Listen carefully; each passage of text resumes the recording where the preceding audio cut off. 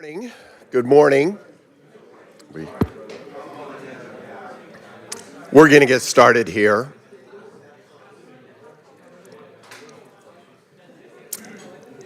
Good morning. I'm Pete Peterson, the very grateful dean of Pepperdine University's Graduate School of Public Policy, and it's a delight to welcome you back to the second day of our Making Men Moral Conference.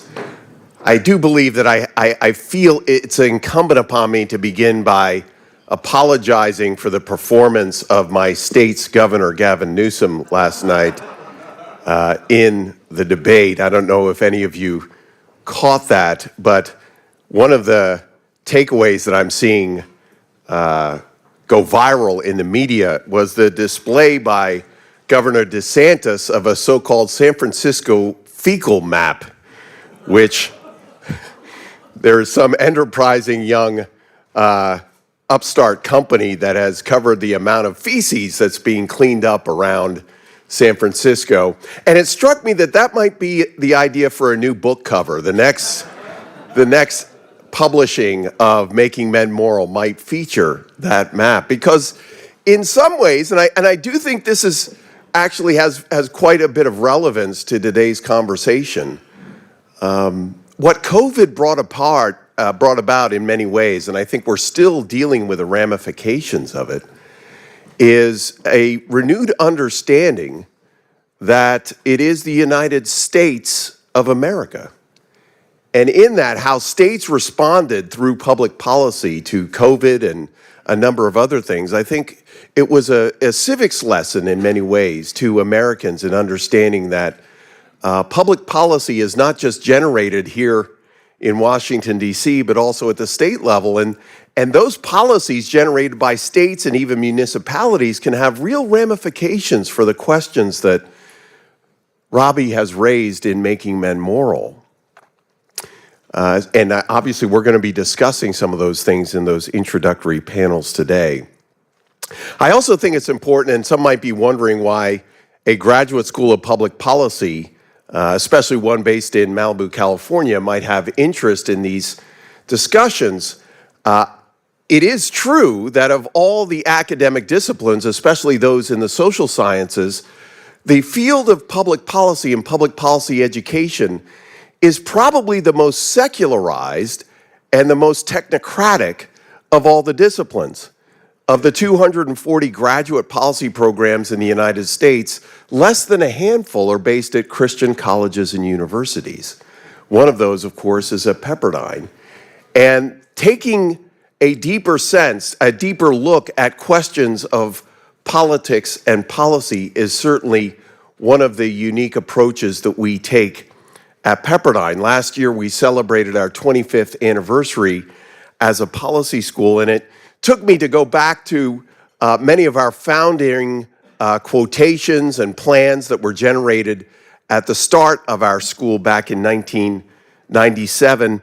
And I thought, based on yesterday's conversations and the ones that I know that we're going to have today, I wanted to draw out one quotation from the founding itself, an event that was conducted in February of 1997. And one of our founding faculty was the late, great historian of California, Kevin Starr.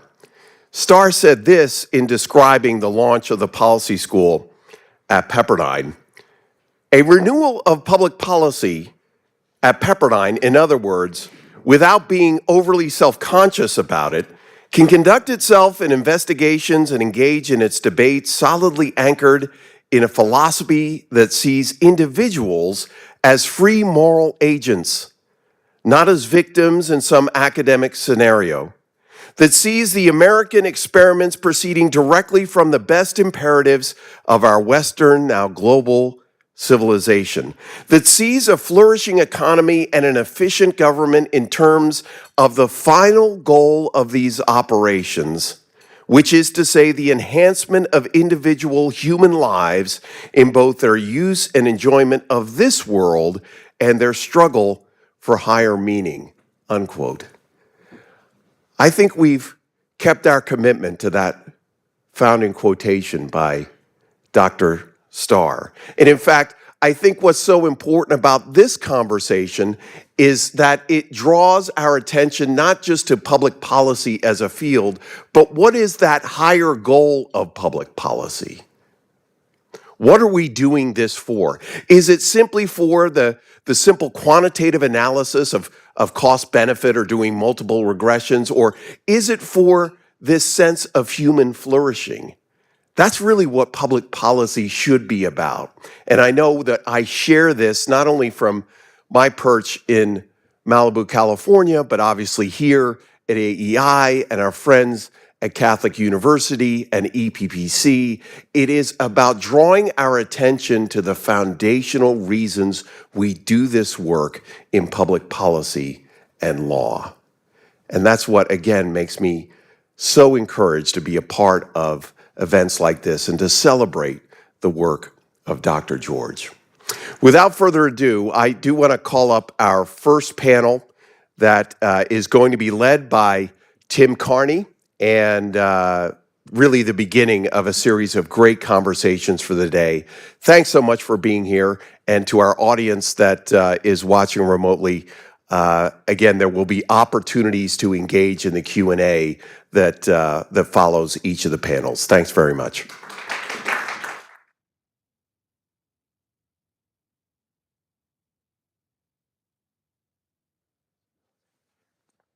Yeah.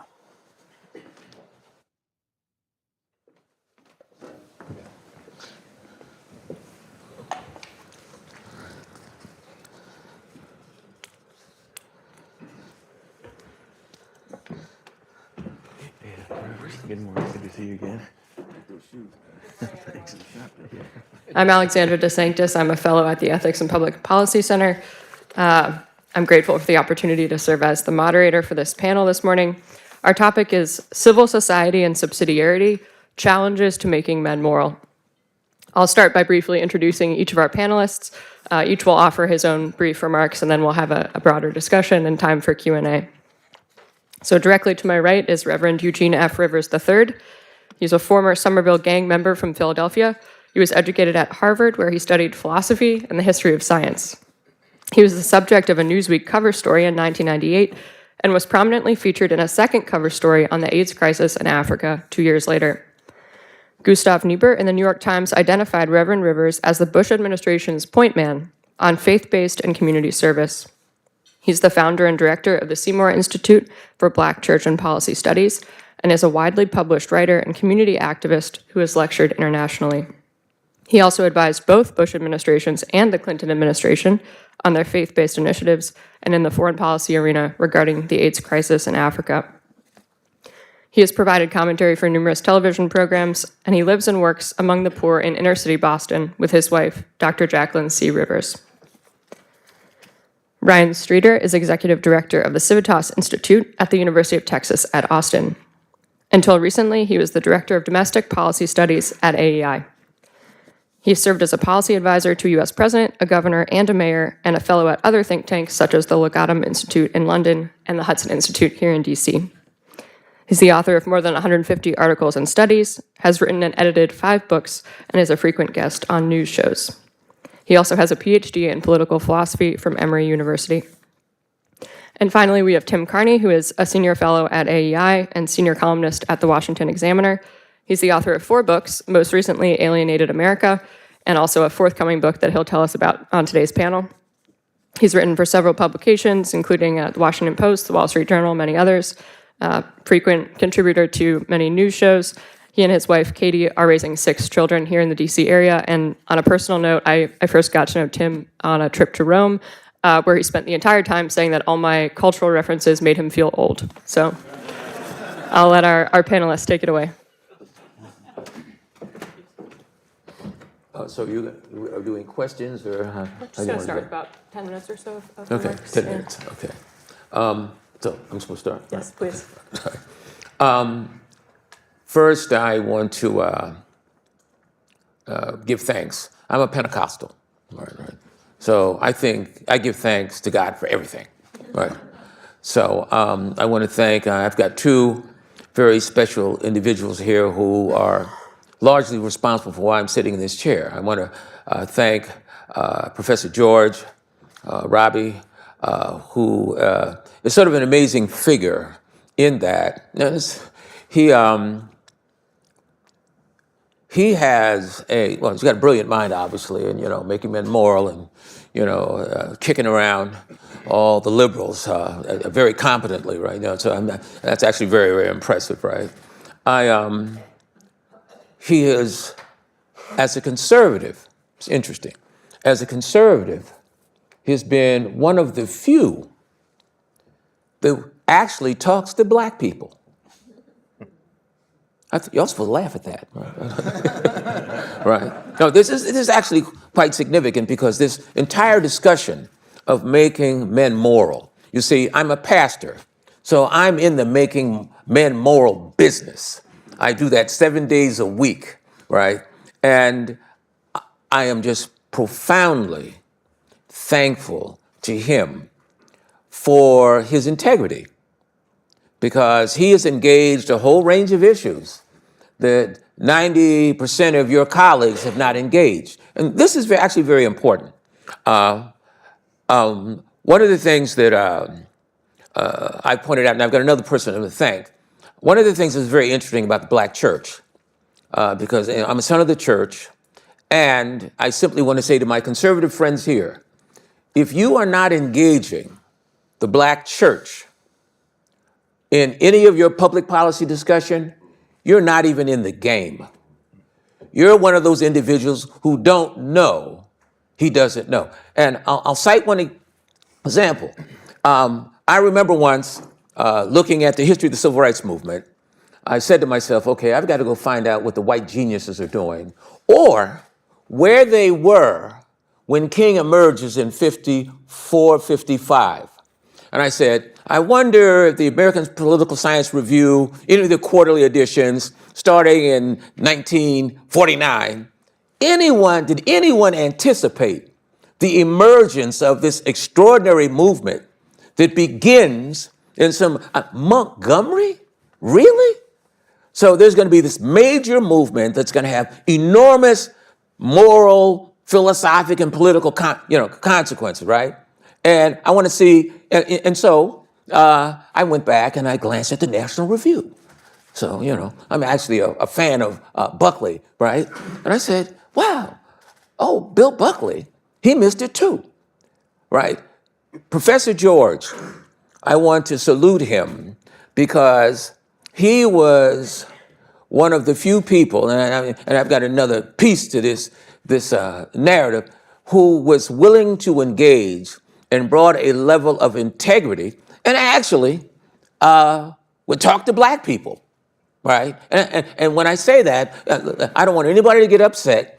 My point being, making this topic, the title of his book, is going to require that the conservatives develop an A game, which they're not currently in possession of, to engage what is going on in the cities.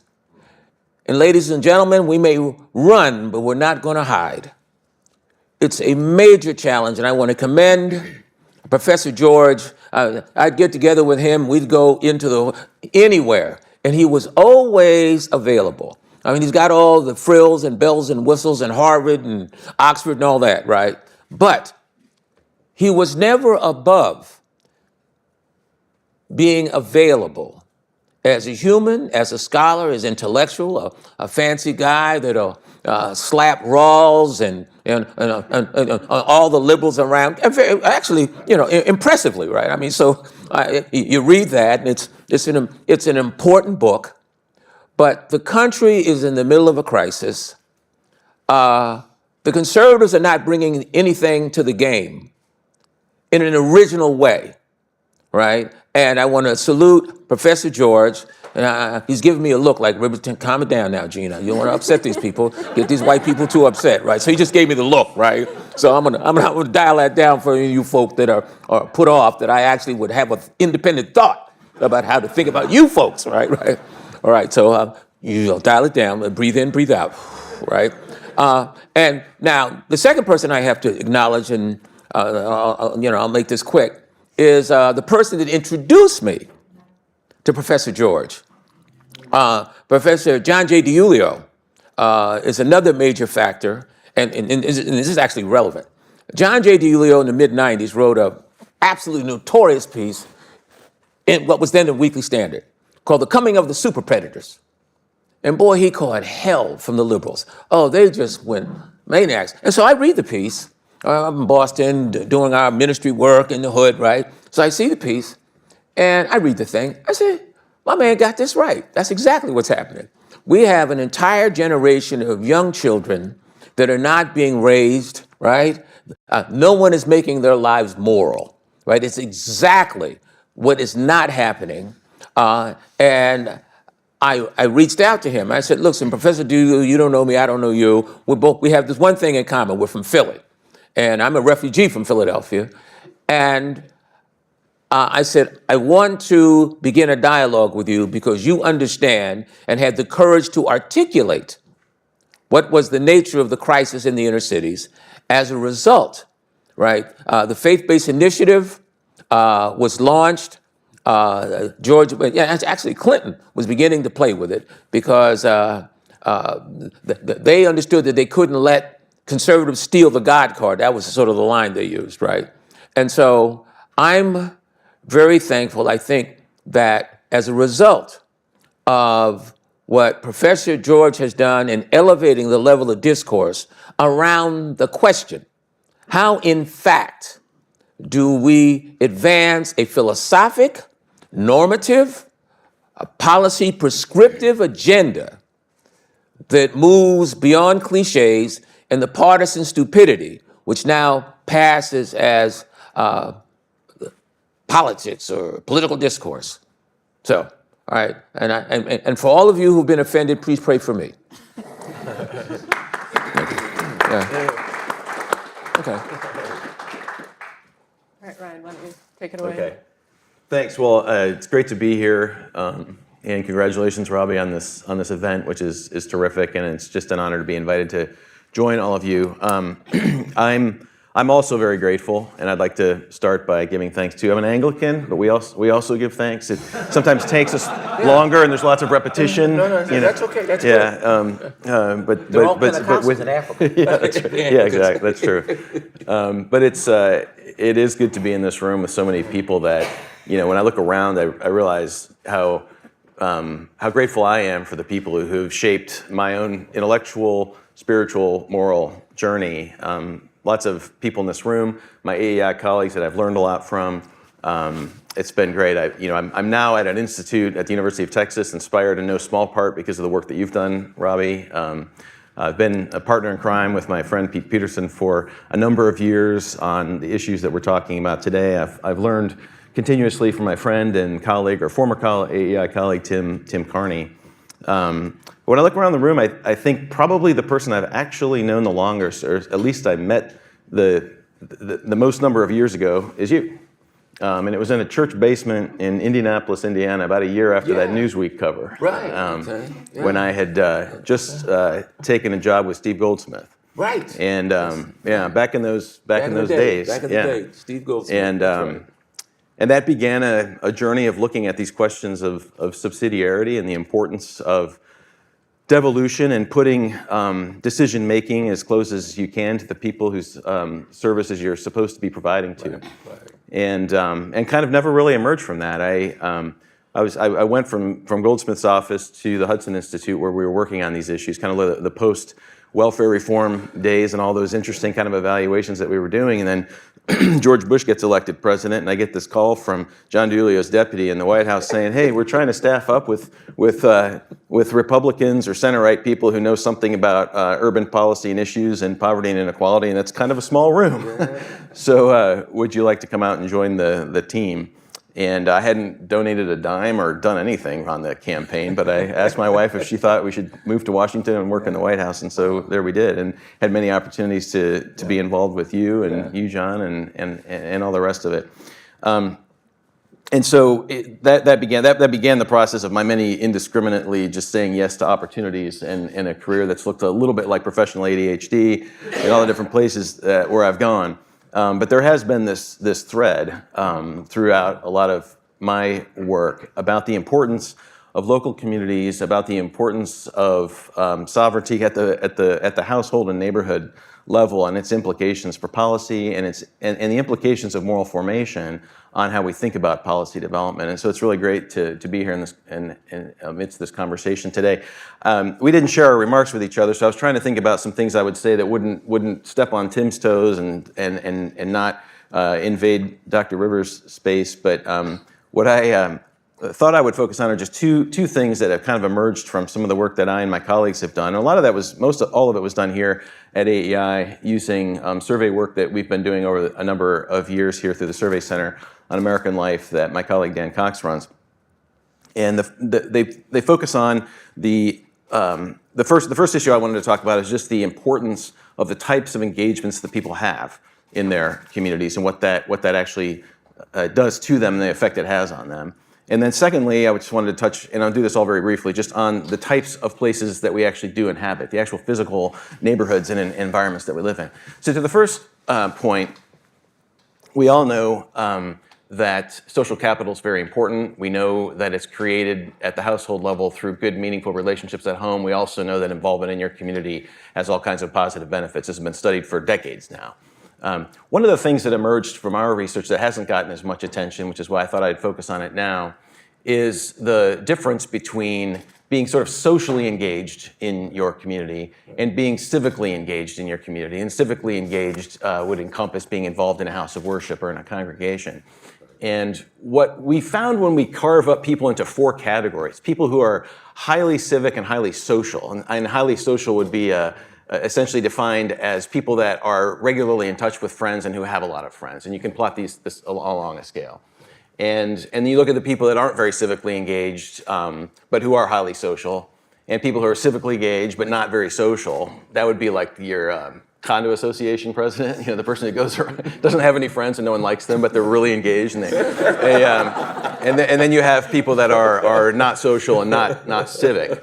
And when we look at those groups of people across a whole bunch of different questions, and we look at how they line up on the UCLA Loneliness Index, you find that as you would expect, people that don't have a lot of friends and don't talk with people and who are not engaged in their communities are pretty lonely and pretty miserable. And it shows up in almost every type of question about social isolation that you can ask. But when you look at the people who are very civic but not social, or very social and not civic, they're actually quite similar in where they show up on the loneliness index. They're quite similar in terms of how they answer the trust questions. Do you think people can mostly be trusted, or you can't be too careful? All these kind of survey questions. But it's when you get to that level of where people are really engaged and they're also social that you see these outsized effects. And so just a very sort of common sense conclusion from that survey research is that having a lot of friends and being really involved just in an informal social way doesn't have the same effect on you as it does when you're actually pouring into someone else's life in some concrete way, whether it's through your house of worship or whether it's through some sort of organization in your community that's actually trying to achieve some good. And we used to talk about this a lot. Part of the reason we started this survey research about 5 or 6 years ago is because we weren't talking about these things very much anymore. And a lot of public opinion research had kind of steered away from some of these issues. And so I think this is an issue that definitely would require more research, but it's something that we found consistently in the number of national surveys that we have conducted, that when you have people engaged, not just with their friends, but with meaningful institutions of civil society, it has a profound effect on them. The second thing that I wanted to draw attention to is just the neighborhood itself. When Richard John Neuhaus and Peter Berger wrote their book, To Empower People, they had 4 mediating structures in there. And those of us at AEI, and AEI published that version in the 80s, we've talked about this a lot. My colleagues here have written about it a lot. I've focused on it too. Since that time, the first 3 mediating structures, the family, the voluntary association, and the congregation, have gotten a lot of social science, economic, and other research devoted to them. The fourth one, the neighborhood, not as much. And the neighborhood was their 4th mediating structure that they focused on very wisely and presciently, I think. And so when we took a look at that, just in terms of the proximity that people are to those places where you are when you're not at home and when you're not at work, when you're not at home and when you're not at school, whether it's the park, whether it's the church, whether it's the voluntary association, the cafe, whatever it is, we found that when people are proximate to, if we list 6 types of neighborhood amenities that people can be involved in, we plot the people that are kind of highly engaged in their community that way. They have access to 5 to 10 minutes away from 4 to 6 of those things versus those people that are only close to 1 to 2 of those things. And you look at high, low, and moderate amenity neighborhoods. We find, perhaps unsurprisingly, but something that hasn't been looked at a whole lot, that when people are just out and about in their communities, they have higher trust levels. They have a higher estimation of their community. You can live in the same community, and if you don't frequent the things that are available to you around there, you'll have a lower estimation of the quality of the place that it is to live in. People are more likely to say yes when asked to volunteer. So I think there are implications for all of us when it comes to, especially those of us who care about policymaking at the metro and urban level, to think about what that actually means. When we're talking about development, we're talking about housing affordability, when we're talking about the nature of our neighborhoods, it's not just enough to provide affordable housing, although that's really important in today's metro markets where it's gotten so unaffordable. We need affordable neighborhoods that produce these goods in people's lives, and I don't think we've probably thought enough about that. Happy to talk more about that when we get to the Q&A, but I'll turn it over to my colleague, Tim. Thank you. So after yesterday, I was tempted to go and try to get my alma mater tie, which would have been black and orange, which, of course, is St. John's College in Annapolis, Maryland. I think yesterday I realized in the morning that the only 2 people on stage this weekend who couldn't get into Princeton were me and Robbie George. So at St. John's, every St. John's freshman starts by reading the Iliad. And a lot of 18-year-old boys like me think that that's got to be the end of our education, right? Because Achilles is the beginning and end of virtue. And this very sort of individualistic idea of virtue is a very common idea of what morality is in America today. That it's, even the way we conservatives talk, we are moral agents. We have free will, autonomy in that sense of ruling the self is an idea of morality. But I think it's exactly what we need to push back on today. And this morning, I hope we're going to start with it, that making men moral happens on the community level. And that's supposed to be a contrast to both the individual level and the national level. Moral making happens on the local level. Here I think of the first time I went into a coffee shop that was owned and run by millennials. And on the wall was a list of rules, and then there was tacked onto it a set of codicil to the rules. And the one rule was, if you are only 2 people, do not sit at a 4-top table. You have to be at least 3, a group of 3, if you're going to sit at a 4-top table. And then there were some tables that were big and could fit 6, and who was allowed to sit there. If you're alone and you want to use the internet, you have to buy coffee. And if you want to use the internet for more than 45 minutes, you also have to buy food. And then it was tacked on there, unless you're in a study group. And it was absolutely ridiculous. And as I looked at this, I started thinking, okay, you know what? Each one of these rules correlates with something that makes sense. That you shouldn't go into a coffee shop, just use their internet and not give them money. That it's rude to take up a big table if you're sitting by yourself. But as I started to write about how emblematic this was of millennials to legislate everything, I started to run out of my 45 minutes of free internet for my cup of coffee. So I thought, what's the cheapest bit of food I could buy to buy myself a little more? This is what happens when you legislate. Once you shift something from being a norm and a custom and an expectation to being a rule, then people try to negotiate and haggle around the edges. One of the stories my friend Megan McCardle tells that's analogous is of this private school where you're supposed to pick up your kids by 3:15 because otherwise you're burdening the staff with looking after kids. And yeah, they have aftercare, but if you didn't pay for aftercare, you should pick up the kids at 3:15. So they started saying, for every 15 minutes you're late after 3:15, we're going to charge you $50. More parents started showing up late. Because if they could, they were like, wow, I can buy another 15 minutes for this? That when it was just guilt for burdening the staff, you were more likely to hustle back. When, no, I paid for that.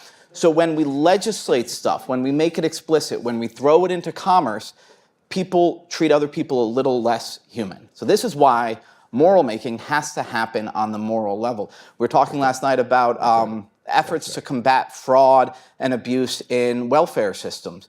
And in Kansas, I remember a really bad conservative habit is really worrying that the undeserving poor are doing something they shouldn't with their welfare money. And there was something, make sure that you don't spend any of your welfare check at amusement parks. And make sure we give drug tests monthly to, recipients of WIC or whatever. And so you're forcing people to do these drug tests, you're demeaning them. While the charity that's done on a local level, if you go to one of the things I write about in Alienated America is the church welfare system in the Mormon church. And that you can go, everybody sacrifices a meal once a week, every family. The money they would have spent on that, they donate. So there's something called the Bishop's Storehouse, which is a supermarket with no prices and no cash registers. And I talked to this one guy who, when he had lost his job, he met with the guy in the local congregation who was in charge of this. And the guy said, all right, so what do you already have in your cupboard? You've got that, you're covered for a week. And then week 2, you've got a little bit of savings. And then the guy said, so week 3, if I don't have a job by then, I'm going to have to go to the Bishop's Storehouse. He goes, no, that's when you sell your fishing boat. I was like, this isn't some speedboat thing. This is my family and I, we go out fishing. This is our main form of recreation, especially if we're not going to take vacation this summer. And the guy from the congregation said, you're going to make people give up their meals so that you can own a fishing boat? If you don't have a job in 2 weeks and you need money, you sell the fishing boat. If you run out of money after selling the fishing boat, then you come into the Bishop's Storehouse. That was a human level sort of accountability, much better than what's done on the state level. So that sort of moral making has to happen on the local level. The more rules you have, there was a study by MIT Journal of Economics. These questions, do you generally find other people trustworthy, et cetera? Internationally, they found that places with more regulations had lower level of trust. I think the causality certainly goes both ways. More regulations makes us distrust people more, and the more we distrust people, the more we demand actual regulations. So I think we're probably becoming a less moral country because our community connections are collapsing. This is Robert Putnam wrote about it 25 years ago in Bowling Alone, and it's still true today. Putnam dedicated only one chapter in Bowling Alone to churches in which he noted, and 50% of all civic activity originates in the church. I thought that should have been half of Bowling Alone then, but he did then write a follow-up book with a Mormon, David Campbell from Notre Dame, American Grace. Right. And in there they said that church-going people give more to charity, including, even if you took out all church charity, they still give more to charity. Church-going men are less likely to be unfaithful or commit domestic violence. Even in some of the after some of the horrible mass shootings, I've looked up just gun ownership, gun culture, gun worship. People who really find their identity in their guns are people who are less likely to go to church. So the way I put it is, church is the single most important institution of civil society in America for making men moral. And with apologies, I don't think it's the sermons that do most of the work. I think it's the ministry. I mean, in some churches, maybe it is the sermons that make men moral. But I say not the sermons, but the ministries. And ministries is a funny word. As a Catholic, we don't really use that term. And when I've visited some mega churches, everything is a ministry. It started off, it was the ministry for taking care of orphans. I thought that was great. The ministry, the youth ministry, I was like, is this just a youth group? And then it was the ultimate Frisbee ministry. But I'm not knocking the ultimate Frisbee ministry. I think all of these are what make men moral. They are what expose us to other people, put us engage in some common undertaking, and that are aimed towards a higher good, some higher than others, and it forces us to be moral. And this is, again, where conservatives need to wrestle with agency and free will. Achilles, the 18-year-old me, thought it's not moral unless you sort of sit in a room like Descartes and you think, what should I do? And you choose the right thing. The idea that peer pressure and example pushing you towards doing the right thing is morality is something that I think is at odds with some of the modern mind and something we need to regain. Just 2 more stories. One was, and we talked about this yesterday a little, if you've ever belonged to something, say a neighborhood pool, there's always somebody who starts walking towards you with that look in your eyes, and you know that you are going to be made to volunteer. You know that this person is, and so this happened to me in my old parish in Maryland. A guy came walking towards me after Mass, and usually I'm the guy who socializes a ton after Mass, and the pastor has to get my whole family out of the narthex because the 10:30 Mass is coming in. But this one time, Michael, the athletic director at the parish, started coming at me, and I knew what was going on. It's like, Katie, we got to go. Michael grabs me. He's like, Tim, I see Meg is signed up for basketball. I said, yeah. He says, we've got enough girls from this parish that we can have a parish basketball team in the county rec league. I said, that's great. Just let me know. I'll make sure she gets to practice. Tim, we need a coach. And I said, I've got some recommendations. I'll email you on Monday. Tim, I was hoping you could be the coach. And at this point, I was writing my book, and it was Alienated American. I said, I can't. I'm too busy. He said, oh, something wrong? I said, well, no, I'm writing a book. He said, what's the book about? I said, it's about the importance of local community cohesion. So I was a kindergarten girls basketball coach. And this is what, and again, if you have sort of an Opus Dei understanding of morality, you'll understand that self-mortification of coaching kindergarten girls basketball can make you better. But in general, and this allows me to mention my next book, Family Unfriendly, which is, I think, one of the biggest results of the collapse of local communities, a collapse of marriage and family formation, that people get married and have kids because they see other people do it and that it's possible, even if not easy. It's because when you belong to something, that's the social support that you need to raise kids. And that ultimately, it's one of the best things for making us moral, as long as you accept my definition of morality, that doing the right things for sometimes subpar reasons is part of being moral. Jesus said to feed the hungry and clothe the naked. I wake up in the morning and there are hungry, naked people in my house. They're right there. It's so easy to do it. This is what marriage and parenthood do. And that's a just concentrated form of what community does. It forces you to face other people and gives you the peer pressure to rise up and do the right thing for whatever reason. So the collapse of community in America is a dangerous thing. If we're going to restore morality, it's going to be first restoring the strength of local communities. Thank you. Amen. Amen. Amen. Amen. All right, well, I'll start us off with a question. Ryan, I'm curious, you talk about neighborhood proximity to parks, things like this. What are we to make of the fact that much of America just isn't built like that? And as far as I can tell, the newest developments, the newer neighborhoods seem to be even worse in this regard. How do we revitalize this? Is there a way to kind of turn that around? Yeah, it's a good question. I mean, on the one hand, what you say is correct. I mean, there's just a way in which kind of consumer preference drives people apart. I'll come back to that in a second. On the other hand, there's been a lot of good development on, even new suburban development to make them approximate more what you would get in kind of a more urban community where people can bike or walk or be close to, or a short car ride. And what we found too is it doesn't matter if it's a car ride or a bike ride or walking. It's really the time. It's like 5 to 10 minutes from things is kind of what makes a difference in someone's life. So there's a lot you can do with that. And there has been a lot of positive development in that direction over the last 20 years compared to the previous 20, I think. But you're right in that, about a quarter of Americans only or less live in the kinds of high amenity neighborhoods that I was describing that produce these sorts of effects, or at least allow those effects to be produced in people's lives. And so we need to do better at that. There's something that emerges from the survey data that I call the proximity paradox, which is when you ask people, would you rather live in a large house on a large lot, farther away from your neighbors and farther away from community amenities? On average, the average American will say yes to that. Changes a little bit when you carve it up by demographics, but the majority of Americans would prefer that life. But then when you look at responses to questions about social trust, how you rate your community, as an excellent, good, fair, bad place to live, all those sorts of things. Volunteerism levels, almost every kind of social good you can try to measure, and then you look at where the respondent actually lives, and the high amenity people actually are the positive crowd.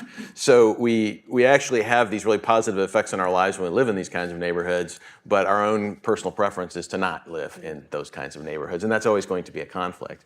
I think you need to have an all of the above sort of strategy if you're a mayor or if you're on the planning council for the county or whatever. You can't force fit people into certain things, and the debate over density or not density is kind of the wrong one. It really should be proximity, and when you think about our neighborhoods in terms of proximity, it kind of gets rid of this question about density versus low density, and it puts you more in this question of how easy is it for a mom with 3 kids to actually get to these places where the kids can interact with others and where she can interact with others, and you can do a lot with that. We're just not doing a lot with it. But the broader point, if I can jump in there, is, I mean, sometimes our preferences are wrong. I mean, they make us less happy. Mm-hmm. If we think we want to live further there's lots out. of examples of that. And that's at the heart of sort of, the making men moral question is let everybody do what they want, and then if people actually do, they end up less happy. Mm-hmm. And it's not a fun thing to say. It's sort of a paternalistic idea. Yeah. But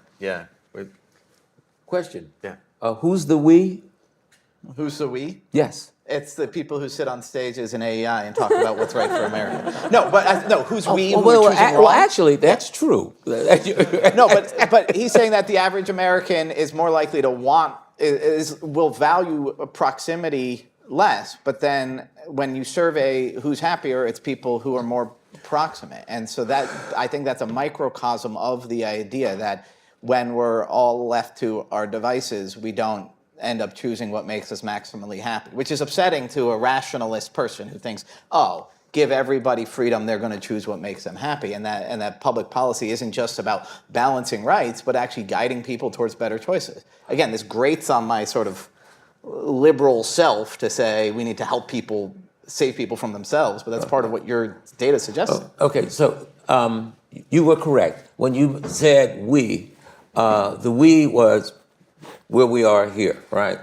And how do we begin to address the non-we that are in our cities? I'm from Philly, right? I'm originally from Philadelphia. I'm from Philly. And I talked to Professor DiIulio a lot about this because there are some developments that are taking place in terms of cities being transformed. I had a conversation where basically the developers in Philadelphia, right? The blacks will not be the we. Mm-hmm. Just to, as the kids say, to keep it 100. This conversation is very, it's predictable, right? That we did not include that we.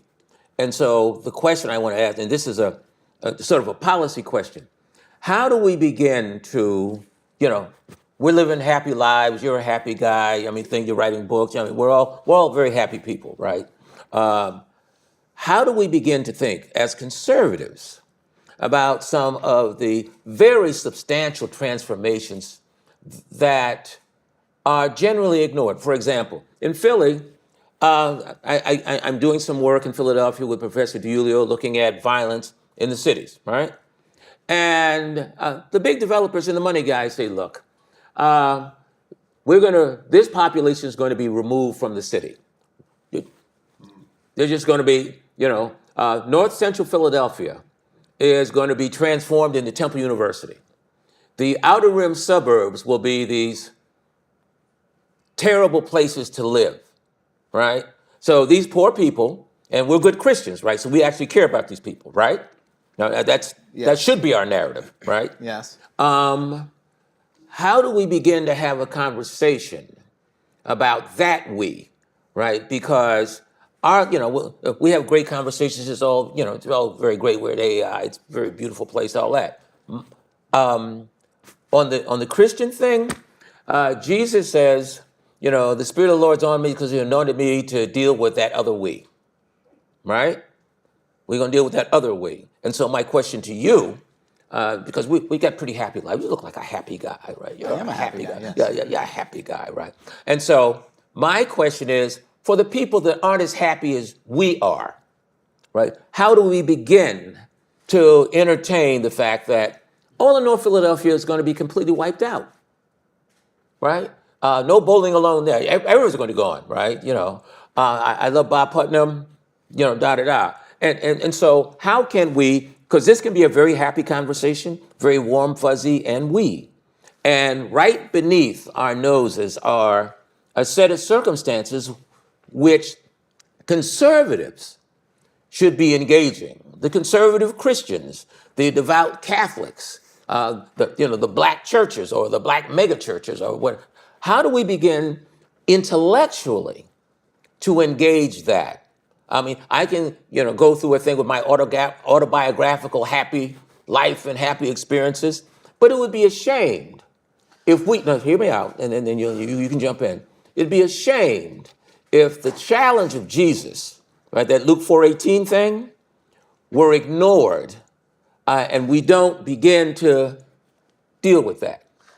So I guess my question to you would be, so when I do my bar reporting, where I go to a roadside bar and I talk bar to reporting. people. I don't know what's that. That's I sit at a bar. Okay. And what kind of bar? I've sat at all sorts of bars and ask people. You start by asking about the economy, and then eventually they start talking about their community and their religion and their thoughts and that sort of stuff. When I would try to prod into trust of community, I found what correlates with all the social science research is that the distrust is at the heart of actual suffering. And that when you go into Appalachia and go to these places, the guy says that, well, the reason I keep a gun in my bedside table is because of my neighbors.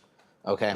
And so that thorough distrust of the neighbors undermined what some of my friends thought, which is, poor people in West Virginia don't have money, but they sort of hang together and they go to church, and that was just not true at all. And so when I went to Charlotte, I asked some of the local sort of activists, social worker, people trying to renovate, revive a certain segment in Charlotte, 100% black neighborhood. And I asked that question. I said, do you think there is high trust among neighbors? And her answer was not at all. My grandmother trusts one next door neighbor. She trusts a family that lives around the corner. But it's not like it's some outside force that's destroying the neighborhood. It's not the people who are in the gangs and are, they have the same problem that Appalachia has. Do you think that's true? Because Ryan mentioned the social trust too. Do you think that in some of these impoverished neighborhoods where there isn't a sight of a future, that there's that interior mistrust that's really deep? And is that as big a problem as I'm saying it is in sort of white rural America?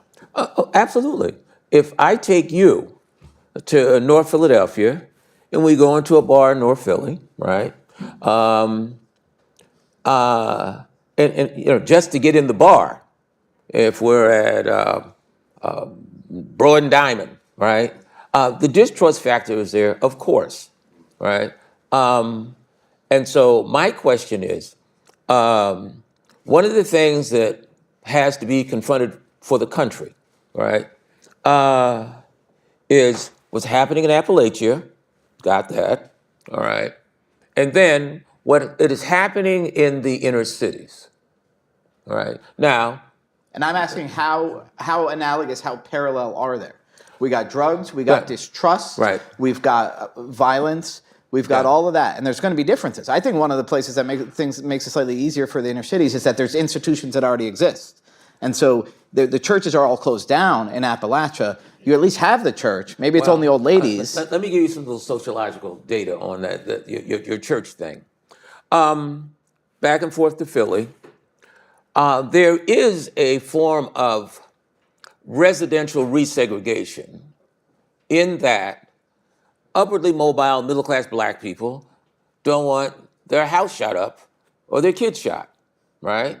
You have a tough situation where there are these black churches that were founded 60, 70 years ago, all right? The neighborhood has changed dramatically. And they become increasingly commuter churches. Yep. Because the black professional class, they're going to take care of their kids. I'm not staying around in this hellhole. That's not going to happen. I've got to protect my kid. And so the black churches, I'm in Philly fairly frequently.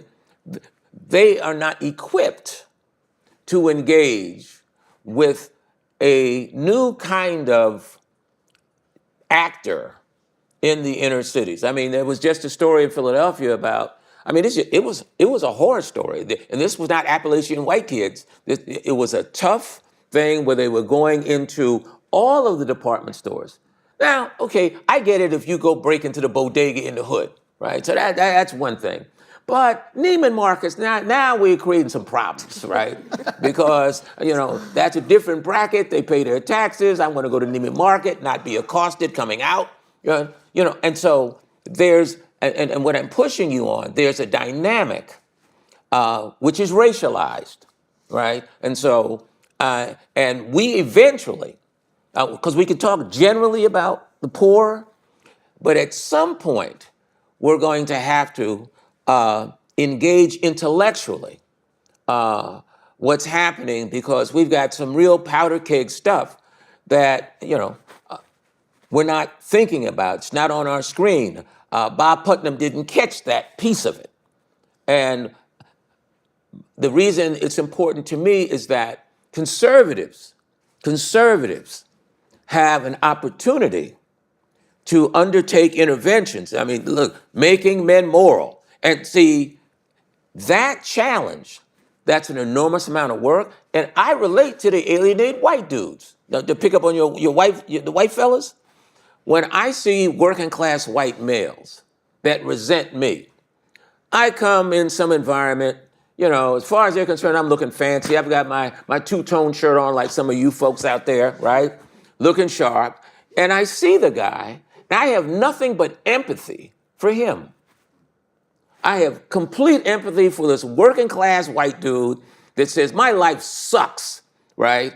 And here comes this fancy black dude up in here with his fancy glances, looking sharp, the whole thing. And as a Christian, for real, right?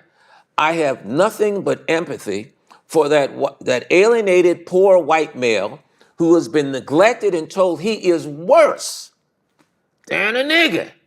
No, it's a very profound thing. And so what I'm saying is that there's got to be a certain conceptual refinement in our discourse on this, because we have some, listen, I have a thing about working class white. I live in Boston now.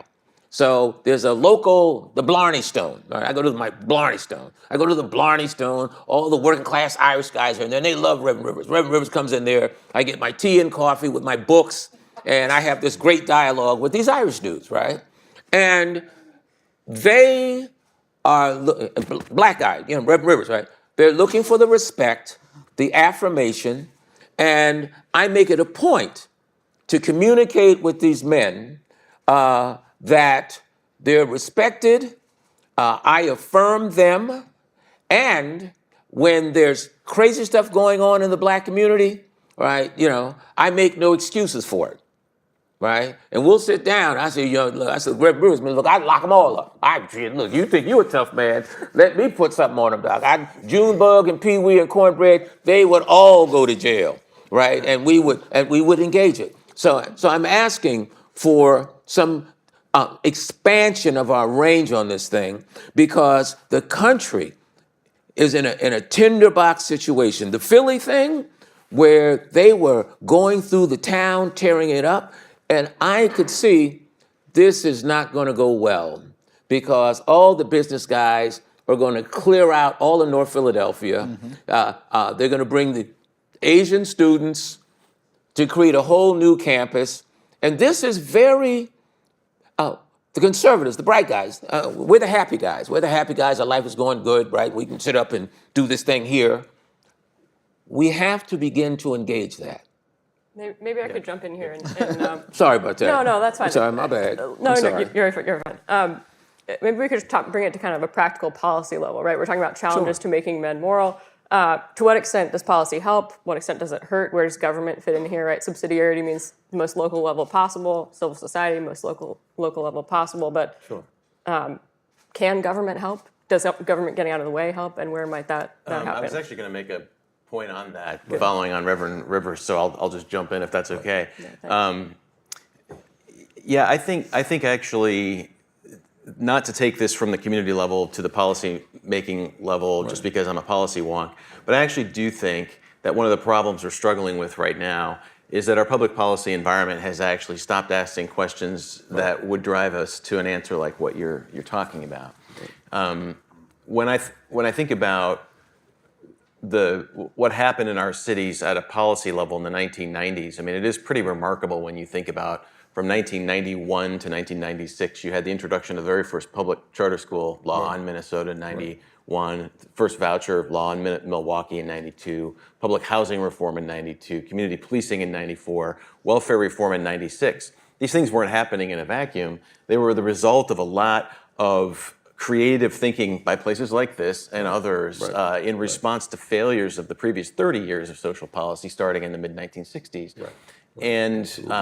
And that policy environment started driving people into the policy-making space with a new set of glasses on.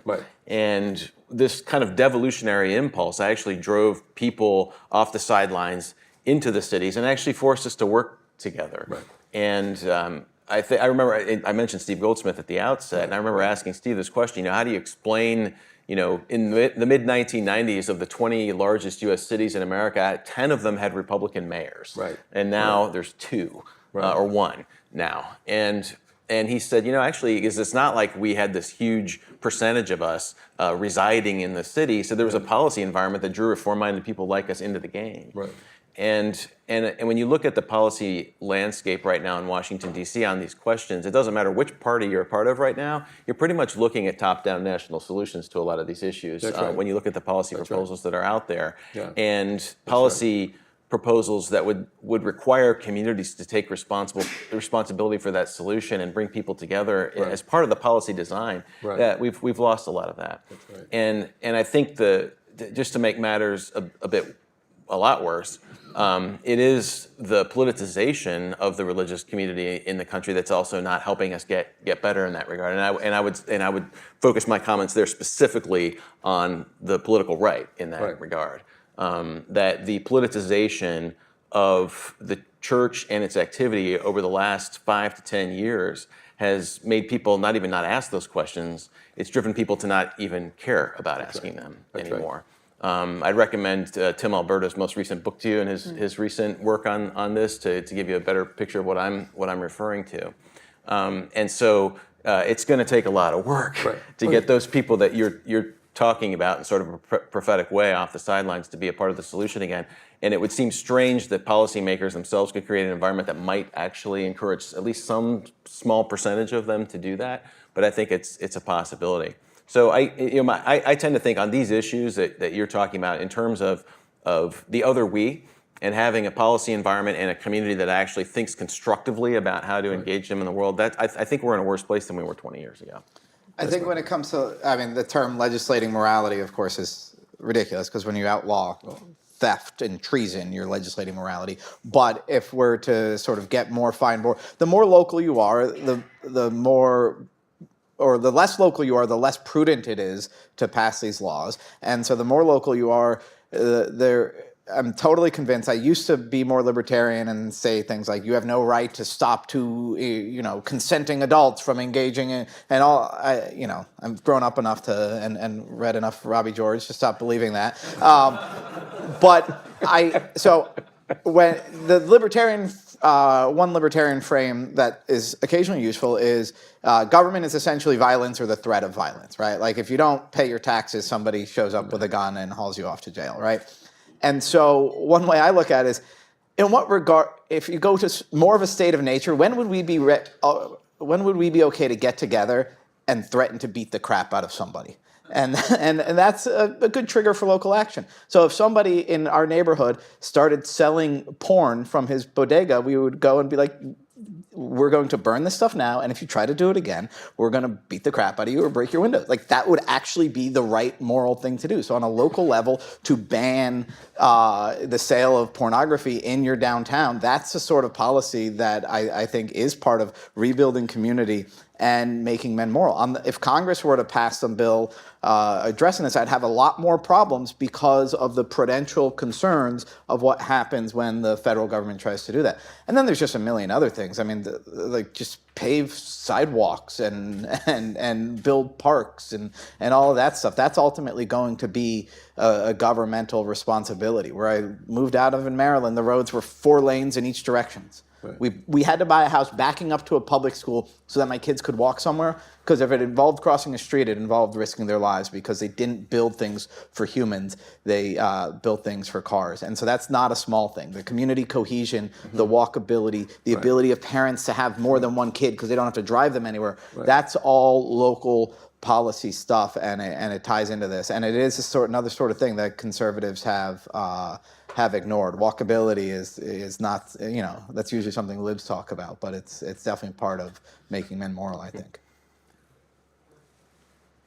Could you, Tim, maybe talk a bit more about, I think the importance of the church in this conversation has come up a few times. Maybe you could talk a bit about what your research has found in terms of people, religious disaffiliation. Is there any hope in that regard, or is it getting worse?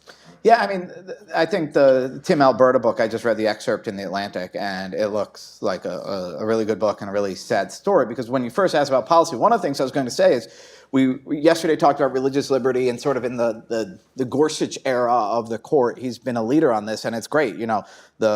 What state was it that was trying to deny government mulch to a playground because it was owned by Lutherans? Yeah.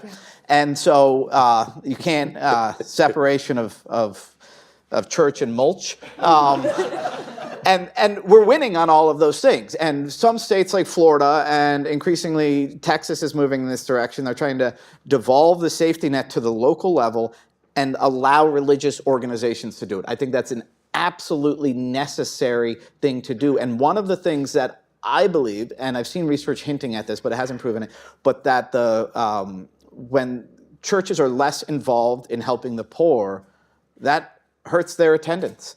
One of the reasons we go to church is that's our opportunity to clothe the hungry and, clothe the naked, feed the hungry, etc. And so I think that one cause of church disaffiliation is the crowding out by the central state. There's multiple studies that have pointed in that direction. And another cause is their abandonment of their unique role, which is not about politics. I mean, the politicization of the American church, Christian white evangelicals, is it's devastating both to them serving their purpose and to the acceptance. When I say the church should be a central part of the public square, right? And I mean, in Philadelphia, sometimes the city government has kicked out soup kitchens for taking up too much space on the sidewalks, or for or refused to give money to religious organizations, or force them to abide by all of their non-discrimination rules, which include ones that are unjust. But on the other hand, if your vision of the church is these people who are basically sort of right-wing gun toters, right, you're not going to be open to them getting public money or being part of the public square. Yeah, pick up on the church piece. I think there is a very smart strategic opportunity for a re-engagement on the question of the church. You're correct, right? You've got, your MAGA stuff, right? You got your MAGA stuff. Got it, understood, right? There should be, on the part of conservatives, re-engagement with the black church as a community. John DiIulio had put together Prux and the stuff that was at Penn, right? AEI could initiate some evidence-based, empirical stuff to look at how do we objectively measure service provision and do some serious empirical social science on this. There's a strategic opportunity. The country's nuts, right? So let's focus on how we could strengthen the concept of subsidiarity, right? Catholic deal, and apply it to black churches, right? That would be very, very important, just theologically. For me, and it's actually a relevant point, I am a student and in some sense a son of Catholic social teaching. And this has been true for over 40 years, right? Fides Racho, that's my dude, right?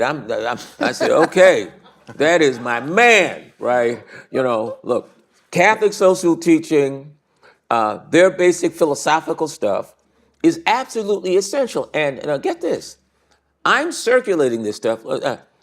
Professor George writes a book called Embryo, right? He helps me out, and I get like maybe 15, 20 copies of Embryo. This is Robbie George now, our man here, right? The people who almost stole every copy I had of Embryo were Black Pentecostal preachers out of the Church of God in Christ. They grabbed up the George thing, and then your what's the competing? What's your the apologetics? It's flying out of my mind. Competing orthodoxies? No. Clash of Orthodoxies. Right. Yeah. Right. They would pick this stuff up and study it. Most people didn't even know that there was a Black Pentecostal market for Catholic social teaching. They don't make a lot of noise about it. They're not, these folk do this. Bishop Charles Blake brought an entire delegation of the General Board of the Church of God in Christ to the Catholics. What's your Pentagon? The USCB? Give it to me again, dear. Is that 3 C's? 2 C's, right? All right, okay. I'm trying to keep up with you folks, right? And so what happens, now get this, an entire delegation come to the USCCB, right? And they spend an entire day at their own expense learning about Catholic social teaching. Most folk don't even know that. And so there has been this engagement, unbeknownst to most people. Professor George, the Clash of Orthodoxies, I ordered a box of these things, and I passed them out to the General Board. I mean, there is a level of philosophic and intellectual engagement that is way above the radar that exists, where the most thoughtful elements of the Black church, which ironically, right, the Pentecostal charismatic folks, right, that are engaging, and we need to have, listen, Professor George will tell you, the Seymour Institute brought a delegation of Black Pentecostal preachers from across the country, and we came to Princeton, and they wanted to hear Professor George, right? Professor George comes in, he tells, I'm not even exactly sure what the topic was, but it was some theological or philosophic point. He's getting up there. They get into a discussion where Professor George talks to these preachers, right, room full of these folk at Princeton, about an evangelist, R.W. Schambach. Now, I have $100 for anybody in here who knows who R.W. Schambach is, except Robbie. I'm gonna keep my money, okay? Right, now, he began to say, when I was a kid, I used to listen on the radio, R.W. Schambach. The entire house, the classroom went up. They stood on their feet, and Robbie had no idea what's going on. Whoa, what is all this, right? There was a connection made. We've got Professor Making Men Moral over here, right? And Mr. Embryo, right, who's engaging in a dialogue which was inconceivable. And most of you folk in here, you could not imagine Black Pentecostal guys, right? Embryo, Making Men, there is an opportunity for a level of intellectual engagement, right, to deal with some of the polarization that exists. And it's been happening, right? I mean, the thing with Professor George, to this day, Church of God in Christ loved Professor George, right? And no pretense, not looking for anything. They love the book, right? Rivers. Oh, yeah, man, Professor George, you got anything new coming out, right? No, and this exists, right? And my point is, on the church stuff, the think tanks have an opportunity to initiate some strategic partnerships that are unprecedented since, and basically, Professor DiIulio got this thing cooking. when he went and met with all these black pastors across the country, brought them into the White House, and it was absolutely quite extraordinary. I'll just toss out one last topic. We have a few minutes before we'll start Q&A. We haven't really talked about marriage, family, which are the foundation of civil society. I guess that's kind of a softball for Tim, but anybody want to hop in on that? Marriage is good. I'm for it. Tell us something we don't know. Retreat from marriage is one of the worst symptoms of the collapse of local community. I think it's also caused by our disordered love of sort of autonomy and hyper-individualism. That's the pervasive philosophy of the day. You can find an anti-marriage, pro-divorce op-ed in the New York Times almost monthly. I think they have a slot for it. Yeah. One was called "What Marriage Asks Us to Give Up," and the answer was basically the ability to do whatever you want, whenever you want. And the woman explains how she thinks everybody who even people who don't get divorced should sign these 50-50 agreements that she has with her husband, because they no longer have to haggle or negotiate over everything. And now that she's divorced, she's happy because there are no socks on the floor. And it's just this idea that our lives, that sacrificing for others, being inconvenienced for others, having a duty to care for others is trauma. And so part of in Alienated America, my argument was that we're getting married less because marriage involves community support. It involves belonging to things where you can meet people. But I also think there's an underlying philosophical thing there, that our autonomy-worshipping, hyper-individualistic mindset is not the right environment for marriage, because marriage involves this self-sacrifice. One of the stories I tell in Family Unfriendly is all the stuff was coming to my house, because that's where the wedding gifts, that's where my wife, we were going to live once we got married. And so during the engagement, this stuff is coming. And we had registered for all these gifts, right?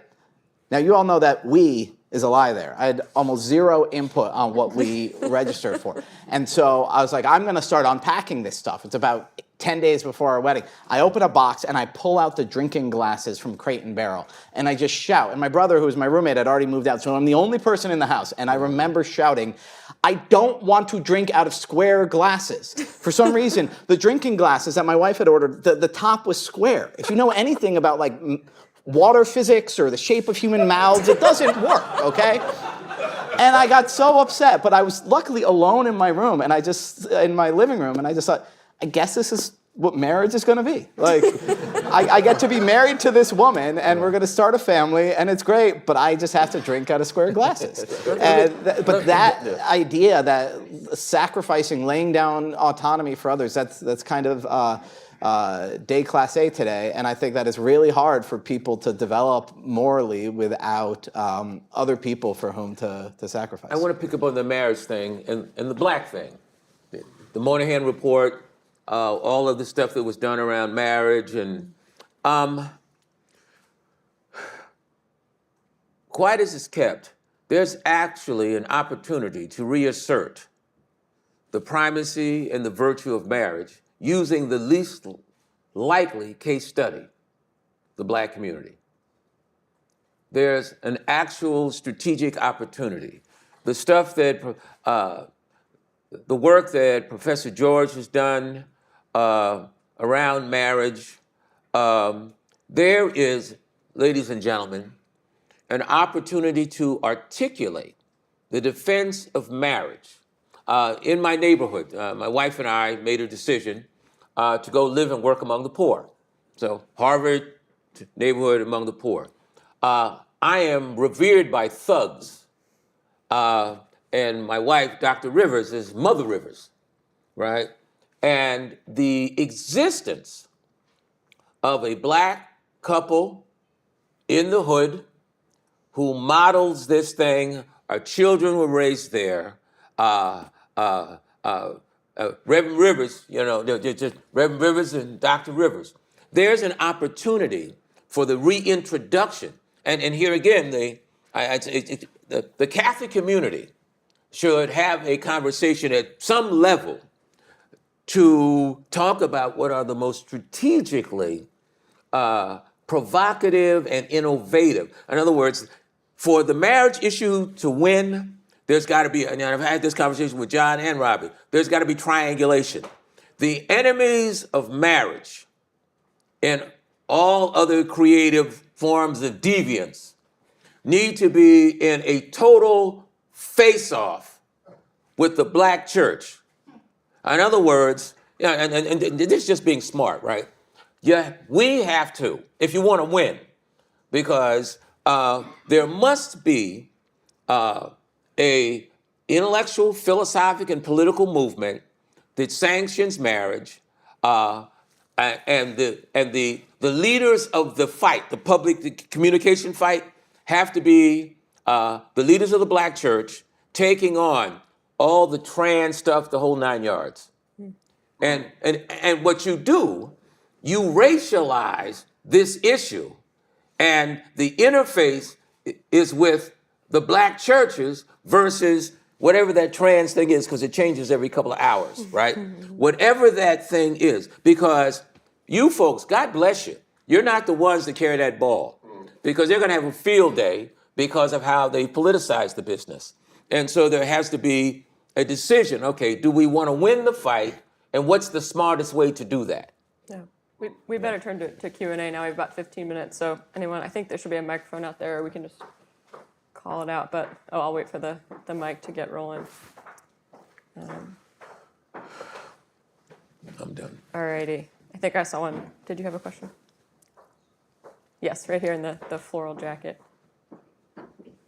Well, I'd like to say is that one of the problems, I think, with what I'm hearing today is that you don't recognize the damage to communities that nonprofits can do and that social science can do. And when I read Robbie's book, I thought that was a nice world in 1993, but the damage that's been done by harm reduction or housing first and that kind of thing, and also the damage that the religious freedom movement can do. For example, in our town, again, and I'm from Oregon, but the little town of Brookings, a church wants to have I think it's an Episcopal church is feeding the country and so forth. And they're saying, well, we've done this for 25 years, but it's the population of the homeless is a different homeless group. There are different sociological and demographic problems. And also the fact that the city council is at least elected. The voters of Brookings have some power over that. They don't have power to fight against the Alliance for Defending Freedom, say, or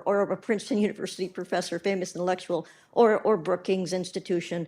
It's just frustrating to me that could you address the tensions between, and also, Mr. Carney, I mean, that's fine that everything's great, but you're also imposing your Catholic views on, say, if you're feeding the hungry in your church, that's fine, but in a park where you're attracting people from outside the neighborhood, that's not okay. And I think you're pointing to a real big tension, and it's going to be a tension. There's nothing I have to say to resolve it, except that, yeah, you cannot democratize my church. You cannot democratize what civil society is going to do. That's one of the beauties of it. It is a little bit undemocratic. And Tocqueville and Yuval, who runs social, cultural, and constitutional studies, where I'm a scholar, sitting in the back making sure that I mention Tocqueville at least once, otherwise I get fired.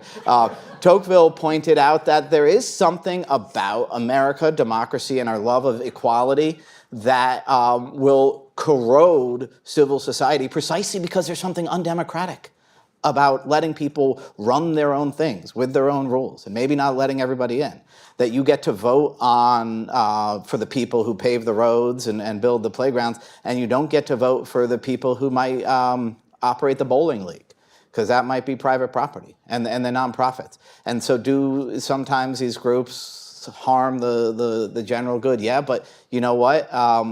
It would be a terrible situation in which every institution of civil society was democratized, and that the way that they were, in what they did, was controlled by the public. There has to be people who can do stuff, and you, the neighbor, don't get to tell them how to do it, because otherwise, we won't have civil society. So what's the harm of general good? What's that mean? Well, I mean, if you're, well, I guess you could say more on that. You think? Well, no, the- but you're the one that used the phrase. That's why I'm asking I was saying you. the public good. It was what I meant to public say. The public good at times can be undermined by a sort of misbehaving that's private different. entity. Oh, okay. But I think I see. that any effort to control that and rope that in and to control the civil society square is going to do a lot more harm. It's going to be imposing the will of the ruling class on these institutions of civil society. Controlled by the ruling class. In every small community, it's the lawyers and the doctors who usually are the president of the nonprofit. It's not. I mean, it's a very elite organization almost always. My reaction is.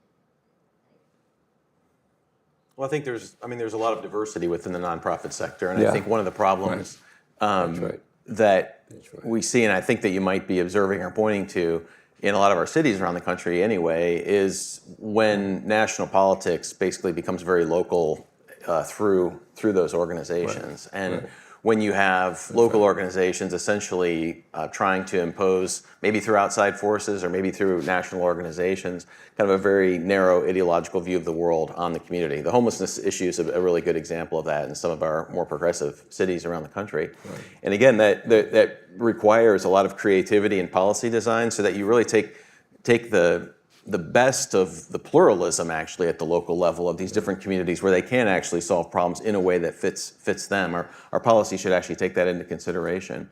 And for those who are involved in local politics and policymaking, it's also worth just taking stock of the kind of community that you live in, because I think there's some interesting studies that show when you have overly powerful mayors and at-large candidates in your council, you often get ideological policymaking at the local level. And when you have fewer at-large members and you have a strong council manager system, for instance, this might sound kind of technocratic. Actually, there's all these checks and balances that are at play there. It's why a place like Austin, Texas, where I've gone back to live, could pivot and deal with its homelessness problem in a way that you haven't seen in places like San Francisco and Portland, because they actually have a constitutional arrangement there that actually makes it easier for people to stand up and actually make a difference. And so I think the nationalization of our politics at the local level is a threat in all kinds of different ways, and especially at the church level is where it should be resisted. Because ideology seeps in and Yeah. overwhelms practicality. Yeah, and abstract ideology has been a fuel for the passions always and for a long time. I mean, earliest account of this I could find is David Hume in like 1742 talking about parties of principle, and he didn't mean principled parties. He meant political parties that are based on what we might call abstract ideologies. When people will march on the mall for abstract ideologies, but they won't march on City Hall to fix the potholes. Yeah. And when we make our local organizations sort of voice boxes for those national ideologies, we really risk a lot of harm. Oh, yeah. Robbie. Just to come back to Hope's point, to get our finger on the tension, I think what she has in mind is something like this. Let's say you have a church, and it wants to do an outreach to people in some sort of need, let's say people who are suffering from addictions. So they provide the service, perhaps using a public park for the provision of the service. Now that will have the effect of drawing in people who are suffering from those addictions, people who have that need into the community. And there will be negative externalities for the community as a result of that happening. Now, you notice that tends not to happen in communities where the homes are $1 million in value and more. Mm-hmm. They tend to happen in communities where working class and middle class people live. That's right. And so that, of course, raises the question, why should working class and middle class communities be suffering those externalities, especially if wealthier people aren't subjected to them? And those of us who are in the business of defending religious freedom will be the first to say, look, that park needs to be available to that church to provide those services. Right. So that's good, right? We do want those services to be provided. Those people are in need, and the park provides a very good place for that to happen. But I think we do need to be aware that we're imposing have I got you right, Hope?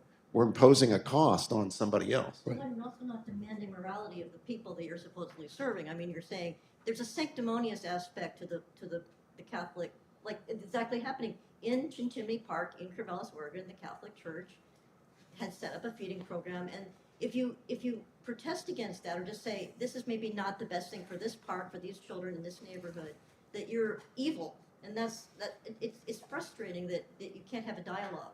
Well, so the tension here, and like the subconscious thought that's going in the back of my mind here is, on the one hand, yeah, if there's a park where you want your kids to play, or you want to be able to, nicely read a book, and all of a sudden you have to worry because there's some guy screaming at the top of his head because his mental illness, and that he's drawn there by this program, that then, somebody's kind of ruining your park. And at the same time, I'm going to try to say this in as unsanctimonious a way as possible. Jesus doesn't want us to be free from people who are suffering, from poor, hungry. I mean, I remember when I first read the Bible, and I wasn't a Catholic yet, and he was describing poor people, I was always picturing the white mom from the Great Depression with her little kids, and they're all just a little bit dirty, but I was like, I can tell that they're totally morally upstanding people. And then I moved to Capitol Hill, and I'm coming into the church, and the homeless people were all really annoying. They were loud, they looked dirty, I didn't want to shake their hands. And so it's, as a parent, I absolutely see, like, no, I want my playground to not have people who could be a threat or are going to leave needles lying around. And then as a Christian, I think, okay, but at some point, I'm definitely being unchristian by saying, can I just cut a check and that take care of my duty? Why is that to the poor? unchristian? To not want to be surrounded by that. I mean, a shepherd should smell like sheep is the line that our Pope likes to you're say. unchristian if you don't want to be around a bunch of crackheads. Obviously, that's not true. But at some point, I'm saying that there's the tension in that reaction is that it's hard to say, it's hard to draw the line of when does the wanting to be free from the unsavory people cross the line of this is protecting my kids, or this is just like law and order, and become what you were talking about earlier is Here's a policy question, I suppose. Is there a way for the costs to be, and I don't just mean the financial costs, the burden that attaches to the good of providing these services for people genuinely in need, is there a way to allocate more fairly those costs, to allocate those burdens? I mean, it's not right. Right, that's right. That working class and middle class people have to pay the costs when wealthy people can cut the check. That's right. No, may I, just on that, that what Professor George says is really true. Look, I live and work around the poor. These are my folks. Now, I draw lines real clearly, right? I live in my house. I live in the neighborhood. Everybody knows me. I know everybody. And some crackheads will come around, right? Now, my wife will come out to do her flowers or in the lawn, and then some crackheads come by. Now, if my man says something inappropriate, the Jesus is me gonna say, you're my man. We're gonna have a problem in a minute, right? Now, my wife's over here minding the business, and Jesus is not gonna be happy with this in a minute, all right? And I'm gonna come see you, and I'm gonna take what was done in the temple out of the temple, and I'm gonna put it on you, because we're not gonna have any foolishness. And the point is, there is a legitimate way, and I see, I'm not white, so I'm not feeling guilty if I tell Kareem, right? If I tell Kareem, you're my man, we're not gonna have that noise here. Now, don't make me have to come out here. So, and I love you, right? I love you. And I got a baseball bat right next to the front door. So, and I'm gonna pray and ask Jesus to anoint me if you come in here with some foolishness. And I'm not that guy, man, and I'm not white, I'm not guilty. You're not gonna put no violins on me and make me start crying. Yo, my man, look, here's $5. I bet not see you again. and I don't want you upsetting my wife. Now that's you know that's the proper thing. We're talking about marriage, right? That's the proper thing that the husband does to protect the wife, right, and to protect the family, right? No guilt, no, we ain't doing that. I'm a black dude. I'm not, I got no, I love my wife. She's gonna go in her garden, and I'm gonna tell my man, yo, fella, man, I'm healthy. Take the $3, $4, $5, go do what you're going to do, and I don't want to see you around here again. Now, I'll see that same individual 4 blocks away on Dorchester Avenue, and he gives me some, cock and bull story. I'll take him in the Blarney Stone, which is some little local place that I go to have my coffee and read my books. And I'll say, sit down, man. I'm going to get you that. But I'm not that dude, right? And I'm saying we don't have to be feeling foolish and guilty, right? You maintain order. I love everybody, and I'm not taking any foolishness off anyone, right? And all the young men understand that, right? In the neighborhood, all the little crackhead and all them dudes. Here come Rev, man. Let's chill, because I know he's got that baseball bat near the front of his door. All right, well, we are out of time, so please, on that note, join me in thanking our On that panel. note. Thank you. It's a great way to end. That's right. That's right. Amen.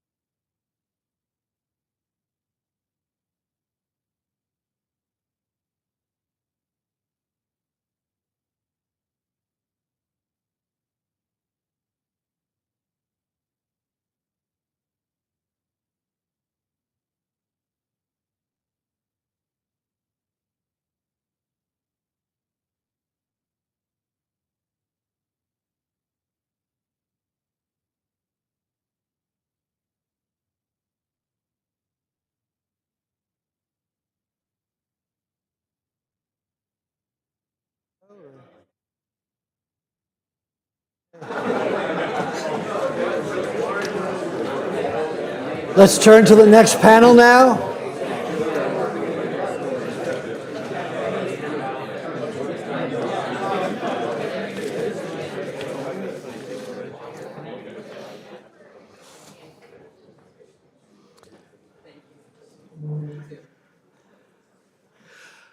If you'll indulge me, I want to begin by doing a little bit of history. It goes back to the late 1980s when Robbie and Russ Hittinger and Hadley Arkes and Michael Pekalik and I and some others started something called the American Public Philosophy Institute. Reflecting on the goals, what we were aiming to do back then, we still thought that a dialogue, a genuine dialogue with contemporary liberals was possible. You know, we wanted a seat at the table, and we didn't really have one. So I think a great story from one of our early conferences in the early 90s, where Joseph Raz was giving a paper, and he swung into his talk and said, "There is a consensus today among political theorists." And then he stopped and said, "Well, not here, of course," because it was like half natural law people and half kind of contemporary liberals, and it got a big laugh, but it was true that he, who knew John Finnis very well and had worked with him for years, could talk about there being a consensus among political theorists that completely did not include natural law theorists because they didn't count. They had no seat at the table. And so what we wanted to do was to get a seat at the table, to give strong arguments, compelling arguments, rational arguments that would make them respect us and get a real dialogue going. And we thought that was possible. We thought that by the sheer force of good arguments, we could attain that. We were young and optimistic. It turned out not to be true. For the dominant intellectual figures of the day, people in academia at elite institutions. And I think what this led to was a shift in the mid to later 80s, where we realized we wouldn't get a hearing from the dominant liberals, but we could pay them to come to conferences and talk to us, and then the young people could be listening to that discussion. And the dominant liberals wouldn't be particularly open to those arguments, but the young people would. This is where Robbie's concern for students is so compelling, so central to his life, because those are the ones who were open and were able to take seriously arguments that the more established dominant forces were not willing to. So I'm curious whether Robbie agrees with that account, but we'll find out later maybe. Fast forward a couple of decades, and then there's a new attack from unexpected quarters. It's from our right. Who would ever have thought back in the late 80s that we'd be getting attacked from the right? It would seem so bizarre to us. But then there's this radical rejection of all things liberal. For example, Pat Deneen's The Failure of Liberalism, the rise of the integralists. And this really has appealed to many young conservatives. They don't want a seat at the table. They want to kick the current table over and have their own table. And it's not entirely clear whether liberals are invited to that table. Was that going too far? Was that being insufficiently appreciative of the valuable elements of an older liberalism? That's the key question for our distinguished panelists today. And I'm going to read the bios now, and then we'll go from there. Brad Lewis will start off. He's an associate professor in the School of Philosophy at the Catholic University of America. While on sabbatical this academic year, he's in the USNA class of 1973 residential fellow in ethics at the Vice Admiral James B. Stockdale Center for Ethical Leadership at the U.S. Naval Academy. And if that doesn't set a record for a lengthy title, I don't know what would. But this year, more importantly for us, he's also writing a book on the common good and the modern state. And I really look forward to that because I think Brad's, his writing on the common good for many years has been very, very fine. Next will be Sam Gregg, who after many years at the Acton Institute is Distinguished Fellow in Political Economy and Senior Research Faculty at the American Institute for Economic Research. Almost as long, but not quite. He has a DPhil in Moral Philosophy and Political Economy from Oxford University and an MA in Political Philosophy from the University of Melbourne. He's the author of 16 books, including The Essential Natural Law and The Next American Economy, Nation, State, and Markets in an Uncertain World. And then our third speaker will be Chris Tollefson, who is professor of philosophy at the University of South Carolina. He's the author of Lying and Christian Ethics and co-author of The Way of Medicine, Ethics, and the Healing Profession with Dr. Farr Curlin, and Embryo, A Defense of Human Life with Robert P. George. In 2019 and 20, he served as commissioner on the State Department's Commission on Inalienable Rights. And so with that, I'm going to turn it over to Brad. Thanks very much, Chris. And I'm grateful for the invitation to be here today to be part of this celebration of this tremendous book, which I remember reading when it first came out back in 1993, and owe a lot to it, like everyone else here does. Is there a baby in the bathwater was the question set for us, a question taken from Robbie and Ryan's 2019 National Affairs essay.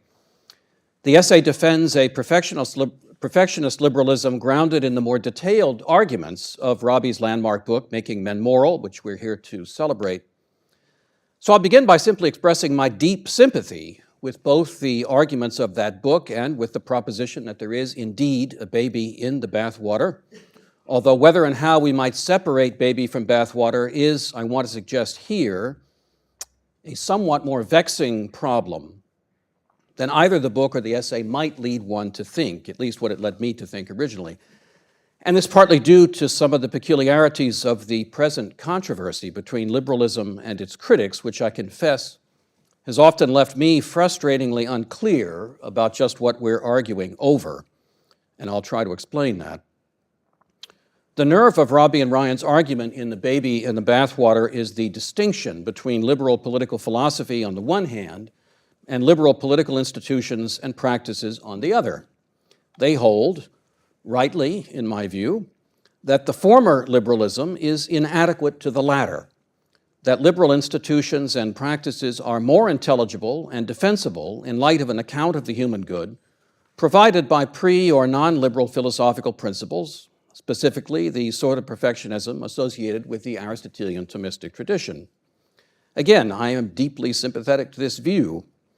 However, having invested perhaps more time than one should in reading and thinking about recent post- and anti-liberal political thought, I've come to think that the liberal theory, liberal practice distinction leaves matters a bit less settled and more complicated than I thought when I first read the article. In the remainder of my remarks, I want to briefly discuss two aspects of the distinction that seem to me consequential to any progress in the debate about liberalism, and then to suggest a couple of implications that seem to me to emerge from my 2 points. The two things I want to say point to two ways that the distinction between liberalism in theory and liberalism in practice can be understood. The distinction can first be understood, I don't know if it's the best term, but it's the one I'm going to use, one might say substantively, as staking out one of four broad attitudes that one can have toward liberal politics, modern liberal politics. But it can also, secondly, be understood causally by reference to at least three different stories about how liberal theory and practice relate to one another. So first, as to the issue of substance, we can think that liberalism is, all things considered, good or desirable or bad and undesirable in theory, in practice, or both, yielding four different combinations of things, four different possibilities. Call the first comprehensive liberalism, or happy liberalism, or something like that. Comprehensive liberals hold that liberalism is good and sound in both theory and practice. I take this to have been the view of Rawls and Dworkin in one way, and in another way by people like, for example, Stephen Holmes and Charles Larmor. I distinguish the two because I take it Rawls and Dworkin, even though they thought liberal theory was obviously right, liberal practice was obviously right, they did have problems with the way liberalism is practiced in this country, at any rate. I mean, they both thought that the American regime was problematic in various ways and that needed to be corrected, but happy in the general sense with both of those things. Call the second possibility disappointed liberalism. Disappointed liberals hold that liberal theory is correct, but that at least our present liberal practices fail, and fail seriously by its measure.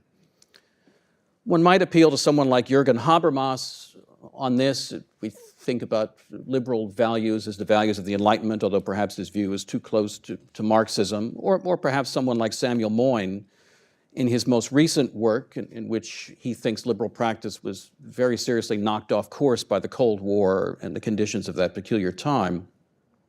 And there's an interesting parallel here with some of the sort of Catholic anti-liberals who I think believe the same thing. I think they think that that the embrace of a certain kind of liberalism by Catholics during the Cold War was actually damaging to liberalism in various ways.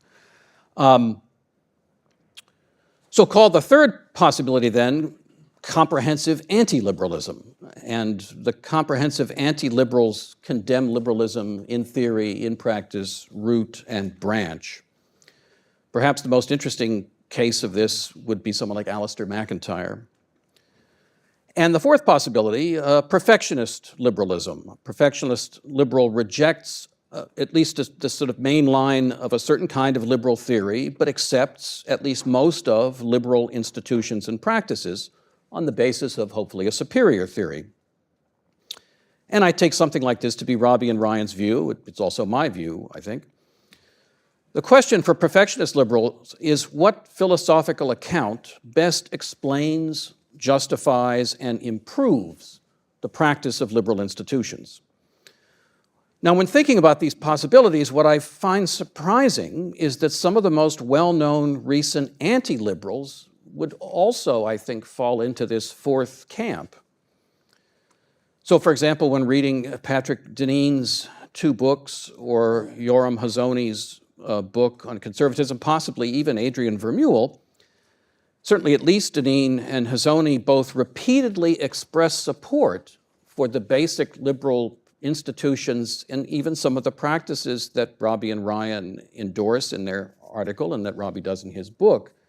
Things, very basic things like representative democracy, due process, private property, and many basic freedoms. I mean, there are places in there where they very clearly say, look, we don't want to change the Constitution. We don't want to change a lot about modern liberalism. Those things are all fine, right? Don't be scared.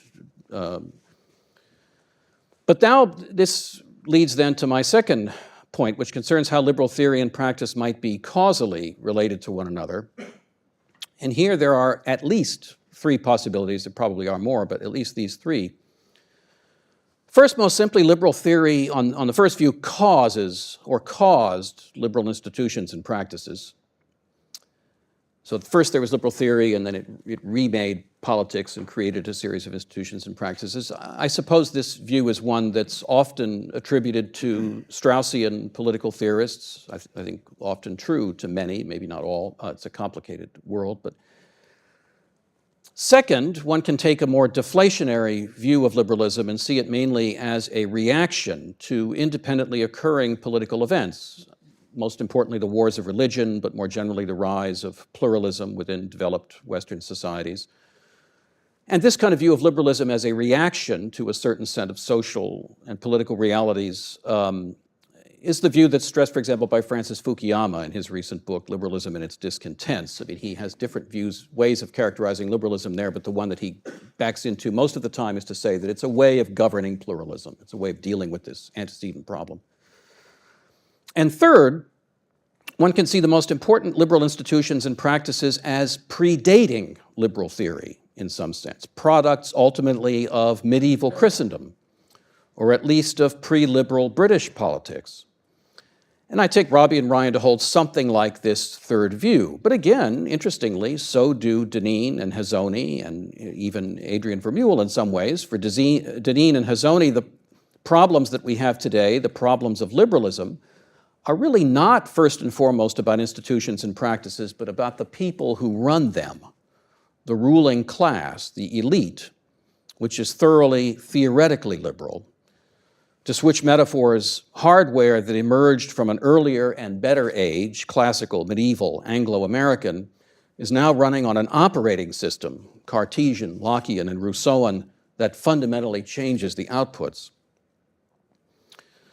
What I've suggested then is that we think about these three different ways of understanding the relationship of liberal theory and liberal practice. When we think about this, it isn't so clear exactly what the disagreement is about. And this is because institutions are not the only means for the transmission of liberal theory. Institutions are run by people. There is a baby in the bathwater, but the poor thing has suffered a kind of metempsychosis, its formerly perfectionist soul having been replaced by a liberal individualist soul. And you can't wash souls out with water. Or can you?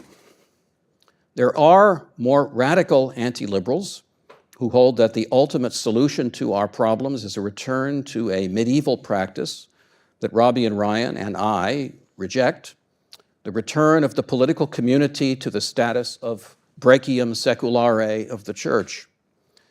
Robbie and Ryan address this a bit at the end of their essay, largely by appealing to the documents of the Second Vatican Council.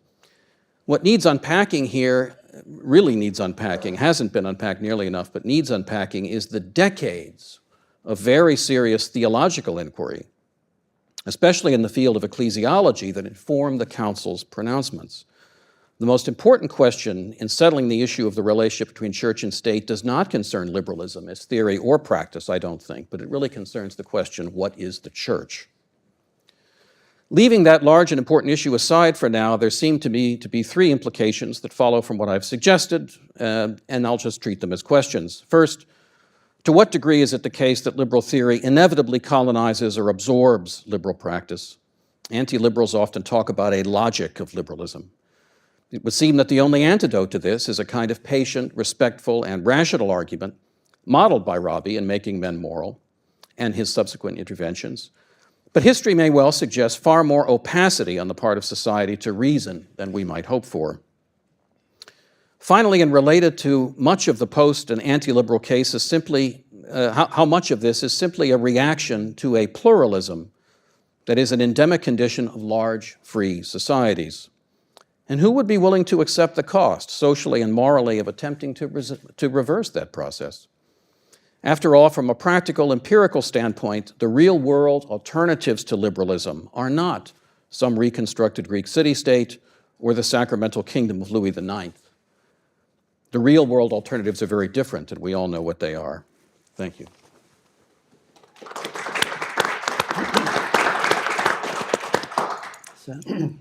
Thank you. It's an honor to be here. The book with which we are concerned, Robert George's Making Men Moral, is focused upon morality's place vis-à-vis law and legislation. But at another level, the same book, like the 2019 essay which Robbie and Ryan Anderson penned for National Affairs, is of course about another subject. That subject being liberalism.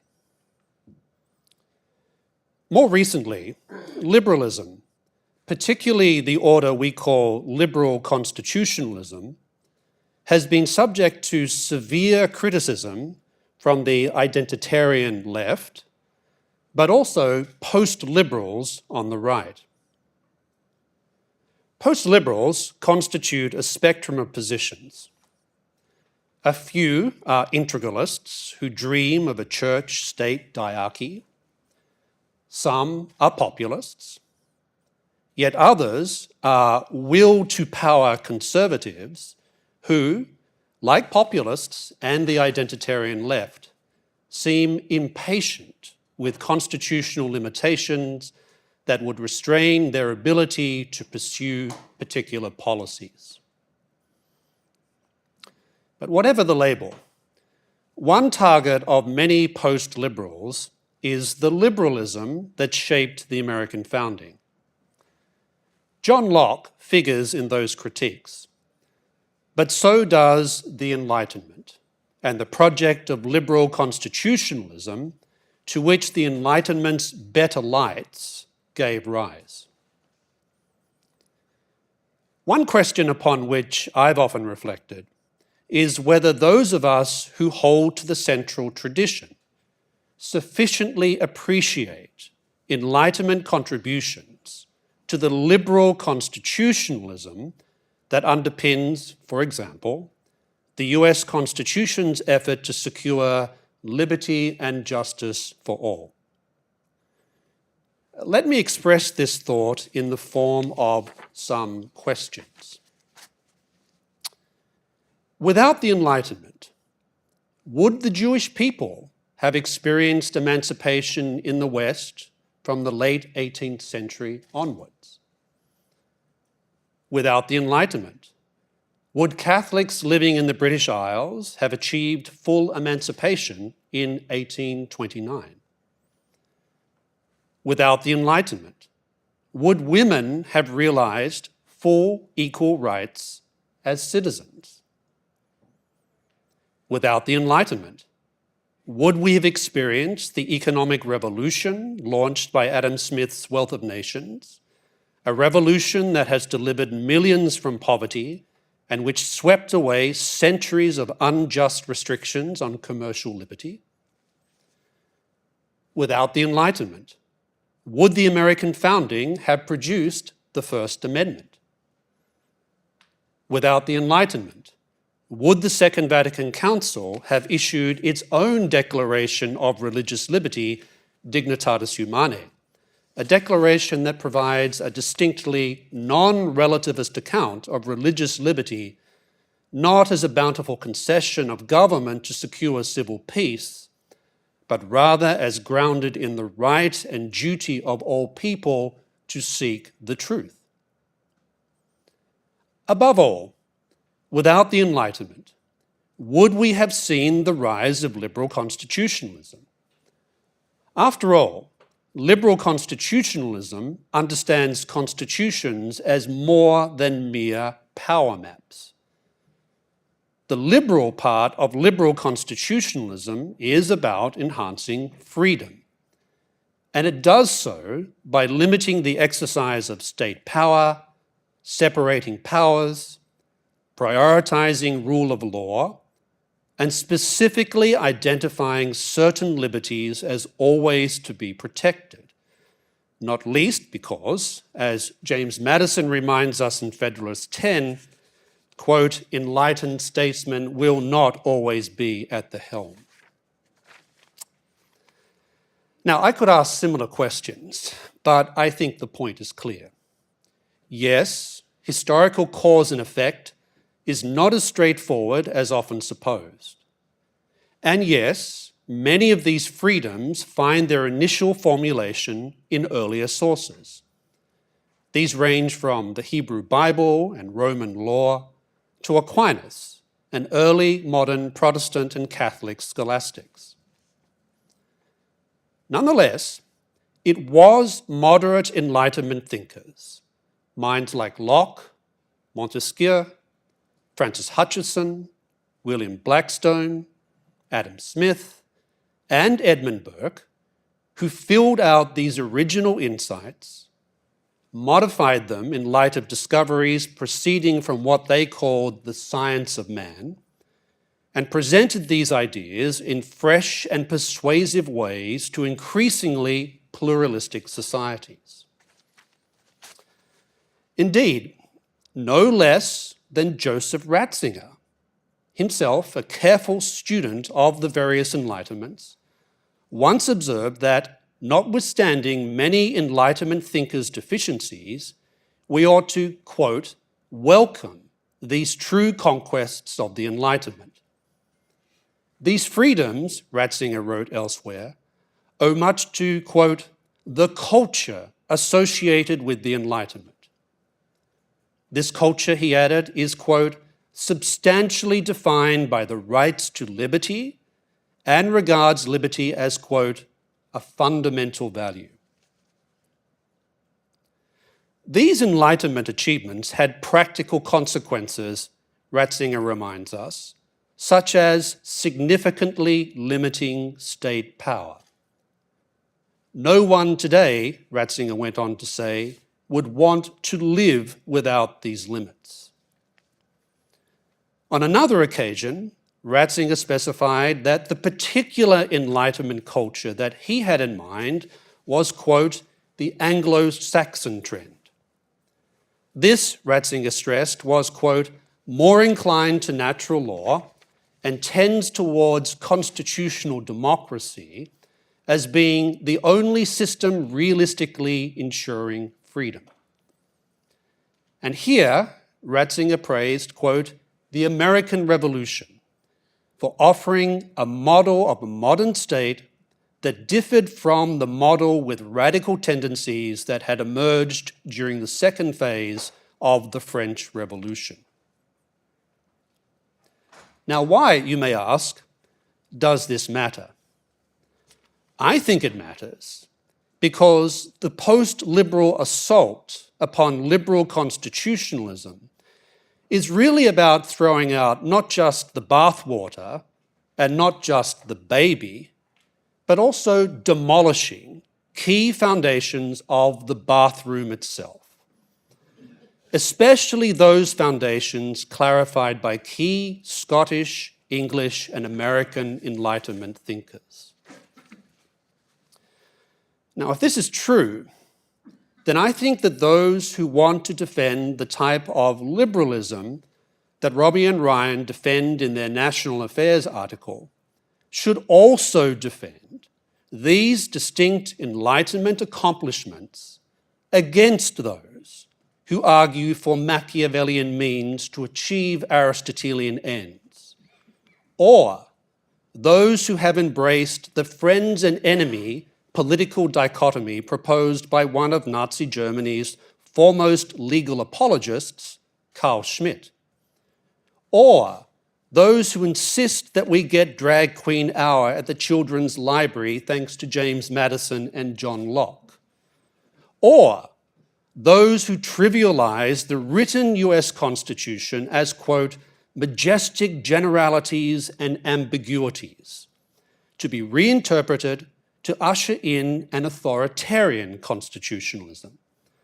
one that would deploy the administrative state to establish a corporatist political order that, like all forms of corporatism, will undermine rule of law and therefore freedom, in addition to breeding cronyism and corruption.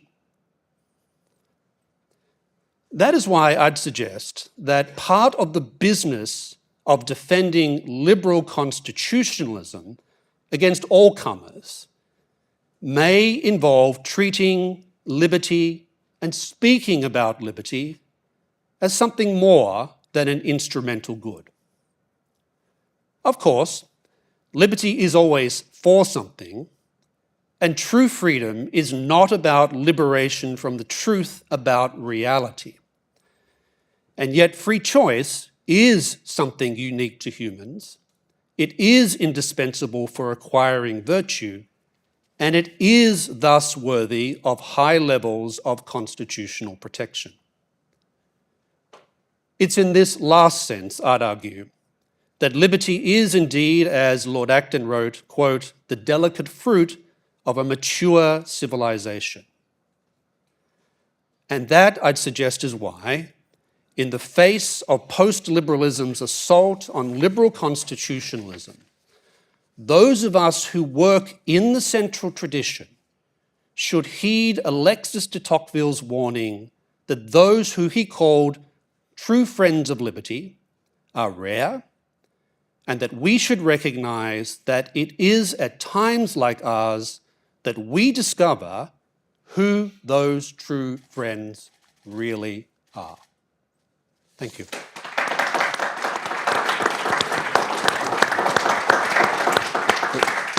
I just want to thank everybody who put this together. It's a great honor and privilege to be here. Chris Wolf mentioned that I served on the Commission on Unalienable Rights, and it should go without saying that that would never have happened but for Robbie. But it's also worth mentioning, I think, maybe it's not worth mentioning, but I'll mention it. At the time that that commission was being put together, I had a beard of Micah Watsonian proportion and maybe even more robust.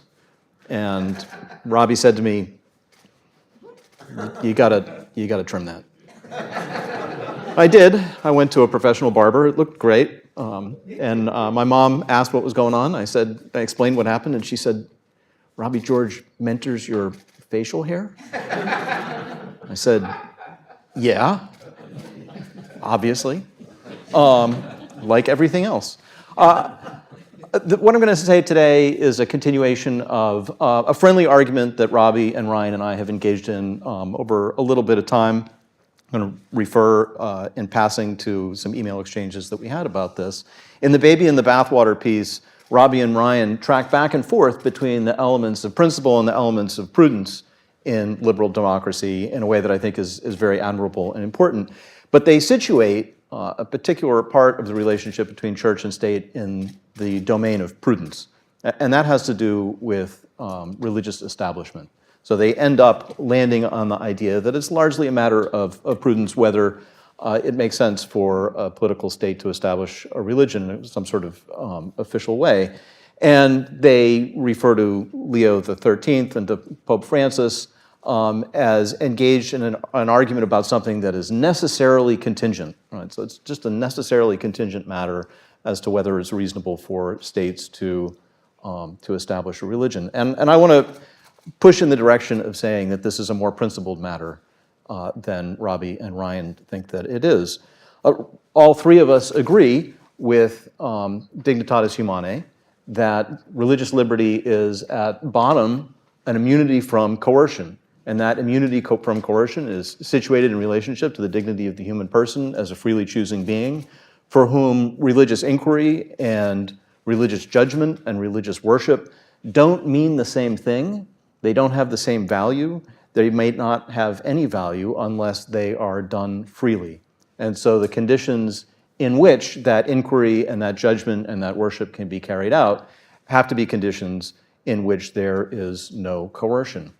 Now, I think that some of the things that Robbie says in other contexts have bearing on this. So when Robbie is defending institutional neutrality in universities and defending the Calvin report, he says, the neutrality of the university as an institution arises not from lack of courage nor out of indifference and insensitivity. It arises out of respect for free inquiry and the obligation to cherish a diversity of viewpoints. And in response to some questions that I asked him by email, he glossed that a little bit further as saying, well, when we don't have institutional neutrality, then the institution, the university, is putting its fingers on the scales of various positions, and it's creating in-groups and out-groups that are antagonistic to the collegiality that's necessary for free inquiry, and very frequently universities go further and create some sort of pressure for people to adopt one or another position themselves. And I think this just is a form of coercion. This is a form of soft coercion. It's not putting people to the sword, although maybe we'll get there. But it is the form of coercion that it seems to me is incompatible with the psychological freedom that Dignitatis Humanae says is necessary in order for people's religious quest and religious worship to be fully genuine and for the good of religion to be fully realized in their lives. A second, so I'm going to make three arguments. That's the first one, or three suggestions of arguments. A second argument that I want to make has to do with what I think is a tension between two claims of John Finnis's that they endorse. One of these claims, which is the sixth of six claims that they quote Finnis as making, is the one that I've just been talking about. Finnis says that it would not be unjust or politically inappropriate for a polity to name and identify the one true religion. But earlier in that same list, Finnis says that there is an obligation for a polity not to name the wrong religion. Right? So it would be permissible to name the right one, but it would be wrong to name the wrong one. Now, I think a look historically at all the polities that have ever named one as the right one suggests that almost all of them must have gotten it wrong, right? It's not logically possible that most of them were doing it right. And the question is, how could you have the right sort of certainty, right, to be sure that you were naming the right one and not naming the wrong one, to have enough confidence that you weren't going wrong with respect to Finnis's second principle, that you not name the wrong one? And with individuals, right, at least on a story that I would be willing to tell and defend, I think there is an account that one could give. I think the evidence supports a particular account of a particular religion being true, but it doesn't present a definitive account. Something more is needed, and that something more is belief by faith, aided by grace. And I think individuals are capacitated to believe in precisely that way. It's not clear to me that there's room for an account of how a state could acknowledge, recognize, and identify the one true religion that would make use of that story, right? A story in which, in some way, the state or state authorities or the members of the state acting as state authorities, right, are capacitated by grace in order to believe by faith with the certainty that would be necessary to avoid the risk of identifying the wrong religion as the true religion. So that's the second argument. I think that there are worries about how the state could do this in a way that would be epistemically responsible. I'm sorry for using that expression. Epistemically responsible just sounds like wonky. Well, not wonky. This is AEI. It sounds like philosophically obnoxious. Here's the third thought, and this extends the argument that we've had a little bit, and in certain ways, I think it goes to issues that are at the heart of Robbie's project in making men moral, although I'm going to take them in a different direction than I have in the past. In a conversation that I remember having with Joe Boyle about this very passage in John Finnis's essay, we were waiting to be seated at a restaurant, and I said, "This is a new essay by John Finnis," which is like a moment of great rejoicing for many of us new natural law thinkers. But look at this. Look what he says. He says this. I said, I don't think this can be right. And Joe said, it has to be ultra vires. And then our host came and seated us, and we talked about what cocktail to get. And so I didn't get any further account of why Boyle thought that this was ultra vires. So let me just suggest the following thought. The contours of state authority, beyond which the state acts in excess, right, are to be determined by identifying the needs that generate political authority in the first place, so that acts that go beyond authority generated by those needs are themselves ultra vires. And I would say that, in general, the needs that generate the need for political authority, the necessity of political authority, include things like the following. They include the needs for coordinating the life of a people. Right? They include the needs for providing justice within the life of that people against miscreants, right, who need to be treated justly and fairly. They include the need to provide protection against external marauders. And they include certain welfare rights, welfare needs that won't be met fairly for all unless there is a political authority coordinating the meeting of those needs. Now, there's also a need that the one true religion be identified and named. Right? If there is a one true religion, it seems like it would be irresponsible for the creator of all things and the object of worship of that one true religion to not say anything about it to us. Right? So there's a need for there to be some authoritative way for us to identify that one true religion and for us to be taught in what it means to be a part of that one true religion. And I think that need is met.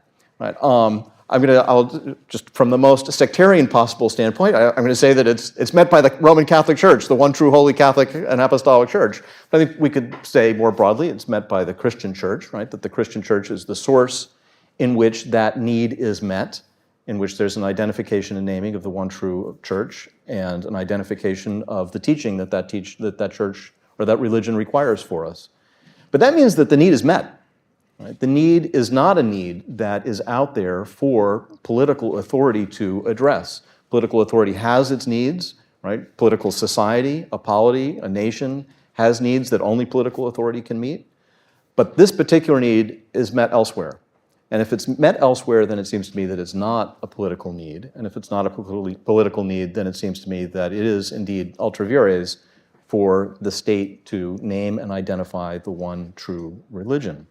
So I'm suggesting is a position that Jerry Bradley sometimes describes as non-neutrality about religion, right? I completely agree with Robbie that we need the foundation in political society of a rich array, a variegated array of substantive, intrinsic human goods, but neutrality between religions, right? That if the state gets in the business of naming the one true religion, then it's going to be in some way coercive, in some way it's going to go beyond what it has the competence to do, and in some way it's going to go beyond what it has the need to do. Now, as Sam mentioned, and was also, or at least implied maybe in some things that you were saying, but it's stated, I think, more directly in a June 2023 essay in First Things. I think there are real similarities, real overlaps between this position that I'm describing and the position of Benedict or Ratzinger. And so I call this position the Benedict option. And if the name's not taken, I plan to trademark that. Thank you.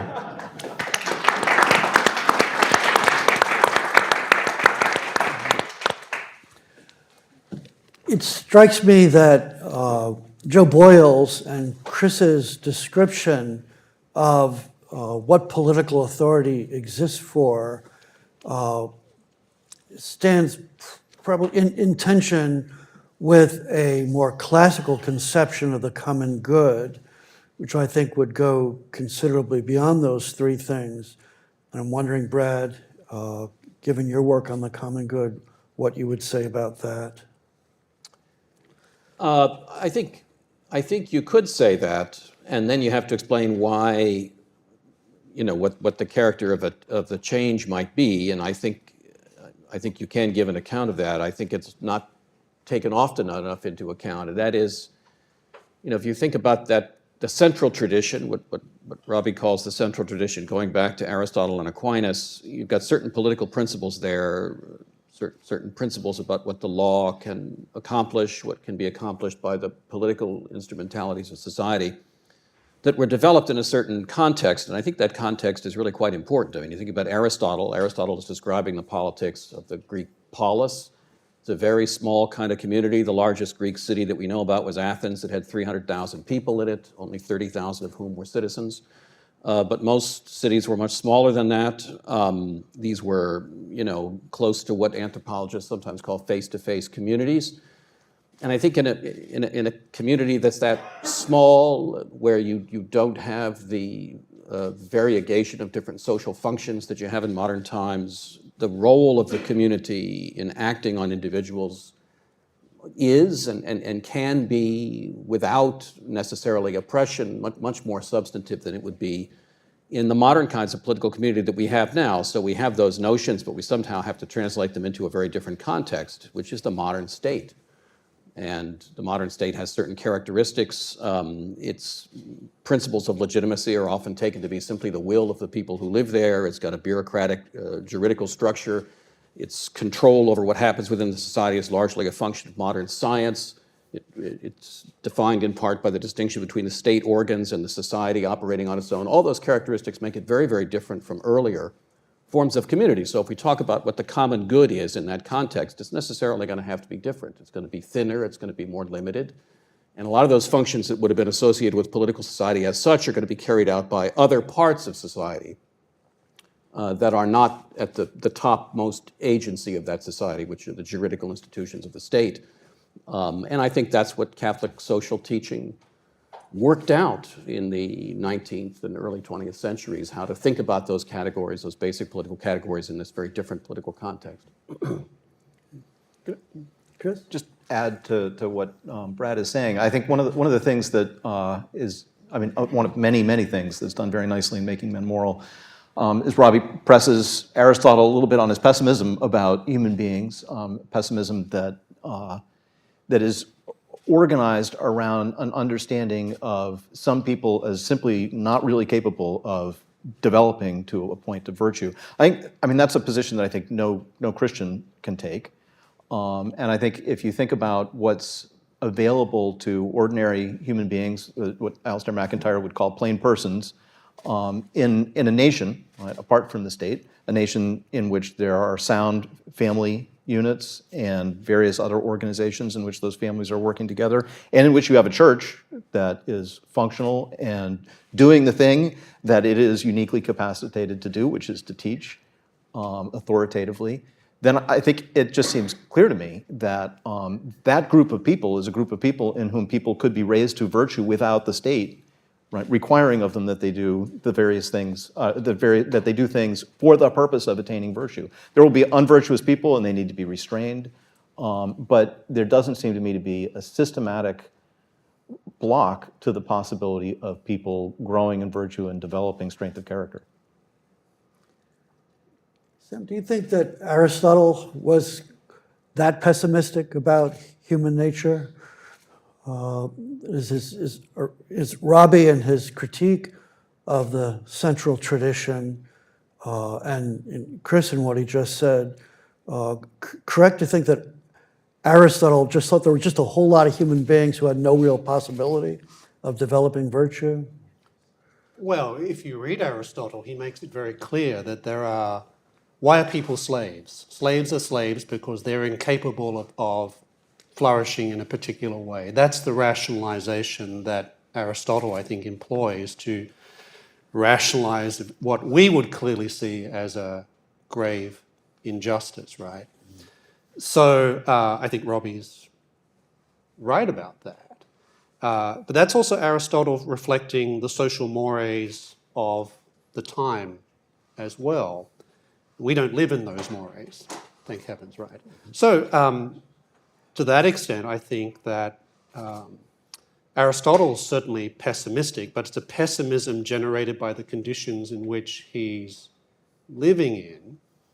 And today, I think we're more optimistic today about people's capacity to flourish in this particular way, precisely because we have liberated ourselves over time from many of these, what we can now see are inherently unjust structures. I don't want to sound like a liberation theologian. I don't believe in any of that stuff. But when we have over time liberated ourselves from many of these things, and the Enlightenment played a major role in those things happening. Chris and I were talking yesterday about, well, in the medieval church there were these things, and I'm still not convinced we would have got there just to some of these freedoms that have enabled wider flourishing without a lot of things that happened in the late 17th and 18th century. And many of those people were Christians, right? Most of them were Christians, but some weren't. So I think it's incumbent upon us to recognize that and to understand that I think Brad, you were saying you're not quite sure what the target of the post-liberals are. I think that's the target.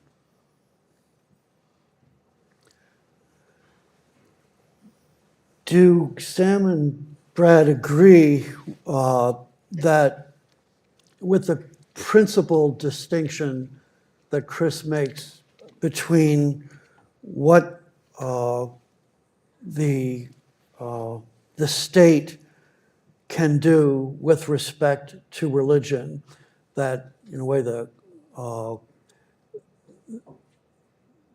faith is only possible for individuals, and in effect not possible for a collective entity like the state, and therefore that's one reason why the state should not get into to matters of faith. Is it possible for, a political community, to use a word a little bit different from the state, for the people of a political community to share faith in such a way that it would be legitimate for them to act on that? I think it is, but I think a lot rides on how that action takes place. And I would approach it just slightly differently than Chris did, even though I wind up, I think, in pretty much the same place, and that's because specifically from a Roman Catholic standpoint, I think the issue is not mainly about the state. I think the issue is about the church, and I think what gains things that we understand as a result of the Enlightenment. That's one thing. I think there's a lot of truth in that, but it's also the case that there was a major rethinking about, theologically, about the nature of the church that went on, starting in the late 18th century, but really taking off in the 20th century, from the kind of model that we think of as associated with the Counter-Reformation, where the church is a society that's very much like the state, understood on the model of the state, often seen as a kind of rival to the state. And there are reasons why that view was there. I mean, partly because there were states that had made themselves rivals of the church and that had attacked the church in various ways. And that becomes very pointed and ferocious and rough and violent after the French Revolution.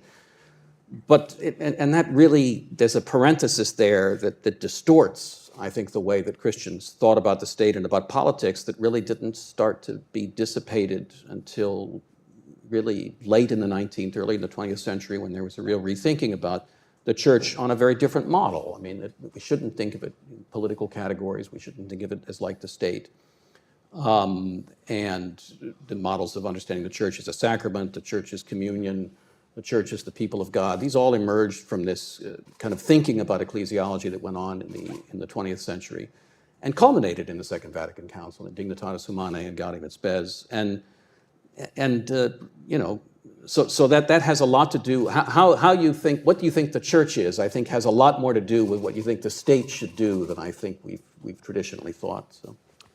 Yes, I'd agree with the first part of that, insofar as if you read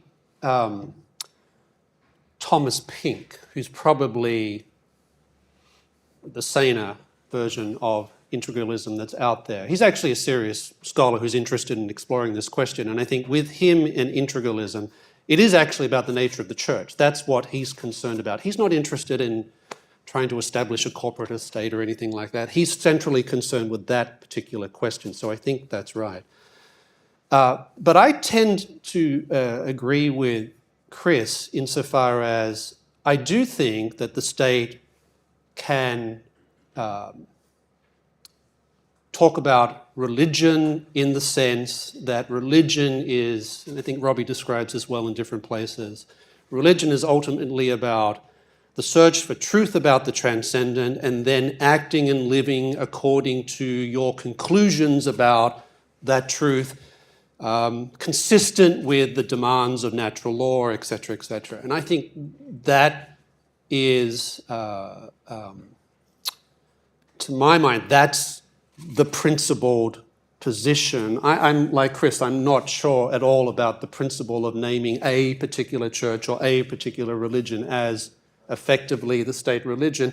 So in principle, I think there's problems with it, but there's some deep prudential problems with it as well. I mean, go to any European country that once had the Catholic Church as its officially stated religion. Spain, Ireland, it doesn't work. It generally turns not to end up particularly well. So I'm opposed to it both in principle, but also as a matter of prudence as well. Could I just follow up on something specifically about Pink and the way, and not doing at all justice to the totality of his thought on this, but I think it seems to me that one of the ways that he arrives at the particular conclusions that he does is by short-circuiting a step in what I think is an important argument. And he'll say, look, the church's authority is a teaching authority. The church's legal authority is a teaching authority. And then you'll say, and look, states do the same thing. When the state puts you away for stealing, right? They're teaching you that this is wrong, and they're teaching everybody else that that's wrong. I think that that's obviously right, but I think it gets a certain order of priority wrong, right? The church has a kind of legal authority that emerges from its teaching authority, right? I mean, it's a society. It needs to be coordinated. It needs to have something that is at least analogous to the law of a polity that makes it look like a polity in certain ways. But I think it's a mistake to think that it's just like one. And the coordinative and justice-seeking and welfare-providing needs that generate political authority also then generate, down the road, a teaching authority, right? So they both institutions, both realities have both teaching authority and something like political authority, but they emerge in different ways and with different priorities in each of those cases that I think is important. I don't know where you stand, Chris, on public education in general, but in a society that had an established church, that allowed for religious freedom for those who didn't profess the religion of named by the community as the true church. If you had public education, one feature in a society with that established religion is that public education might in fact be a education that was fully integrated with the religious truth. And I'm wondering if you're opposed to that in principle. It seems to me your position would flow from. Yeah, I think that's right. I think that has to be the case. I mean, I think that and the argument goes the other way, right? I think you can't have a society in which there's only public education, and in which religious citizens don't have really substantive rights to educate their children in a way in accordance with their. The free exercise issue, it seems to me to be clear that any good polity would have to allow for religious freedom. And that would mean that religious minorities could have schools of their own. It's not clear to me, though, that in what might be called the best regime or the ideal regime, where you had a community that was overwhelmingly committed to a particular religion, that was in fact the true religion, that public education, including or providing an integral education that included religious truth, would be inadmissible. It seems to me that the power of education, public education, is so great and helps to explain at least part of why we are where we are in terms of religious belief in our country, yields a different result for me than for you, I think. Yeah, that's fair. I mean, again, partly the question for me comes down to need, right? If you genuinely have, a robust society of believers, and they're adequately supported by the state, right, in ways that non-neutrality to the good of religion requires. So they're not oppressed. They're given whatever tax breaks are necessary in order for them to do their thing. Possibly they're given state funds. Then it looks like they should be able to do it themselves, and there's a value in them doing it themselves rather than being taken over by the state and doing it. When I'm thinking of assumptions, I don't want to assume anything that I think is utterly unrealistic. And so I think in terms of even a nation where a large majority of the people subscribe to true religious belief, there'd always be something like a bell-shaped curve, where you're going to have some people who are saints, some people who are really, even if they're nominally of that religion, are not in fact practicing it. And a large number of people somewhere in the middle, practicing it to some extent, but not as fully as you'd like to see them. And I think those people in particular might, probably the two ends are going to be less influenced by even a good education. One, because in some sense they almost don't need it, almost.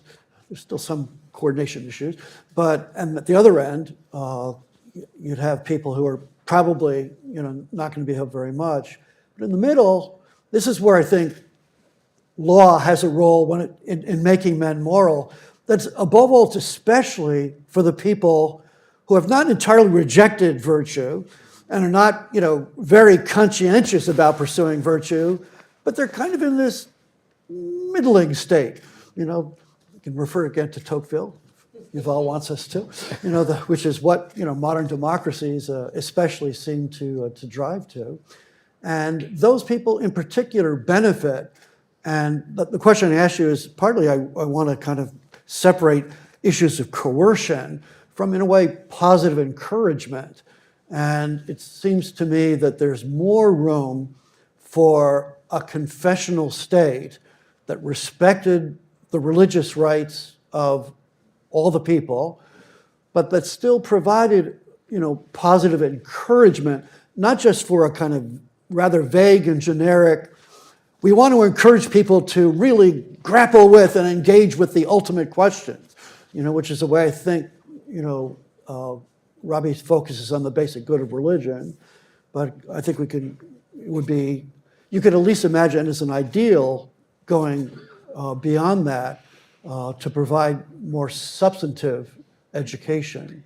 So I guess I think that all of that is right, but it can all be done without a confessional state, right? I mean, if we look at what was being discussed in the last panel, I mean, the engagement of the churches that Gene Rivers is talking about, that seems like it should come from the churches, and the state can do a variety of different things to aid in that or to obstruct in that. I think just getting out of the way is not really enough, right? And in fact, some of the coordinative and justice questions that were being raised about the side effects of allowing churches to do X, Y, or Z in a particular neighborhood, I think that's obviously the state's business also to be involved in. But I don't see any need for a confessional state in order to provide the best kind of support for churches that are genuinely engaged and full of energy and are committed to making a difference in this part of the bell-shaped curve that you're talking about. And confessional states have a pretty poor record of doing this. The prudential arguments against it are by far the most powerful, in my opinion. In fact,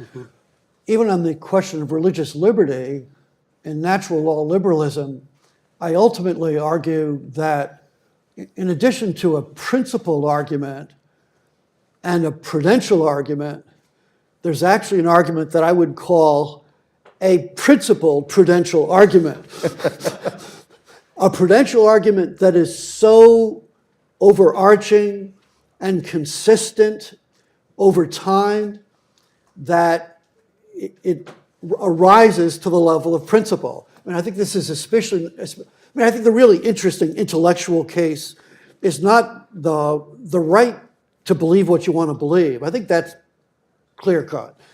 But the right to proselytize that belief when what you're doing is proselytizing false religious views that are harmful to others, that's a serious intellectual question that you have to grapple with a lot more. And I think that's primarily what the 19th century papal encyclicals were about.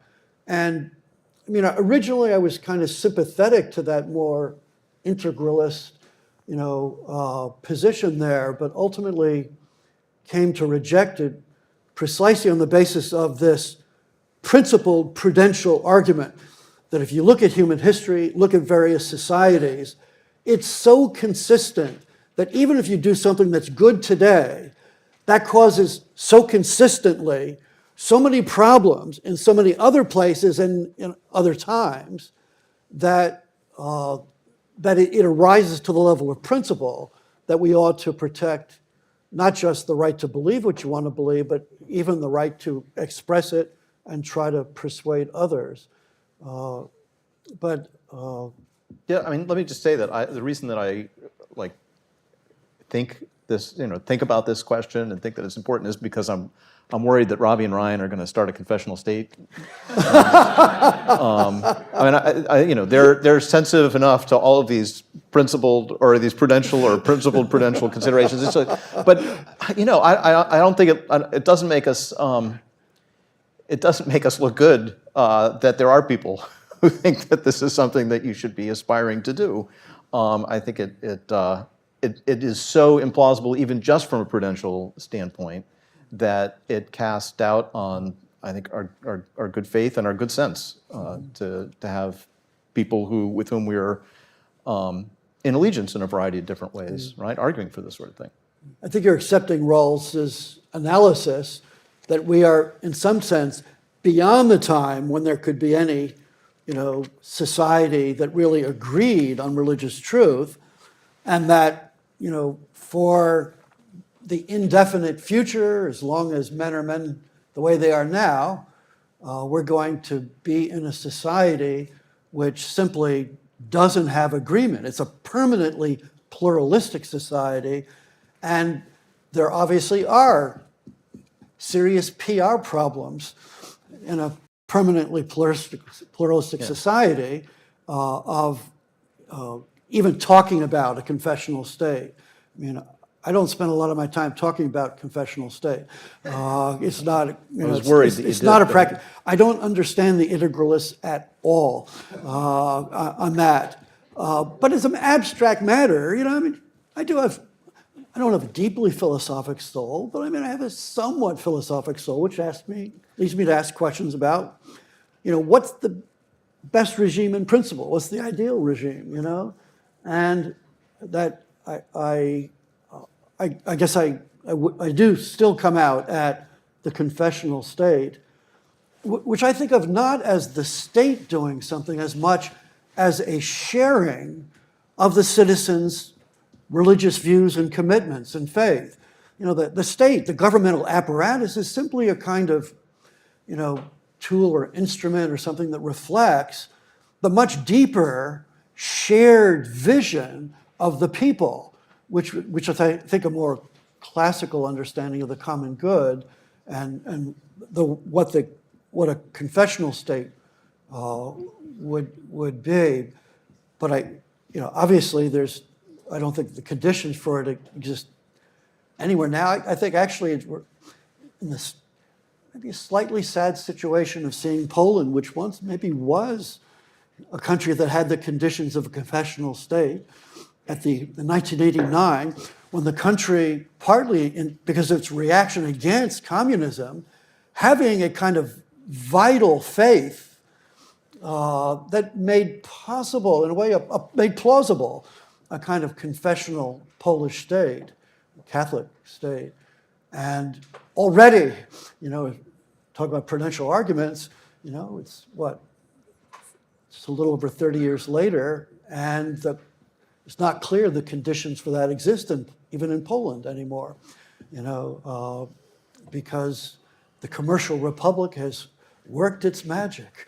And the result, this is, of course, So has widespread corruption in the church, and also has a lot of conformity, just basic conformity to norms that people didn't really assimilate and believe in, and now that's coming back to bite them. Absolutely, yes, indeed. Questions from the audience?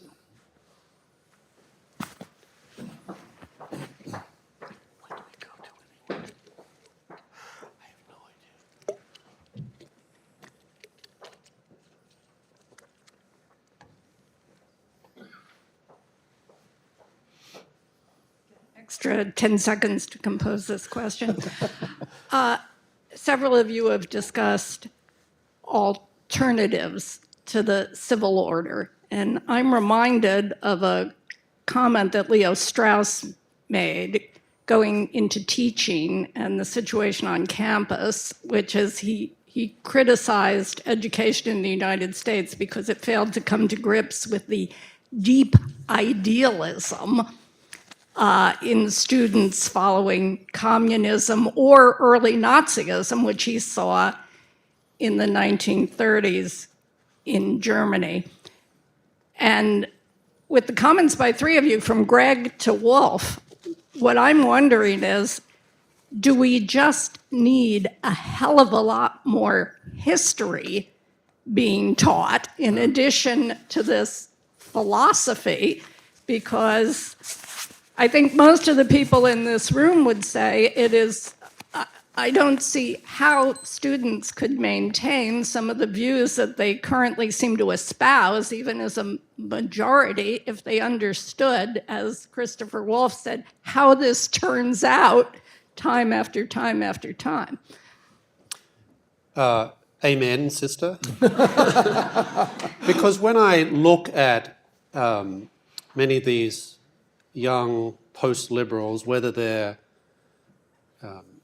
Catholic integralists or some version of Christian nationalist, they are very idealistic. They're often reacting to a lot of the chaos in which our culture is in. They're looking for clear guidance. They're not getting it.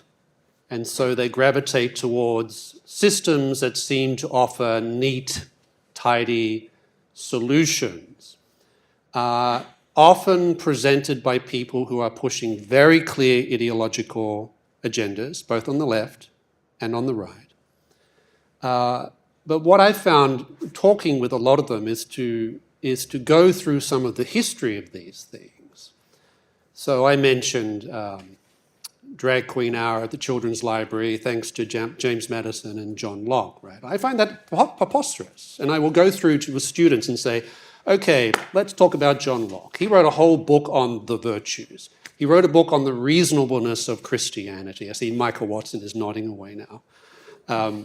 And now, there are problems with Locke. I don't deny that. But the notion you go from Locke to Madison to terrible things that are happening in public schools seems to me to miss, I don't know, 1968, the Cultural Revolution, the impact of a lot of very bad German philosophy and theology. It seems to reflect the fact that the churches, including my own, have not been doing their primary job, which is to teach authoritatively about what they believe, and they've been talking about a lot of things they have no competence to talk about. And I find that if you talk to younger people who are attracted by some of these ideas about these things from a historical perspective, then suddenly Franco's Spain doesn't seem as attractive anymore. Suddenly they start to see, well, really, Vatican II, with Dignitatis Humanae, was wrestling with some very serious questions about religious liberty. And maybe it's a good thing that we had different Enlightenment thinkers talking about religious liberty in the context of a Europe that was riven by religious wars, in which religious persecution was conceived as a norm, etc., etc. And you can help them to see these things in that way. And philosophy is important for that, good theology is important for that, but I really do think that good history and understanding genealogies of ideas, how you get from point A to point Z, is often very complicated. And if you understand how it's gone that way, then maybe Locke and Madison aren't as bad as you think they are. Chris, can I say something? Please. So as somebody, educated as a Catholic in the 1970s and the 80s, and there are two things that I'm deeply ignorant about, and one is history, and the other is the Bible. And Catholicism. Yes. Catholicism. Exactly. I don't think this is a virtue of Robbie's that has been mentioned yet, and we're mentioning your virtues, Robbie, so I'm going to mention this one. I think it was really only being in the James Madison program the first time that I came there, and sort of hearing you talk, and that I was struck by the need for bringing in history and awareness of the biblical traditions, and awareness of the American founding as integrated with all of these other things, and awareness of not just the history of philosophy, but also the analytic skills of contemporary Anglo-American philosophy, and the way in which all these can be integrated to create a kind of more holistic understanding than just philosophy or just history or just biblical scholarship can give people. That to me was just tremendously eye-opening, and it's one of the reasons it's a huge pleasure to be on a panel with people who do know history. You went to a different kind of school than I did, I think. I was educated by Jesuits. I think all the history it's essential to being able to make these points, and I think that also speaks to the need to just provide better education to our students and to our children. Indeed. Hadley? I think it's Hadley.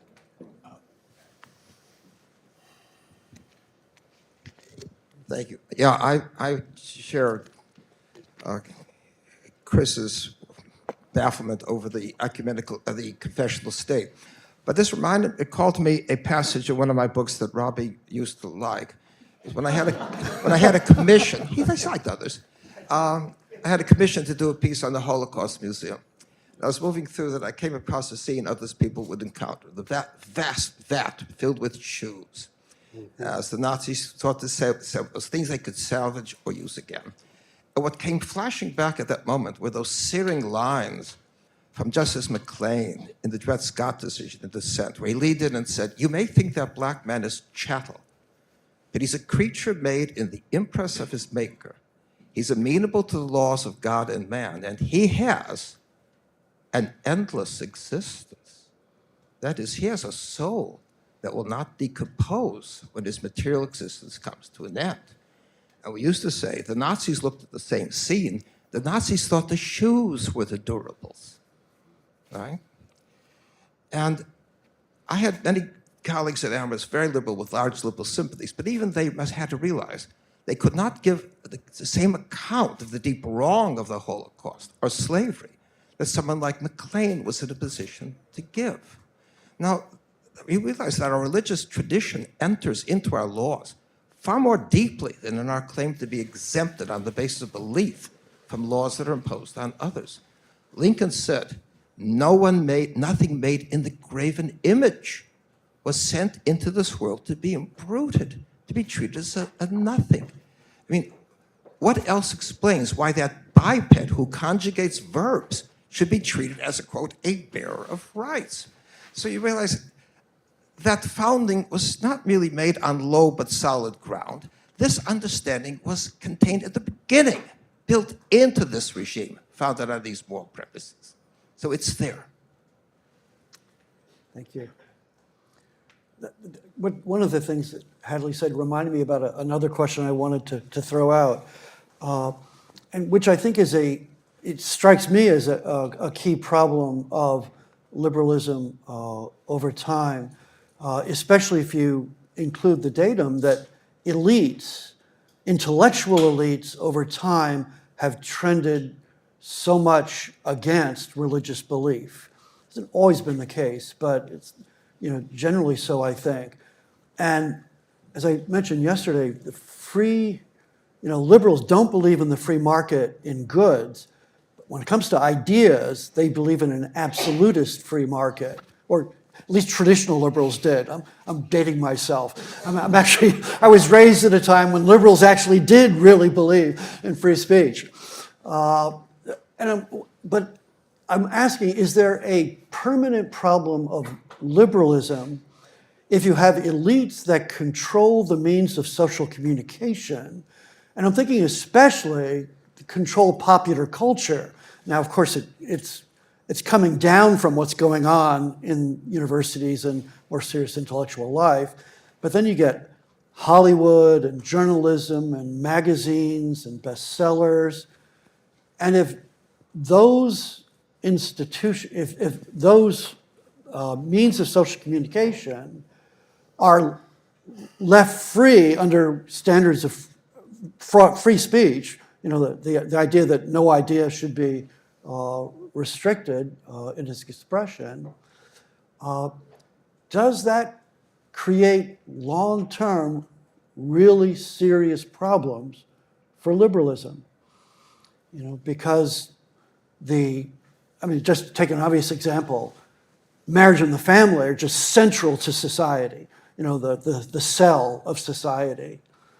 And you look at virtually, almost all of popular culture for the last 50, 60, 70 years has systematically transformed our understanding of sexuality. Really, fundamentally, sexuality used to be something that was primarily important, done in marriage, that resulted in children, even though there were lots of outliers, a lot of other things going on as well. That's clearly somehow the central thing.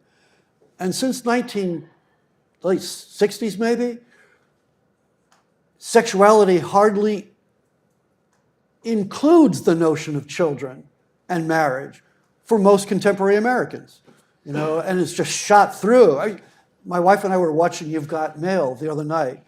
We loved Little Shop Around the Corners. It was a wonderful show. Little Shop Around the Corner starts out with two people cohabiting with other people whom they don't even really like that much. And that's just the premise for the film. And so does liberalism have a problem? If we're going to have that free speech principle where ideas are sacrosanct and can't be limited, can't be suppressed, then, and if we have a free market in ideas controlled largely by what comes down from intellectual elites in ways that, for example, are utterly destructive of the family, where does that leave liberalism? Two things. One is, you mentioned elites.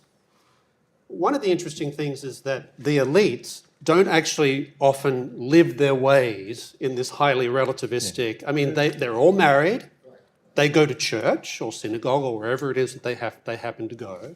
So they don't live their lives often in accordance with how they philosophically imagine society should be like. And I think part of our challenge is to point this out to them, and that the type of soft relativism that they're peddling hurts non-elite people more proportionately. This is why you see with blue-collar people, they're not getting married, the religious drop-off in terms of attendance among blue-collar white families is extraordinary. These are the people who vote for Trump, by the way, right? So this is a very, I think, important thing. But part of the problem is, I mean, just think of even moderate liberals, Richard Reeves, who has just this book on boys and men, which is a book that has so much good stuff in it. But he basically says, you know, we got to give up on marriage. You know, we can't insist on marriage. That's just, you know, we're kind of beyond that stage. But isn't the argument then to say, no, we can't give up on these things because these are objectively good things? This is the point of engaging in the intellectual argument in the first place, right?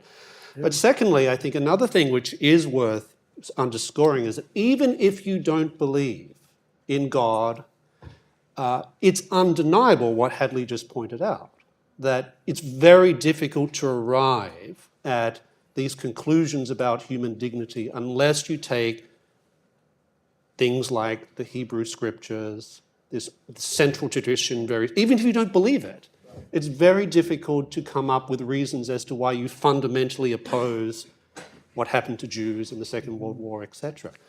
I mean, I was spending a lot of time defending the Enlightenment. One thing that was interesting about the Enlightenment thinkers didn't have a lot to say about slavery. Christians were very consistent on the subject of slavery. Enlightenment thinkers, a lot of them, had very little to say about this, particularly the ones who had rejected this central understanding of what human beings are supposed to be. So I think even if people who don't believe this stuff, if you point out to them, look, this is just undeniable, then they're in the position of either just denying reality or at least accepting, okay, you have a point, that we can't really do without these things. Don't the answers typically come more in the first form than the second? That is, do they say, oh yes, you have a point when it comes to marriage, or isn't it generally a refusal to accept really fundamental realities about, you know, sexuality, marriage, family, gender, you know, all these things?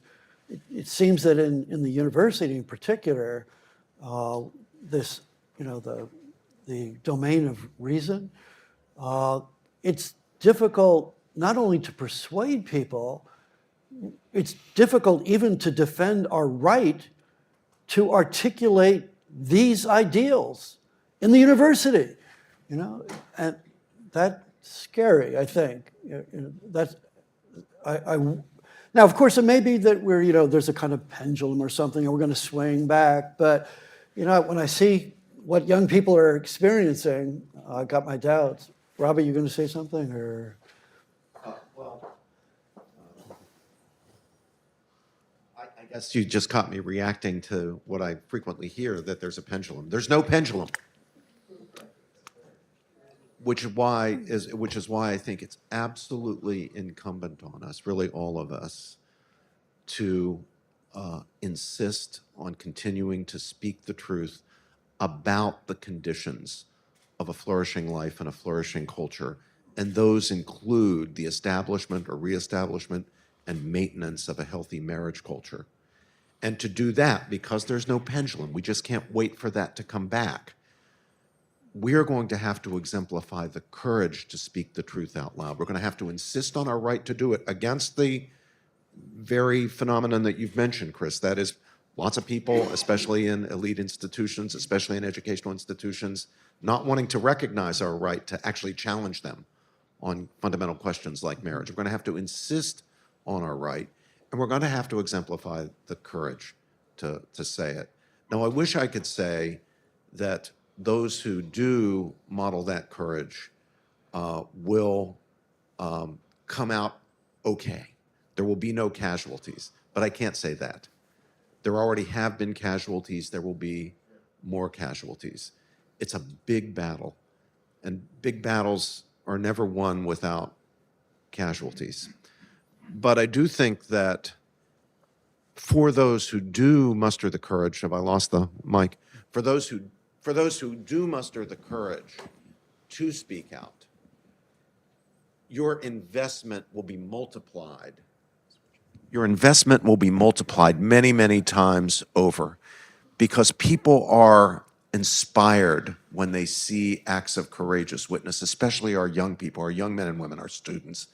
They're inspired by it, and they are much more likely to emulate it when they see it.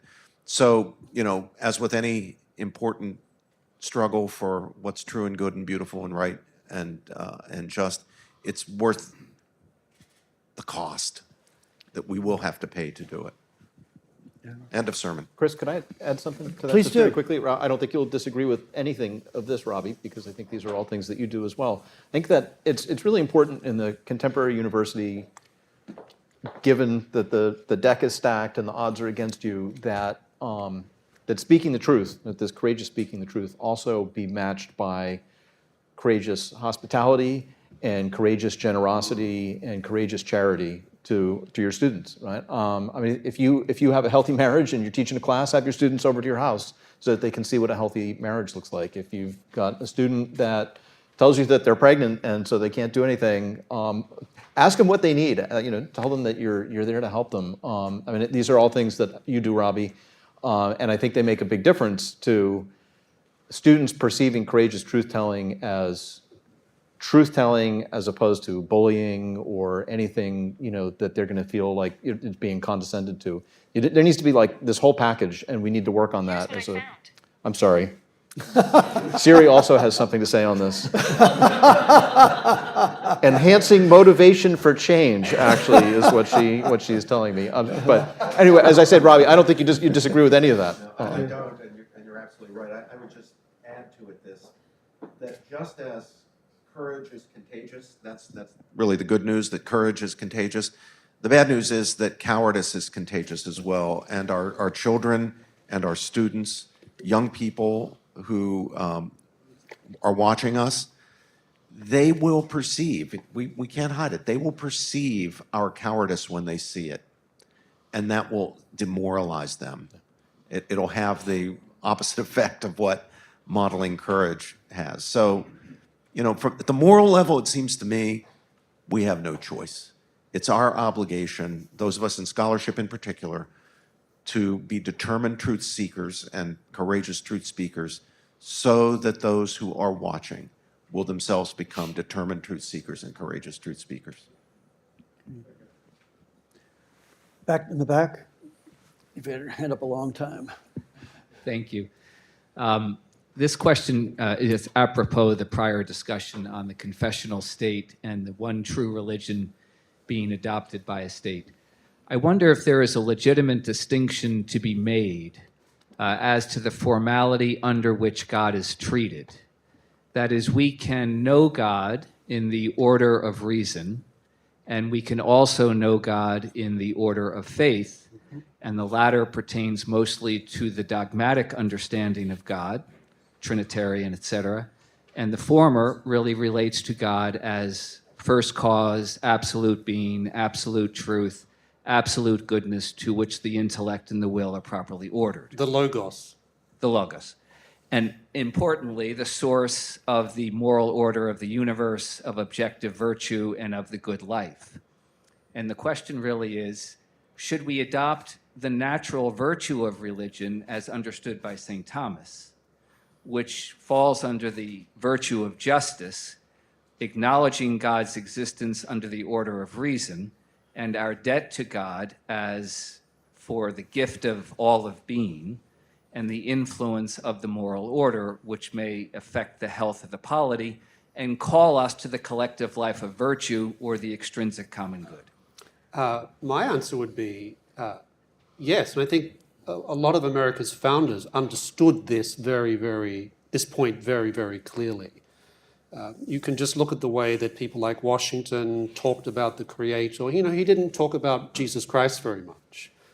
but he certainly made it clear that religion is a good thing. And he clearly saw it as more than just a utility, useful type of thing. He thought there was some sort of order that was built into the world.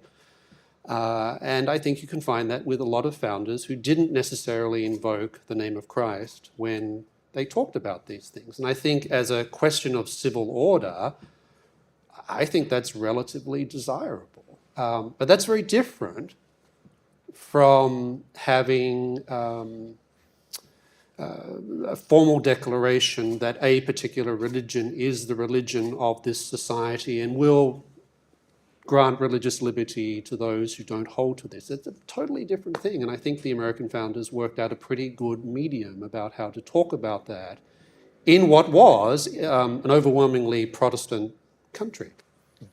And that kind of thing is very common in the United States, even now, and always has been in ways that it isn't in countries that had established churches and had arrangements like that, where because of that, you can't say anything now. And the other thing is that you'll find that there are even some rather secular-minded people who will acknowledge this. I'm thinking, for example, the famous discussion that Ratzinger had with Jürgen Habermas. Dialectics of Enlightenment is the title of the and Habermas sort of acknowledges this and said, yes, this is a reasonable position. I don't believe any of this, but I think it's a relatively reasonable position. I think that in a pluralistic society in particular, that distinction between natural and revealed theology is really important. But I'm struck, in our society, there's still, some God talk that goes on. There are political candidates who will, God bless America or whatever. So God, it's not as if God is completely ruled out. On the other hand, most people seem to assume that when you're talking about God, you're talking about sectarian religion. The idea that you could talk about God, from the standpoint of natural theology or from reason is not widespread in our society, I don't think. And that's one of the reasons why we've had the loss that Sam talks about, that, what the founders, they very freely talked about God, especially in terms of the natural theology, accessible to reason.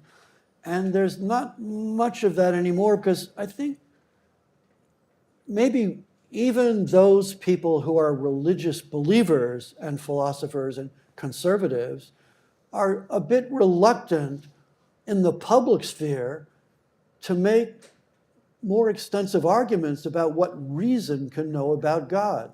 Maybe we're snake bit by living in a society where, most of the people, who make their living on reason, supposedly, the intellectuals, just assume that there's this contradiction between belief in God and being philosophic. But isn't it the case that also that a lot of religious leaders have given up the language of reason when talking about the nature of that's true God, too. right? I mean, if you think about a lot of religious leaders across the world, what do we hear? We hear a lot of emotivism. A lot of emotivism. I'm not talking about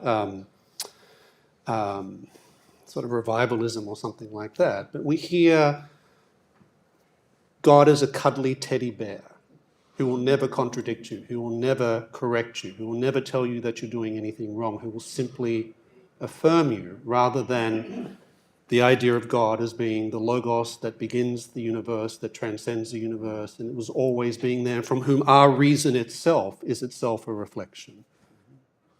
Reverend Rivers?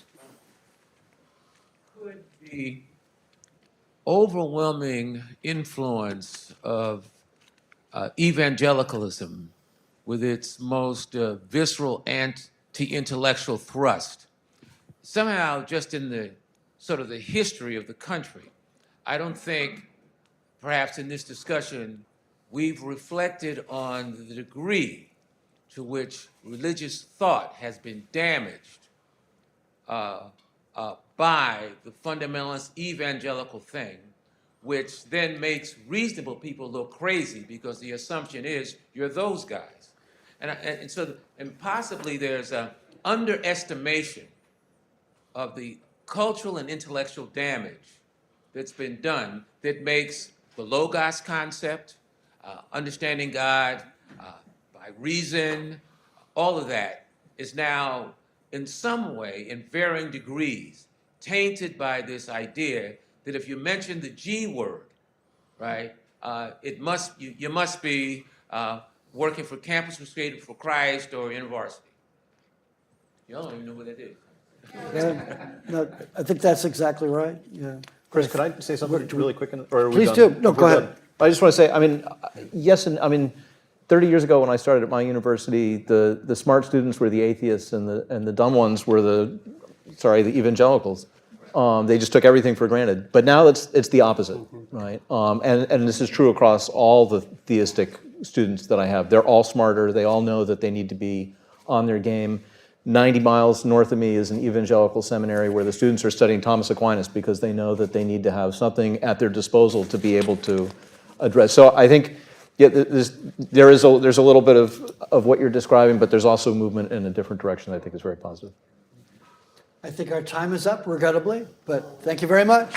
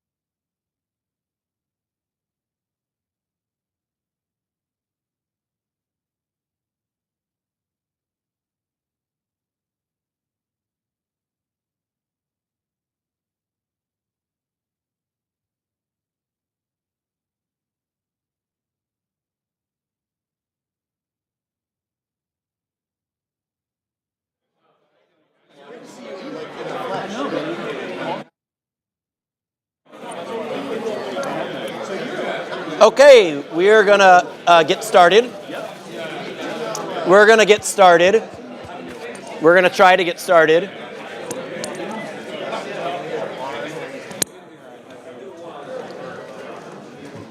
All right, if Chris Wolf could take his seat, we all could get started. It's a good technique, Chris. You agree? All right, that was all I'll take. I'm going to sit back down.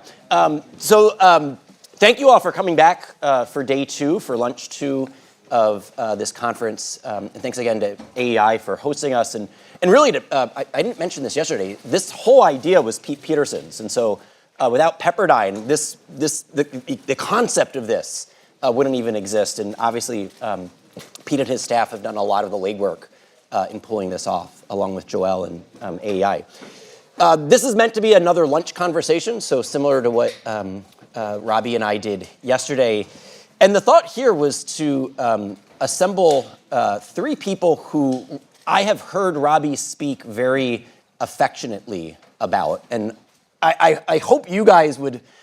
Carter rolled his eyes, made a face affectionately in some like inappropriate way. It was that. I was enjoying the. It's a positive form of affection. Hadley, you know, Robbie looks to you as a father figure, as a mentor, as someone that he has sought to emulate in his own scholarly career. And then Carter and Andrew, even though, like me, neither of you were ever technically Robbie students, Robbie wants to claim you as his students, and he wants to take credit for your subsequent success in life. And he takes great pride in seeing what you both are now doing. And I think he would say to Hadley that the work Robbie has done has been to carry on your work, that you were the OG, so to speak, and he's been extending your project. And then Carter and Andrew have been extending it in different domains. So that said, let me actually introduce them. To my far right, as he will acknowledge, Hadley Arcus. You bet. Hadley spent over 50 years teaching political philosophy, political theory, civil liberties, political obligations at Amherst College. And then he, while still at Amherst, he founded the James Wilson Institute, and he currently serves as the founding director of the James Wilson Institute.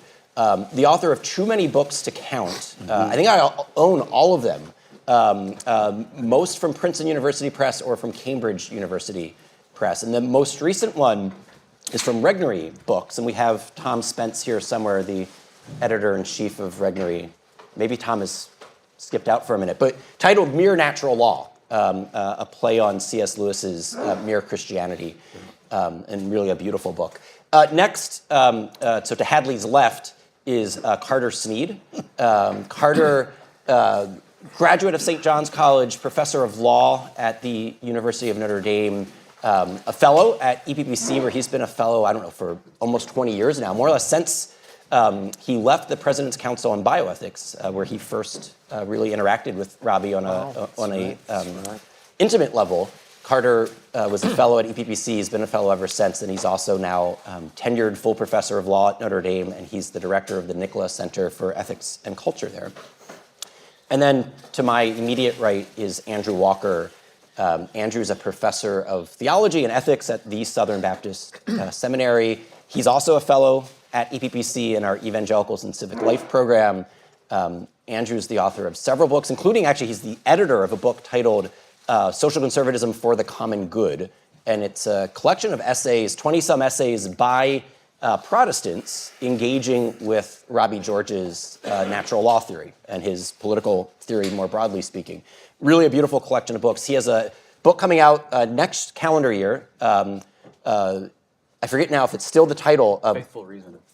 So the original title was going to be His Glory, Our Good. Yeah. The title that the publisher is going with is Faithful Reason, and it's a evangelical theory of natural law, and it's a natural law theory for Bible-believing Protestants. So I think that's going to be an important book for people to put on their I was going to say wish list, but that's an Amazon product, and I don't even want to suggest that you buy the book at Amazon.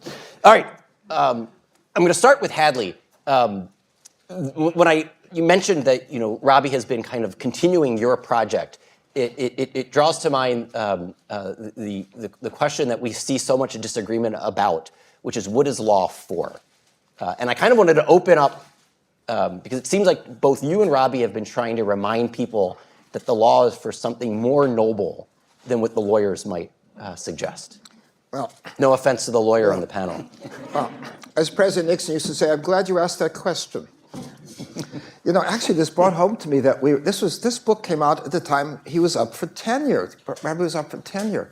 And I remember going over, what should we have in the letters? You better omit that portion about writing speeches for Rehnquist. If you read speeches for Stalin or Brezhnev, that might have been, I don't know. Okay, yeah, it goes back to the beginning. Really, Robbie's book was kind of baked into the first page, opening pages of Aristotle's Politics. I found over the years, in talking with lawyers, and ask, what is the purpose of the law? What's the rationale for the law? And the answers usually proceed along two lines. First, for the sake of security, protecting our lives and our property. And second, for the sake of softening the rigors of life by facilitating commerce and exchange. And it comes as news as lawyers that Aristotle anticipated both those lines of argument 1,600 years earlier and refuted them. If that's why you want the law, then guess what? You don't need the law for either one of them. If the law is, if it's the polis marked by the presence of law, is the polis merely an alliance for mutual defense or facilitating trade? Well, guess what? The Etruscans and the Carthaginians have done this through the device called a treaty to mutual defense and facilitating trade. The United States and the Soviet Union have treaties for reducing arms and facilitating trade. That didn't mean we stood on the same polity, that citizens of the United States stood in relation to one another as subjects of the Soviet Union.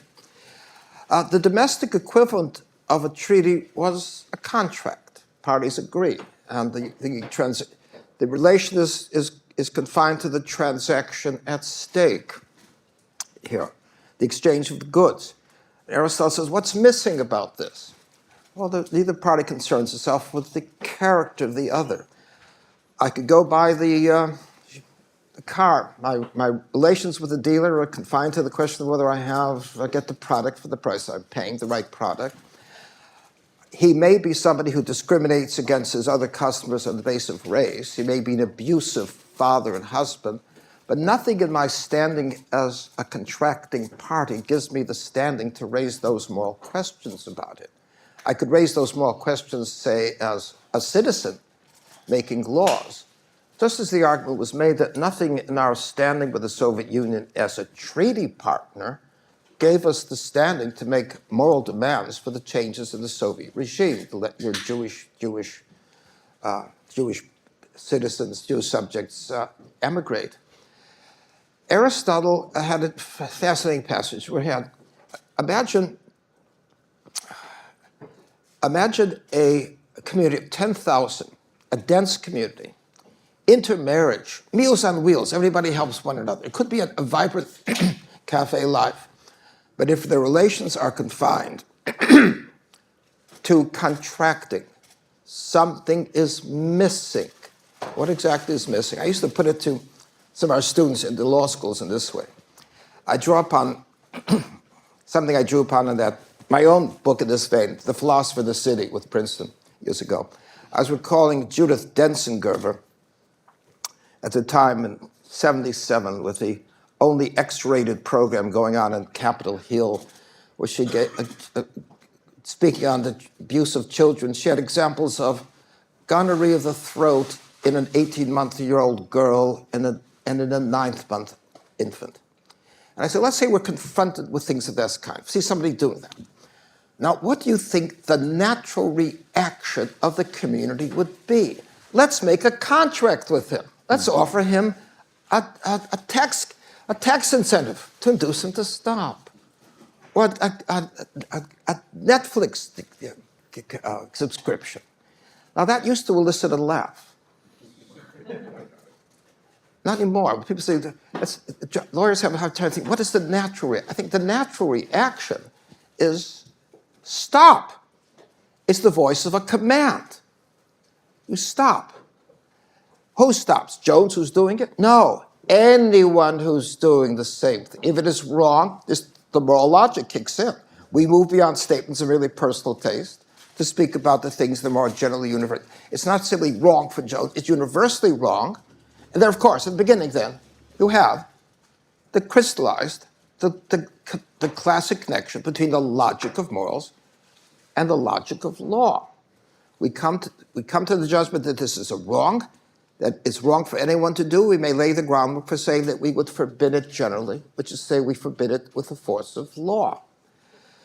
Well then, so what we have here is the classic understanding that the polis, the polity, is not really a dense community with a heterogeneous population.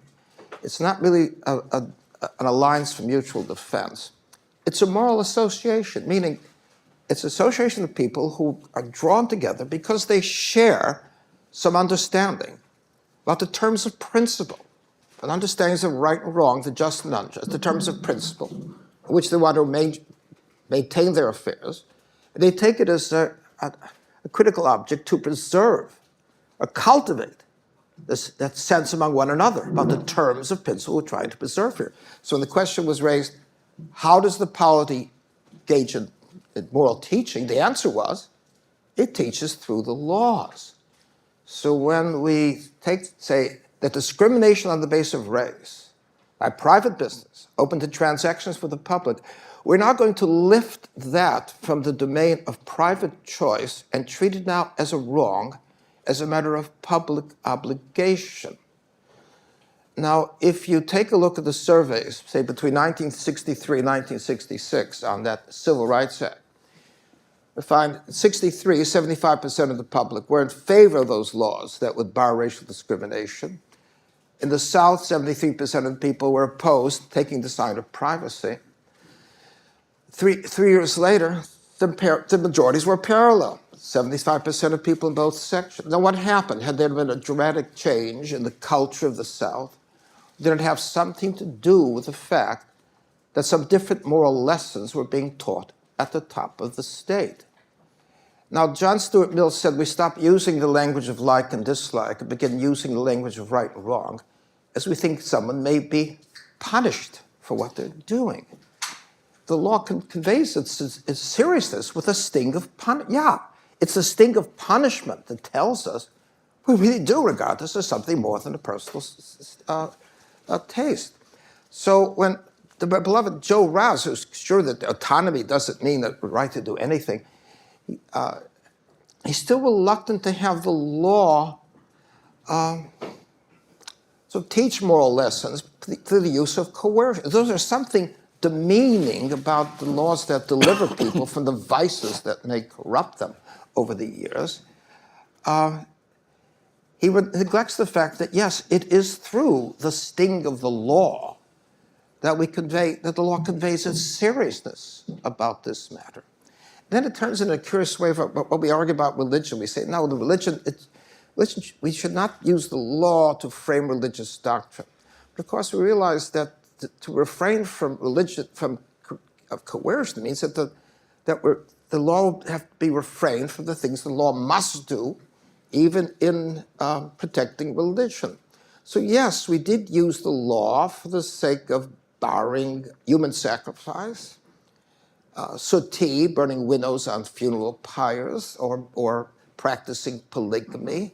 Remind ourselves that the law did play a critical role here in diverting people from the things that ought not be done under the banner of religious freedom. Perfect. Thank you. So we didn't plan this, but that was perfect to set up questions to both Carter and Andrew. Of course. What I was anticipating you would say, but we didn't actually script it as such. Carter, when Hadley mentioned that we get to the logic of morals has an implication for the logic of law, and that we identify something that is wrong to do, and it's not just wrong for Andrew to do it, but it's wrong for anyone to do it. That clearly has implications for public bioethics. And the work that where you first got to know Robbie deeply was on the President's Council on Bioethics, where you served as general counsel. Yuval was there as one of the senior staffers. Eric Cohen. This was the Leon Cass Commission, if you remember. Back. This is the President Bush Council on Bioethics. Can you share with us a little bit about how Robbie deployed this pluralistic, perfectionist political theory, the natural law, moral philosophy, to the raging debates at the time were about cloning, embryo destructive research? I mean, the best we were able to do, it's not what Hadley would want, which is a law that would have prohibited destruction of embryonic human beings. It was an executive order saying no federal funding for the destruction of embryonic human beings. And even that was then declared the Republican war on science, et cetera, et cetera. Take us back. This is 20 years ago. A lot of people in the room were in infancy when these debates were, the hottest debates going on. They were themselves embryos at the time. I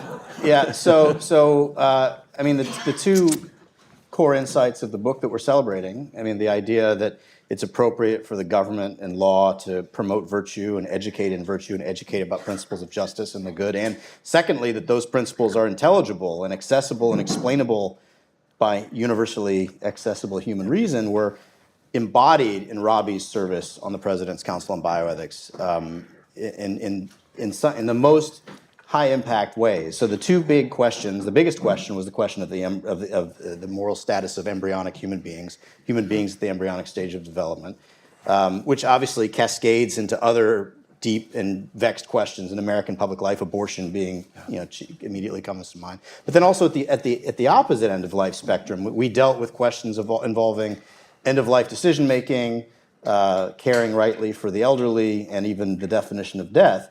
And in his person and in his interventions, and also in his mentorship of me and Yuval and Eric and his colleagues on the council, Robbie just sort of his contribution to the public discourse was as important as any I've ever seen in my entire career, focusing on the question of public bioethics, and make it more concrete. So the question of the embryo, and even describing it that way is kind of making it an abstraction, which plays into a perspective that I actually reject. I mean, we're talking about human beings at the embryonic stage of development. It was really Robbie, more than anyone else, who, first of all, with the work of his colleagues, mastered the scientific principles of embryological development, such that he could speak in an intelligible and forceful way about the status of the embryo, first of all, as a whole organism, dealing with sort of metaphysical questions of parts and wholes, and the idea that it's a self-directing, living member of the human family that needs, like all of us, a hospitable environment to flourish in his or her mother's womb, for example. And that there's no meaningful moral distinction or distinction in terms of questions of justice in the size, location, condition of dependence, or esteem of others. And if all of this, in my description right now, sounds familiar to you, it's because Robbie pioneered and crystallized those arguments. Mm-hmm. Those are the most important public arguments about the moral status of the unborn child and the human being at the embryonic stage of development, that trades in the embryological realities and the nomenclature, which sadly is changeable based on corrupt impulses of those who sort of police the nomenclature in embryology textbooks and in the scientific community. But that's Robbie's voice. When you hear that, when you hear those phrases, and I use them all the time, I've used them in my books, you've used them in yours. Those are Robbie's. Those are Robbie's words, okay? Right. And those are Robbie's words, synthesizing not just the biological knowledge, but also the principles of justice. Yeah. The idea that basic human equality requires that you treat all members of the human family with the same basic regard, and they have to have the basic protection of the law from lethal private violence, and can't be used and created and destroyed for someone else's benefit. That's Robbie, and that has become the cornerstone of all arguments and thinking about the questions at the beginning of life in the biomedical science context, in the abortion context.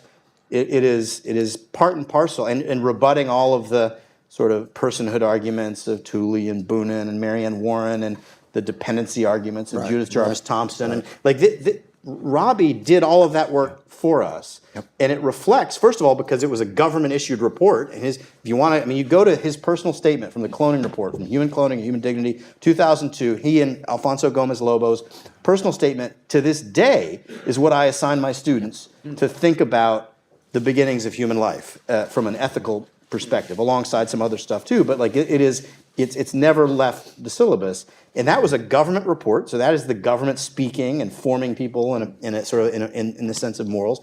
But it also requires the truth of the second proposition that you can make these intelligible. You can make these arguments based in human reason that are acceptable or rejectable based on, regardless of your faith commitments or your cultural commitments.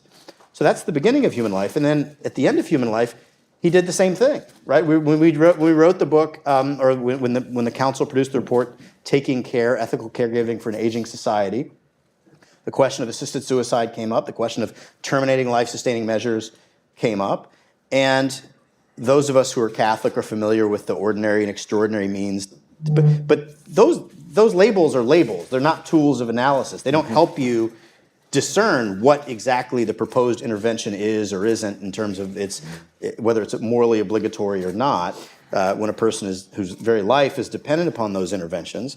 And Robbie got to work again in a government document, and this was a matter of real controversy. People got very upset with us, the President's Council. John Kerry and John Edwards said that they would dissolve the President's Council on Bus and fire the staff. I called Yuval. I'm like, they're going to fire us if they win in 2004.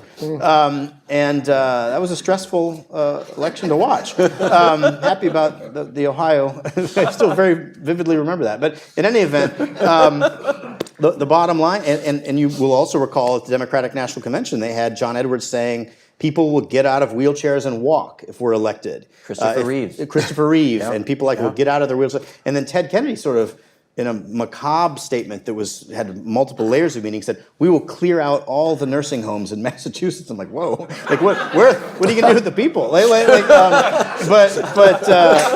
If you adopt the policies that we're espousing, that Robbie and colleagues on the President's got, but Robbie was the principal architect of the argument, translating Catholic moral principles of end-of-life decision-making, not doing it in a self-conscious way, but effectively and functionally translating those principles into an intelligible framework that anybody can understand and accept or reject on its own merits, namely the question of whether or not a particular intervention is unduly burdensome, and that's a capacious concept. There's a lot to talk about as to what constitutes burdensomeness, or if it's futile, if it doesn't achieve its proximate end of addressing whatever the clinical pathology happens to be. If it's either one of those things, then it's not morally obligatory. And in Catholic nomenclature, we'd call that extraordinary versus ordinary means, right? But that's something that is in a government document published by the U.S., set forth by the executive branch and circulated and still lives on in perpetuity. And those are living examples and embodied examples of what Robbie argues in the book that we're here to discuss. And it has had extraordinary consequences in the field of public bioethics in my own work and the work of everybody on this stage, I know. Right. And then I would finally just conclude by saying that also Robbie's mentorship of folks like me and Yuval and you and his students, my colleague Sharif and others, is also a kind of generative embodiment of the goods that he's talking about at the core of that book as well. And so it's appropriate for us to be grateful to Robbie for mentorship in addition to his extraordinary intellectual contributions in the book. Yeah, that's exactly right. Yeah, that deserves applause. And nothing sectarian about that teaching. Right, exactly. Nothing sectarian not at all. about that teaching. No, not a bit, no. And so actually, and now Carter, both you and Hadley have set up Andrew well, because I want to start asking you about evangelicals and natural law. Because what Carter was describing at the end there was, Robbie was taking a well thought out Catholic, moral casuistry, which Hadley then points out there's nothing sectarian about it. It just right. So happens that it had been very well worked out within the context of Catholic moral theology, but it can also be purely philosophical. Historically speaking, or modern history, if you go back to Luther and Calvin, but within 20th century evangelical thought, there was some skepticism and hostility to natural law. It seems like things have gotten so bad in the culture that there's a reconsideration of natural law, and it also seems like Robbie has played a role in this. Help us unpack some of that. Yeah, certainly. So, there's definitely a retrieval of natural law going on in Protestant circles right now. That's absolutely for certain. But, it's interesting. Carter just gave reasons for the persuasiveness and the intelligibility of these convictions around the dignity of human life. And that brings me to kind of the dilemma of Protestants and evangelicals as we think about public ethics, is we tend to default to what I would refer to kind of as a fideistic ethic, is that if we only base our ethics if there's a Bible verse for the given issue. Now, please hear me. I am boldly Protestant. I love my Protestant tradition. I am pro-Bible. I want the Bible quoted. But if the Bible doesn't address an issue directly, like in vitro fertilization, what then do you do with that issue? You have to have reasons. A Protestant ethic can't just be purely voluntarist. There have to be reasons that we believe can have some degree of accessibility and purchase in the common domain. And we're here celebrating Making Men Moral, and kind of the intellectual sequencing of how I got to know the work of Robbie George. It was actually, that came much later in the chain of sequence. The very first book was the book, The Clash of Orthodoxies, which we mentioned from the floor today. And I would like to remember how I came across The Clash of Orthodoxies. I still to this day can't remember the provenance of that book. But I remember as this, I think I would have been like 21 at the time.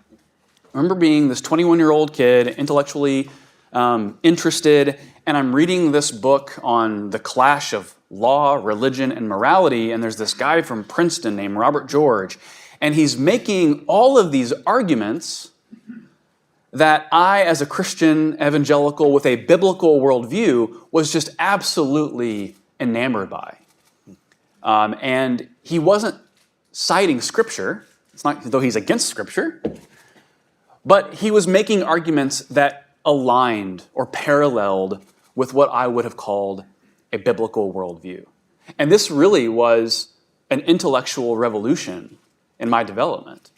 I was sitting in my office at Southern Seminary in Louisville in December of 2019, and I realized I had a whole bookshelf, or a whole shelf of a bookshelf with all of his books on it.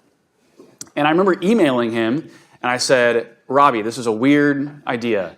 What if I organized not really a festschrift, but a volume that had Protestant scholars and intellectuals familiar with your work, seeking to kind of translate your work into kind of a Protestant vernacular?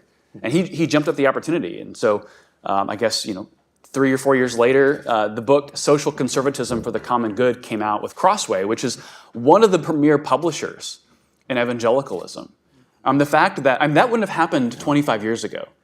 The fact that Robbie came to Southern Seminary's campus in February to lecture wouldn't have happened 25 years ago. You were there last year. Yep. Dave Friedland, yeah. That's a tremendous development to show you kind of where the intellectual firmament is right now with evangelicalism. And it speaks to the need for us to have reasons. And a story I like to tell to kind of demonstrate all of this is, a few years ago, I was giving a set of talks at a very large suburban evangelical megachurch in Florida. We're talking the belt of the Bible Belt, or the buckle of the Bible Belt. Very large, thriving church. And I was there, I had written a book on gender ideology. I was giving several lectures over several days. And on the second night of my lectures, a teacher came up to me who'd been teaching there for several years. An adult teacher and been there, again, a long time there. And she said to me, I'm so thankful for your lectures. I never knew that we had good reasons to believe what we believe around the nature of being made male and female. And so I kind of, that was said in a quick rush, and so I went to give my lectures, and it was after that where I thought, my heavens, you have someone here who's been teaching for 20 years, and she's only thought that we can define what a male or female is by Scripture alone. Now, I'm a Protestant. I believe sola Scriptura is our highest authority, but it's not our only authority. Reason is one of those sources of authority as well. And reason gives us that vocabulary to enter into the public domain. And one of the challenges right now, and Catholicism is having it, Protestants are having it as well. You have the integralists with the Catholic side, you have the Christian nationalist conversation in Protestantism. There's two temptations in Protestant thought. We could call it the catacomb option, which is to kind of ghettoize sectarianize, go off on the margins, run for the hills. We don't have anything to do with the public domain. It's just basically rearranging chairs on the Titanic, let it burn. That's problematic. That's withdrawal. That's not loving your neighbor. The opposite error is what I would say is the Constantinian option, where you believe that because you're right, therefore you have singular authority and right to be the one in control of the public domain. And if you haven't noticed, we're not in control of the public domain. So then how do we go about seeking to influence? Well, you have to have reasons. And it has to be wedded to both truth and gregariousness, which is what I think Robbie possesses. And so I think in my own life, literally sometimes before I'm crafting a tweet, I'll think, is this something both in terms of conviction and in tone that something like Robbie George would say? And I think this just speaks to, I think, the influence of Robbie that has transcended Princeton, has transcended just Catholicism, it's transcended into my domain. And as you said, you've got Hadley, you've got Robbie, you've got Carter, me, Sharif. We're all seeking to kind of translate those views out to a new generation. And I'm trying to really, concentrically put those out into a Protestant audience. Awesome. Yeah, we can clap. Yeah. Hadley, how do you think about when Andrew kind of described the two options that many evangelicals are experiencing, the catacombs or the Constantine option? How do you see this within the legal conservative world? There are debates within Federalist Society members. When he says we have to be able to take our reasons into the public square and be persuasive, you more or less have been doing this for 50 plus years. What do you think is distinctive about this moment in our nation's history, about our politics, about our campus culture? If Hadley had another 50 years, what would the project be looking like? What would change? Well, what do we need right now from the next generation, Hadley? Well, I'm tempted to be looking into apartments in Budapest, actually. But no, it's pretty. No, actually, something Andrew said brought me back to precisely the kind of question you're raising, Ryan. He reminded me of the Congregation for the Doctrine of Faith when Ratzinger was there, when he said, "There's not always been an Italy or a Hungary, but as long as there are human beings, there must be male and female. That is the telos, the very purpose of sexuality, meaning of sex." So when the court faced the question of transgenderism and sexual discrimination, we found our guys arguing, well, what did they mean in 1964 by sexual orientation? Inconceivable they could have meant the transgenderism. But the other side would say, look, we have a more expansive view of what we mean by racial discrimination since the 14th Amendment. The framers of the 14th Amendment didn't think that the 14th Amendment barred racial segregation or even barred those restrictions on interracial marriage. Well, we must have a more expansive view of what we mean by racial discrimination, and same way with sex. And I think the answer to that is not to be looking at the dictionaries from 1964, but say, what must it really mean? Is there not an objective truth here? And the question for us is that some of our friends are reluctant to make that move to the objective truth of the matter and feel confined to stay within that text rather than make the move to the objective truth of the matter. We may deal with that in the last session today about some of the reservations some of our people have. But by the way, I just can't make this.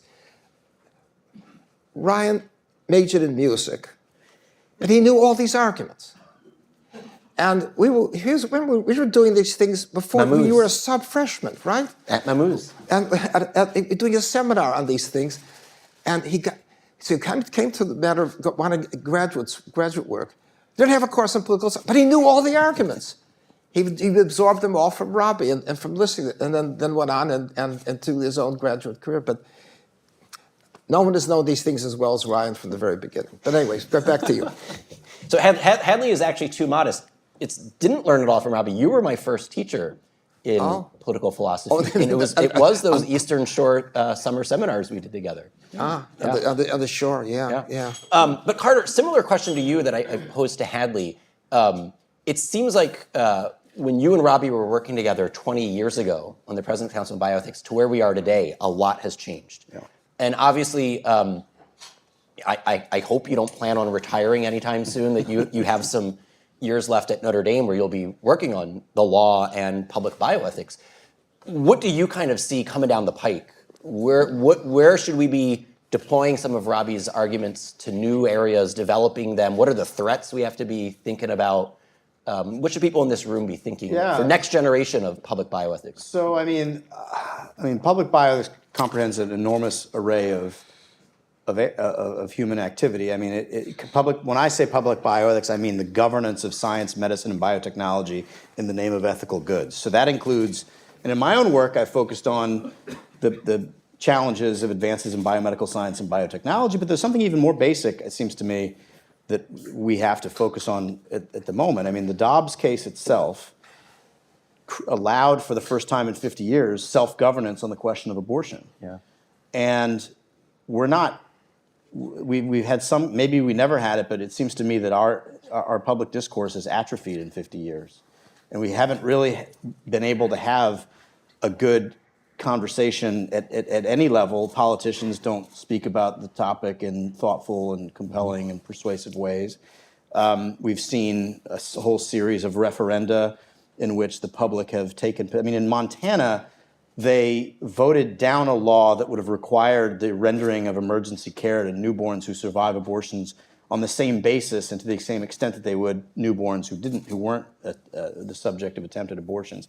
And that is like, if you ask a person on the street, do you think that a baby who survives an abortion should receive the same kind of medical care or palliative care or whatever? Not to say that you're going to take the baby away and force all this care on them as you would under any other circumstance.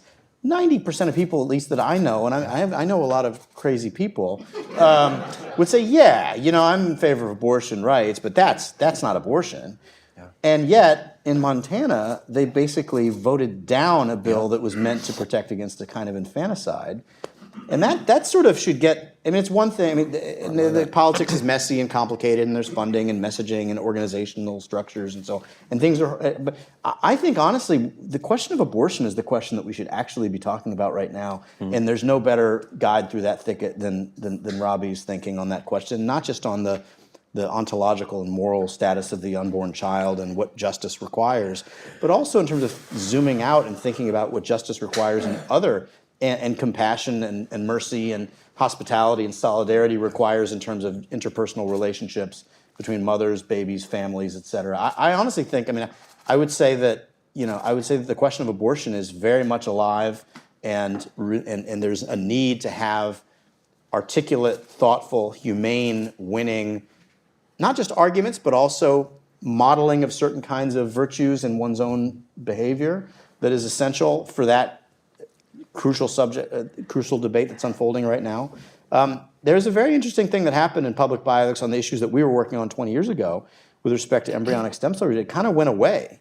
You've all wrote about this. Why did it go away? Why are we not, after President Trump was elected in 2016, why did we stop talking about the funding of embryonic stem cell research? And the short answer to that question is President Trump didn't make that part of his policy priorities. He did not seek to change President Obama's policy on that. In fact, there was the lack of attention to that issue from the executive branch. It was like the conversation had ended. And yet there are all kinds of things happening in biotechnology, especially touching and concerning the beginning of human life, that should be a matter of concern to the public. And we need to revivify those conversations as well. And again, those questions of ontological matters involving the status of the unborn and the baby and the embryo in the dish or in the freezer, those are all the same arguments that Robbie and Alfonso and others pioneered, and we have to start there, even though now there are a lot more forms of manipulation that can be done in that domain that require new arguments, but arguments that will grow from that foundation. Perfect. Andrew, similar question. What do you see as the issues that evangelical scholars who are in the Robbie-style tradition should be directing their attention to? What's coming down? Yeah, I mean, I think I would put all of this under the broad category of anthropology. Number one, I think it's fascinating. It's not. I think it's being published this month. Carl Trueman gave the Erasmus lecture. It'll be in the next issue of First And he riffed off of C.S. Lewis's Abolition of Man, which, interestingly enough, we're in the 80th year since that came out. And he titled his talk, The Desecration of Man, to build off of that. Because he's speaking to the reality that we haven't just engaged in materialistic degradation of the human body. We're beginning to engage in almost kind of neo-pagan understandings of the body. And I think that's where we need to be putting a lot of our focus and energy. Obviously, I'm going to totally agree with what Carter just said about the human atrocity of abortion. And we have to think about that from a bioethics standpoint, but we also need desperate work on the political front, with that matter. And then I'll just conclude by saying this. The artificial intelligence question scares me. I'm still trying to wrap my head around all of this in terms of what this means for displacement of human engagement in society, enhancement of human engagement in society. And so my own assessment right now is I don't think that either Christians or conservatives have yet put out proper frameworks for artificial intelligence. And so I would be pleading with individuals who are of the type that would be in this room to be doing that. Carter, do you want to jump in, or you're just making I just wanted to underscore. I like to make eye contact with you generally, but this was. Yeah, I just wanted to underscore what Andrew just said. Also, I mean, it seems to me that the pedagogical function of law is not simply to teach, and this is arguments that Carl and I have made in different contexts. They're not simply to teach about justice and equality, but it's law is designed and is meant to and means nothing unless it protects and promotes the flourishing of persons. But that very concept requires you to have a conception of what human identity is and what human flourishing is, the anthropological question that you just underscored. Yeah. And law has to teach the truth about what human beings are and what human flourishing is. Now, I realize that's a contested question and people disagree strongly and we live in a pluralistic society, but my point is there's no way you can't reason unless you settle that question even provisionally for yourself, because what would it mean to try to argue about human flourishing if you haven't settled the ex ante question, the first question of, well, what is human flourishing, and which it connects to what persons are. And when law teaches falsehoods about what persons are and teaches a kind of dualistic account of what persons are, and Robbie's written a lot about that too, or if it teaches expressive individualism, reduces the person to a will and a mind and subordinates the body to an instrumental value, that has very serious downstream consequences. And the sort of prioritizing cognition in the way that AI does, and to the detriment of genuine psychosomatic unity of the human person, is something very dangerous that we have to address. And he just mentioned the pedagogical function of the law on communicating truths or falsehoods about the human person. And I should have mentioned the concern I have about euthanasia. We're currently, I think it's 6 jurisdictions in the United States? 11. 11, okay, well, way off, so there you go. Assisted suicide. And literally just this morning, I saw a tweet from Prime Minister Trudeau, I'm not sure if you saw this yesterday, where Canada has a genuine suicide crisis going on in its culture. I don't think this is probably limited just to questions of assisted suicide, but there is a culture of despair and a culture of meaninglessness that practices like euthanasia, assisted suicide only contribute towards. And so I think this is going to have to be something we have to give additional thought. Yep, so I'm glad you mentioned that, because that's the book that I'm going to be writing next year with Andrew Kubik. Similar to the book that Robbie Sharif and I did on marriage, the book I did on transgender stuff, the book that Alexandra DeSanctis and I did on abortion. I want to do one on assisted suicide, because I think that is an issue that even people who agree with us on the moral issue are woefully underprepared for being able to articulate in the public square, and there's a need for this. Hadley wants to get in. I'm going to say we have time for a lightning round. Okay. So it's going to be one last question for each of you. But Hadley, you can preface it with what you want to jump in on. And the last question. Yes, no answer? No. It's just a light. Give us 60 seconds to 90 seconds so we can get to audience Q&A. Just share a story or some way in which Robbie has impacted you, your scholarship, your life.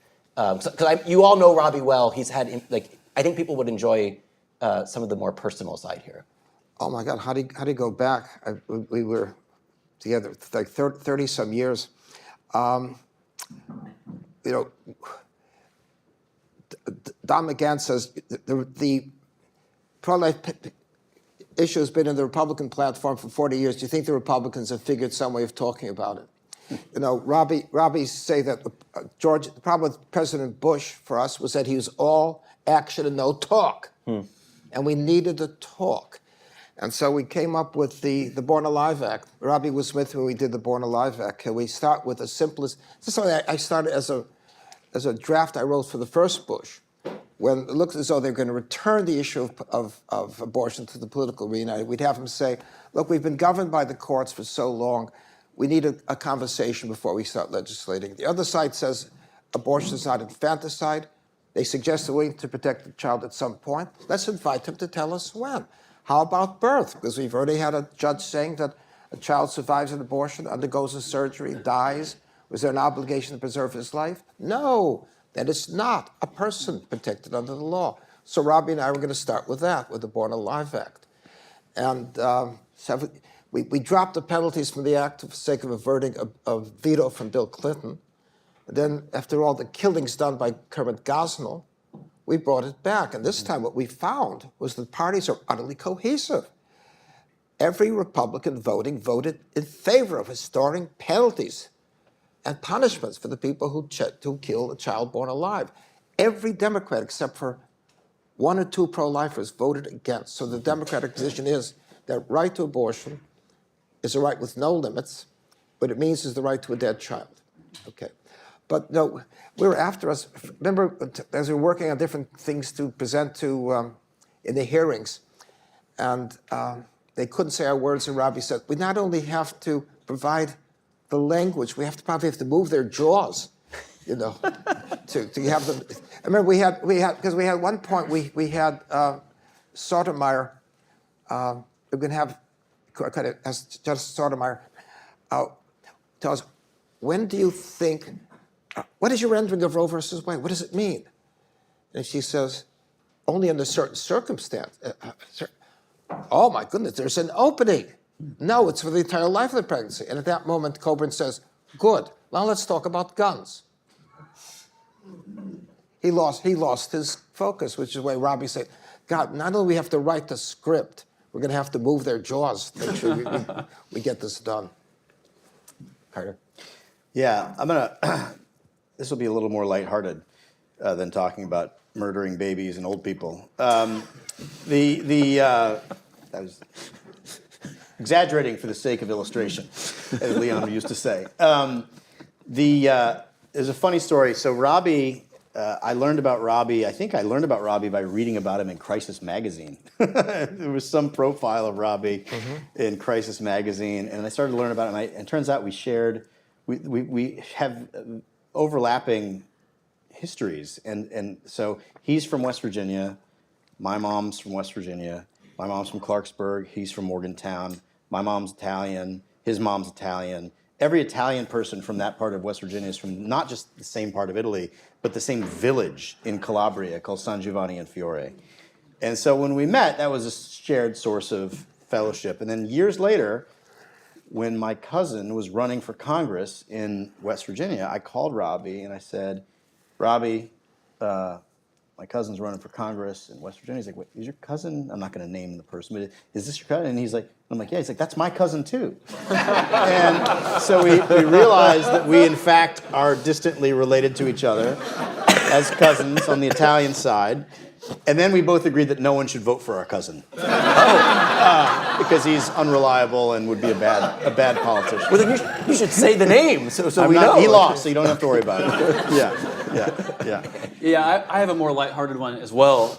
This is probably, I'm guessing, 7 or 8 years ago at this point, and I didn't know him as well as I know him now, but I had written an essay somewhere criticizing the Catholic view of contraception as inconsistent. I actually forget the nature of the argument. So I float that out there into my Protestant blogosphere, and it does what it does. And then I wake up one morning, and there's like a 1,000-word email. I see Robert P. George in my inbox, and I'm thrilled, right? Like, oh gosh, Robbie George has emailed me. And then I open the email, and he's proceeded to like just line by line dismantle my argument. But did it in the most gracious way. In fact, I think I wrote him back and I said, you know, Professor George, I don't think I've ever felt so honored to be told I'm wrong as I was in this email. And I recount that story in the book, but genuinely, I was as a younger kind of academic at the time, you know, to be told you're wrong by someone occupying the McCormick Chair of Jurisprudence at Princeton, that's kind of cool. All right, so I think we have time for some questions, and if you watching online, you can email Sophie Riziera at aei.org. Hope. Oh, wait for the microphone so people online can hear you. Well, I want to urge everyone to, this is a question for Andrew Walker, and I want to urge everyone to read the book because you don't have to be Protestant to benefit from it. But one of the things, the 3 themes that stood out to me was how lovable Robbie is and how important that is to his messaging. I mean, messaging is one of these terrible terms, and the fact that he's not biblical enough. That was a running theme, that very, very critical of him for that. And the third is there was a certain tone of resentment and lamentation that there isn't a comparable Protestant figure to him, and that was very much mentioned. But I wanted to ask Andrew, was it a risky move, somewhat comparable to Robbie's Making Men Moral, for you to kind of establish? Has there been any pushback for you about it from Protestants? And what's been the impact of it among the Protestant community? No, thanks. That's a great question. Yeah. Many in this room are academics, and they've either edited volumes or they've contributed to edited volumes. And the consistent theme of edited volumes are they're not popular and they don't sell, right? 10 people buy an edited book.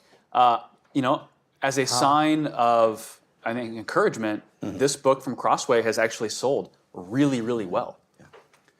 So I think that is actually a sign that there is some purchase of these issues, and I think Robbie is quite well known in Protestant intellectual circles. And in fact, if I can bring this back to a story with Ryan that will relate, I remember one time, it was actually the 500th anniversary of the Reformation. Let's just say Ryan wasn't happy on Twitter that day, just to put it mildly, and he was having his opinion shared, and it wasn't that big a deal. And so everyone knows me as kind of like the bridge to the new natural law Catholic world, and they're all texting me being like, "What bee got in Ryan Anderson's bonnet today? Tell him." Luther. Yeah, exactly, Luther. And so I texted him and I said, "Hey man, I totally get this day is not your day. But one thing you should consider, I would argue that more students at Southern Seminary probably purchase your books than some Catholics in some parishes do." And I think that story kind of parallels with what goes on with someone like Robbie.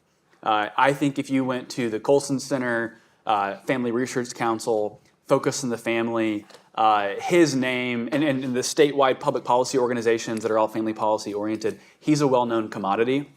And I think that speaks to the reality that a lot of the religious right movement in the 1980s onward was predominantly a political movement. It was not substantively a moral, it was a moral movement, but it was not. It was undergirded by a strong biblicism, which is obviously good. Again, we're pro-Bible here, but you had these social conservative organizations saying, yes, the Bible is good, but we're trying to advocate for these policies at the federal and local level. How do we do this? And they are going to someone like Robbie George. And actually, Andrea, I think it was like 5 or 10 years ago that Time Magazine had a list of the 50 most influential evangelicals, and Robbie and I both showed up on it, and then they had to issue a correction. Neither Robbie nor Ryan are evangelical. All right, we have, yes, over here. Wait for the microphone so people streaming can hear your question. Thank you. A question for Andrew is, as a good old Southern Baptist boy, and also drawn to natural law, I'm very excited about your upcoming book.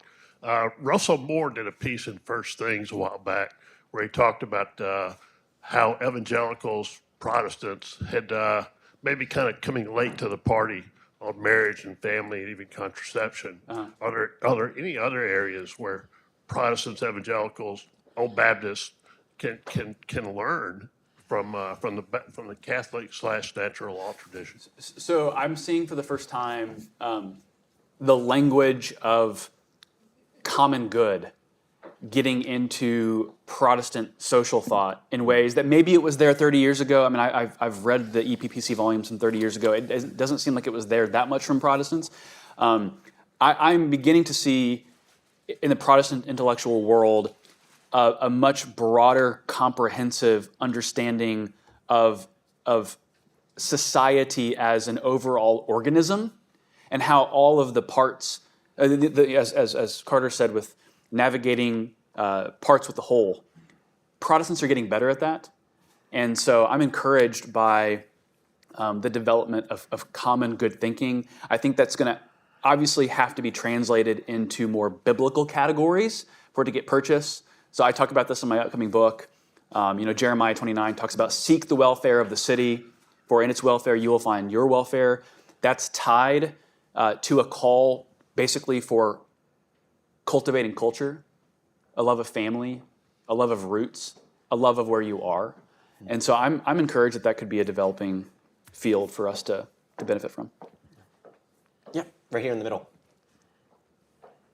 Microphone's coming.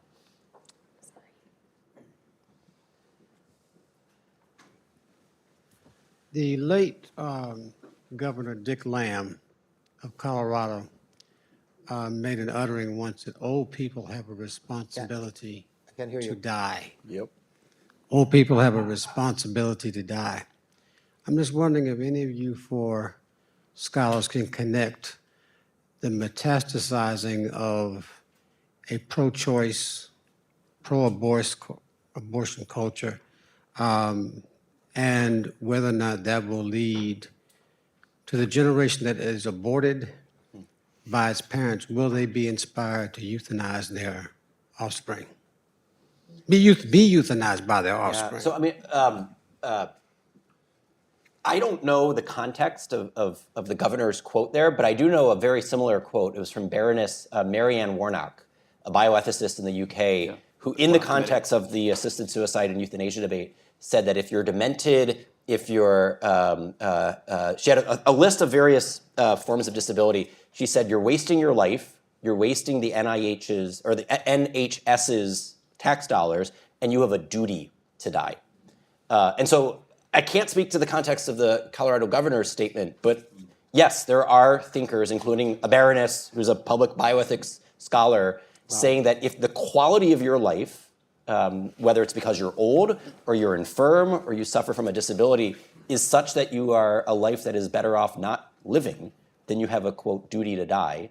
And then the experience that we're seeing from the Netherlands, from Canada, from other places that have allowed assisted suicide is it very quickly moves to non-voluntary euthanasia for disabled children, for elderly people. It tends not to be upper middle class, white, socially economic, kind of like well-situated people. It tends to be the people in the peripheries. Racial minorities, people who already lack adequate access to health care, people who experience various forms of disability. And this is why I think it's coming. Our grandparents and our parents will internalize that they have a duty to die, and many of our contemporaries will think that my life would be better if my parents would just off themselves. Why won't they? They're being selfish by continuing on. And it does lead to all those forms of like soft social pressure, in addition to the, and you guys should both jump in. Yeah, I Yes. just want to very briefly. So Dick Lamb was basically a eugenicist. I mean, he was an open eugenicist about using different kind of interventions, including assisted suicide and euthanasia, to promote his vision of social hygiene. And so what I've argued in my book and in the past is that the law here actually plays a very, potentially very problematic and dark role insofar as, and I keep coming back to thinking about what the governor of California said when he was signing into law California's law legalizing assisted suicide. After Brittany Maynard. Yeah. After Brittany Maynard, and he said, I am doing this, and I'm doing it in a way that so as to secure my freedom to when I judge my life to be no longer worth living, to take steps into my own hand and die, author the final chapter of my book, my life story, as I see fit. And when you're making law, my immediate reaction, what an extraordinarily short-sighted and selfish thing to do. Maybe you have the resources as a wealthy person, as a white person, as a person who is at the apex of your society, to have the freedom, and maybe you'll be fortunate enough to have the not to be laboring under the coercive effects of circumstance or your body itself to be able to make a free and unencumbered assertion of your will. But that's if those people exist, it's like this much of the population. And you don't make laws that expose the peripheries, that expose the elderly and racial minorities and the disabled and the poor to this path of least resistance, which will sweep them up into lethal consequences. And again, it trades in a false anthropology of what human flourishing is. Is human flourishing defined entirely by cognitive functioning, by the capacity to interrogate the depths of one's interior sentiment and then project your life plan and follow it accordingly? Is that what human flourishing is? Or is human flourishing about loving and being loved and networks of giving and receiving? And if the law takes the wrong anthropological premise as its foundation, the consequences are devastating. Yeah. Just throw another point. Once you've established the predicate that that's a life not worth living, right. Well, then why should this person be deprived of being delivered to this good if he has no relatives around? Right. So we establish the ground on which some other person, some stranger in a hospital, can make the decision for him. I keep thinking that marvelous case of Elizabeth Bouvier, remember, the quadriplegic. Mm-hmm. She could have died at home, but she put herself in the hospital so she could power through the courts to claim that she had a right to die, to take her life, which would mean right to compel other people to administer death to her, right to die because she has a life utterly devoid of moral purpose. This goes to court, and Judge Beach says, yes, she is absolutely right. Her life is so devoid of meaning, she has a life not worth living, but we're giving her lawyer's fees because she managed to push through the court a case in the public interest. So she had a life utterly devoid of moral significance, and that's she pushed through the court. Well, she professed to have lost her appetite for food, but her appetite for litigation proved inappeasable. Once she survived. Okay. John DiIulio, who I should mention, you wrote the foreword to Clash of Orthodoxies. Well, you had to bring that up, didn't you? The microphone's right behind you. Yeah, you had to bring that up. Right. But yes, we asked the question as Andrew, when he does his tweets, we all ask, what would Robbie do? That's what we do. It's a little blasphemous. Right. But listen, I have a question. It's a why now question. But before I get to that, Andrew, you're quoting Jeremiah. I want to dispel some stereotypes that have been circulated about Catholics in the Bible. That was 29:7. That was Jeremiah 29:7. Thank you. And I will challenge any of you to a sword drill after this sword drill challenge. So in the 90s, I joined the Board of Prison Fellowship Ministry with my late great friend Chuck Colson. He was then deeply engaged with Father Richard John Newhouse. He was also engaged with someone who was styled as on the evangelical left, my late great friend Ronald J. Sider at Evangelical Social Action. And all this was happening. There was this ferment. There was these dialogues, Catholic, intra-evangelical. It came and then it sort of went. So here it's back. Yeah. Why now?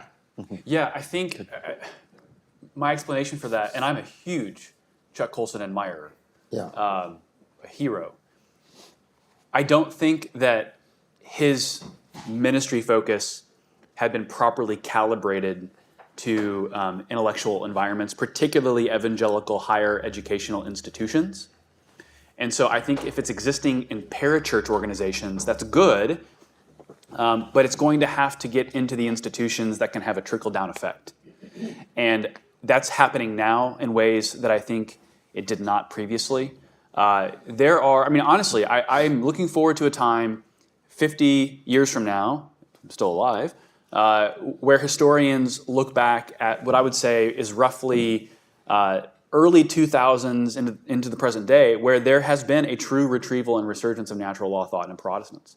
So the work of Stephen Grable, David Van Drunen, David Haynes, Jordan Baller, Micah Watson, wherever he is. I mean, they have a book coming out next year on an Augustinian account of natural law. The Davenant Institute with Brad Littlejohn. I mean, I would actually say right now, in the intellectual firmament of conservative Reformed Protestantism, I would say that natural law is becoming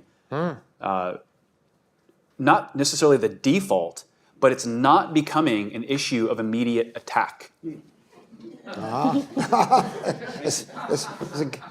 we'll go to Chris Wolf. And as the microphone goes there, I'll just say, and John, what we're trying to do at EPPC is embody that Newhouse and Colson evangelical and Catholic alliance. I mean, it's what Andrew and I are doing. It's what Carter and I mean, that's what we're trying to do there. If I can just say one last thing to this, I'm sorry. I just taught a sexual ethics class this past fall, and I'm quoting the Bible. I'm quoting Robbie, Ryan Sharif, Melissa Muscella in class in the readings that they're doing, and the students walk away from this class like their minds are blown, and they're realizing, oh, we're not sacrificing the Bible. We're not placing all of our trust in reason. They're balancing this in proper proportion with proper expectation. And if you can impact a place like Southern Seminary with that, which is regarded as one of the largest, most influential conservative seminaries in the world, that should send a ripple effect for broader movements. All right, we have 2 minutes, so 60 seconds for the question, 60 seconds for the answer. Yeah, I think euthanasia is going to be a big issue in the future, even bigger than it is now. The question is this. I really believe in natural law arguments. That's what I focus on. I mean, it's a pluralistic society, so I tend to steer clear of things based on religion. I'm wondering if that's possible with respect to euthanasia. And the distinctive thing about euthanasia is how the debate is going to turn so much, even if sometimes falsely, on suffering. And you can give a rational argument for the meaningfulness of suffering, but it's a tough haul. It really, I think, to be effective, probably, more recourse than ordinarily to religious ideas of the value of suffering may be necessary in that case. I'm wondering if you share that view. Yeah, I think that's a real challenge. I mean, the two principal arguments for euthanasia, which is illegal everywhere in the United States, by the way, only assisted suicide is legal, is compassion, the idea of alleviation of suffering, and then also autonomy, maximizing self-determination. And in my experience, the strongest arguments, and those are hard arguments to respond to unless you can challenge the factual predicates that underlie those. Like, in fact, the vision of free, open decision possibility of making free choices when you're laboring under the strictures of your disease and stuff. That you're not. It's not the occasion of asserting your free and unencumbered will, and that's not even actually what people want to do. They want somebody to help them, right? And in terms of the compassion side, there's actually interesting social science evidence that shows that most people choose assisted suicide not because they're suffering, although pain management goes down in jurisdictions that legalize assisted suicide because it becomes a pathway of least resistance for the practitioners. Palliative care scores go down when you legalize it. But in any event, so a person's pain being badly managed is generally not the reason they seek assisted suicide. It's the fear of loss of autonomy, loss of being able to do the things, or being a burden to someone else. That's the other motivation. But in my judgment, in the public square, the strongest arguments, the most powerful arguments against assisted suicide and euthanasia are prudential arguments about, and you can even go back to the 1994 report on life and law by the New York Task Force, which was convened by Mario Cuomo and is composed entirely of liberal progressives, arguing that even though in principle we might support the freedom to end your own life, we cannot do that because the downstream consequences for the poor and the marginalized and racial minorities and the elderly would be so catastrophic that when you make public policy, you can't do it with the most privileged in mind. You have to think downstream to the most at risk. And there's simply no way to configure a regime of assisted suicide that wonon't result in massive instances of fraud, abuse, duress, coercion. And that's something that you can't risk. And I'll say Gene Rivers and he was instrumental and very helpful in the California campaign, making that point, especially for the African American community, who saw immediately the problem of giving people the power over life and death for you, because there's a long history in bioethics of that being gravely abused for folks in the black community. And I should just real quick wanted to say, another person who deserves recognition for pioneering and disseminating the arguments about embryonic moral status and the questions of justice around it are Chris Tollefson and his work with Robbie and their extraordinary book Embryo. Yes. I just wanted to mention that before. Yeah, thank you. Yeah. We're out of time, so we're going to stop. Be back here at 2 o'clock for the next panel, and please join me in thanking this panel. Good job.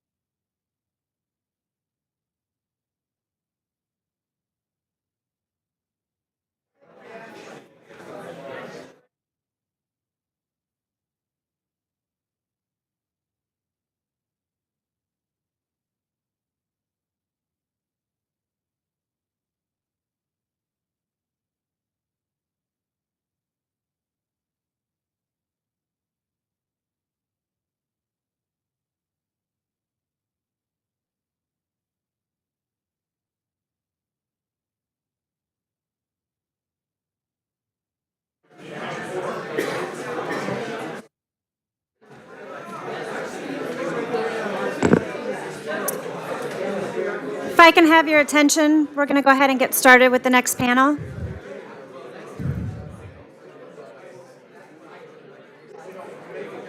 All right, I'll go ahead and just start speaking. Maybe that'll encourage folks to... Okay, thank you. Good afternoon. My name is Elizabeth Kirk, and I direct the Center for Law and the Human Person at the Catholic University of America Columbus School of Law. I want to add my thanks to the organizers of this symposium and to each of you for making time over the last couple of days to celebrate Making Men Moral and for contributing to the conversation about it. Before we get started, if I might just say, as one of the people here, maybe one of the few people here who did not have the good fortune of being a protege or a mentee of Professor George, I want to acknowledge how beautiful this symposium is, not just the edifying conversations about the book and its arguments and its legacy, but also as a testament to the beautiful role, the important role that a teacher and mentor can play in the life of his students. A couple of years ago, I had the occasion to write an essay honoring one of my mentors, another natural law scholar, Charlie Rice. And in it, I lamented the decline of mentorship, which, is one of those institutions that strengthens civil society and helps to make men moral, right? And so not only does a mentor guide a young person through vocational decisions, but also helps to strengthen their character and fosters flourishing of the whole person. So the relationship that I've been able to observe and witness over these last couple of days between Professor George and his students is a really powerful witness to the importance of encountering intellectual formation within community and friendship, that cor ad cor loquitur. So it's incredibly inspiring to me, and I think to everybody here who interacts with young people. So to our panel, in some important sense, the topic of this panel, civil liberties or public morality, is really the heart of the contemporary debate about making men moral. And the panelists, I think you'll see, are exceptional, each of them a protege of Professor George and scholar in his or her own right. So let me briefly, if I can, introduce each of the speakers in the order they will speak.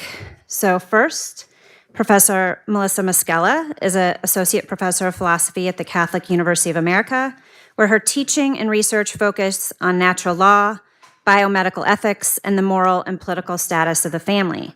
Her book, To Whom Do Children Belong? Parental Rights, Civic Education, and Children's Autonomy, was published in 2016 by Cambridge University Press. And her forthcoming second book, Human Flourishing, A Natural Law Account of Ethics and Politics, lays out the natural law view that is at the foundation of making men moral, and includes a defense of limited government, civil liberties, and the rule of law that is so deeply indebted to Professor George's work. She graduated magna cum laude from Harvard, received a licentiate in philosophy summa cum laude from the Pontifical University of the Holy Cross in Rome, and received her PhD in political philosophy from Princeton. Second, at the far end, Daniel Mark is an assistant professor of political science at Villanova, where he has taught since 2013. There he teaches political theory, philosophy of law, American political thought, and politics and religion. His book, The Nature of Law, Authority, Obligation, and the Common Good, is forthcoming with Notre Dame Press. He holds a BA, magna cum laude, MA, and PhD from the Department of Politics at Princeton University, and he wrote his dissertation under the direction of Professor Robert George. His affiliations and accomplishments are too numerous to count, so I'll just mention the ones in his bio that intrigued me. He served for 4 years on the 9-member Bipartisan Commission on International Religious Freedom. He holds the rank of battalion professor in Villanova's Navy Reserve's Officer Training Corps. He serves as the faculty advisor to the mock trial team and the men's lacrosse team. And before graduate school, he spent 4 years as a high school teacher in New York City. Finally, right here to my immediate right, Sharif Girgis is an associate professor of law at Notre Dame Law School. Prior to joining Notre Dame, he practiced appellate and complex civil litigation at Jones Day here in Washington, D.C., having previously served as a law clerk to Justice Samuel Alito of the U.S. Supreme Court and Justice Thomas B. Griffith of the U.S. Court of Appeals for the D.C. Circuit. Now completing his PhD in philosophy at Princeton, he earned his JD at Yale Law School, a master's degree in philosophy from the University of Oxford as a Rhodes Scholar, and a bachelor's in philosophy from, you guessed it, Princeton. He is co-author with George and Anderson of What is Marriage, cited in a dissent in United States versus Windsor, and also an author of Debating Religious Liberty and Discrimination. So with that, I will invite Melissa to begin. Thank you. Thank you so much.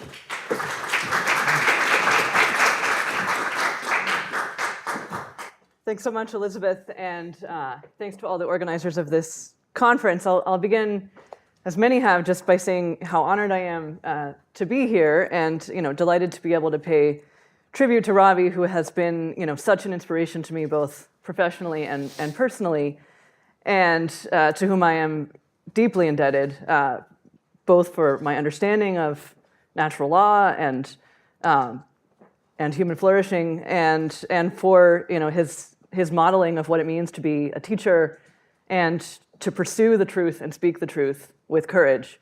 And so it's wonderful to be able to be here today for this conference. So we are speaking here about making men moral, where Professor George defends the legitimacy of laws designed to uphold public morality. And when writing the book, he was worried about liberal critics who thought that morals laws were in principle unjust. When that book was written, he could presume broad agreement about the importance of the civil liberties that he defends in the last chapter of the book.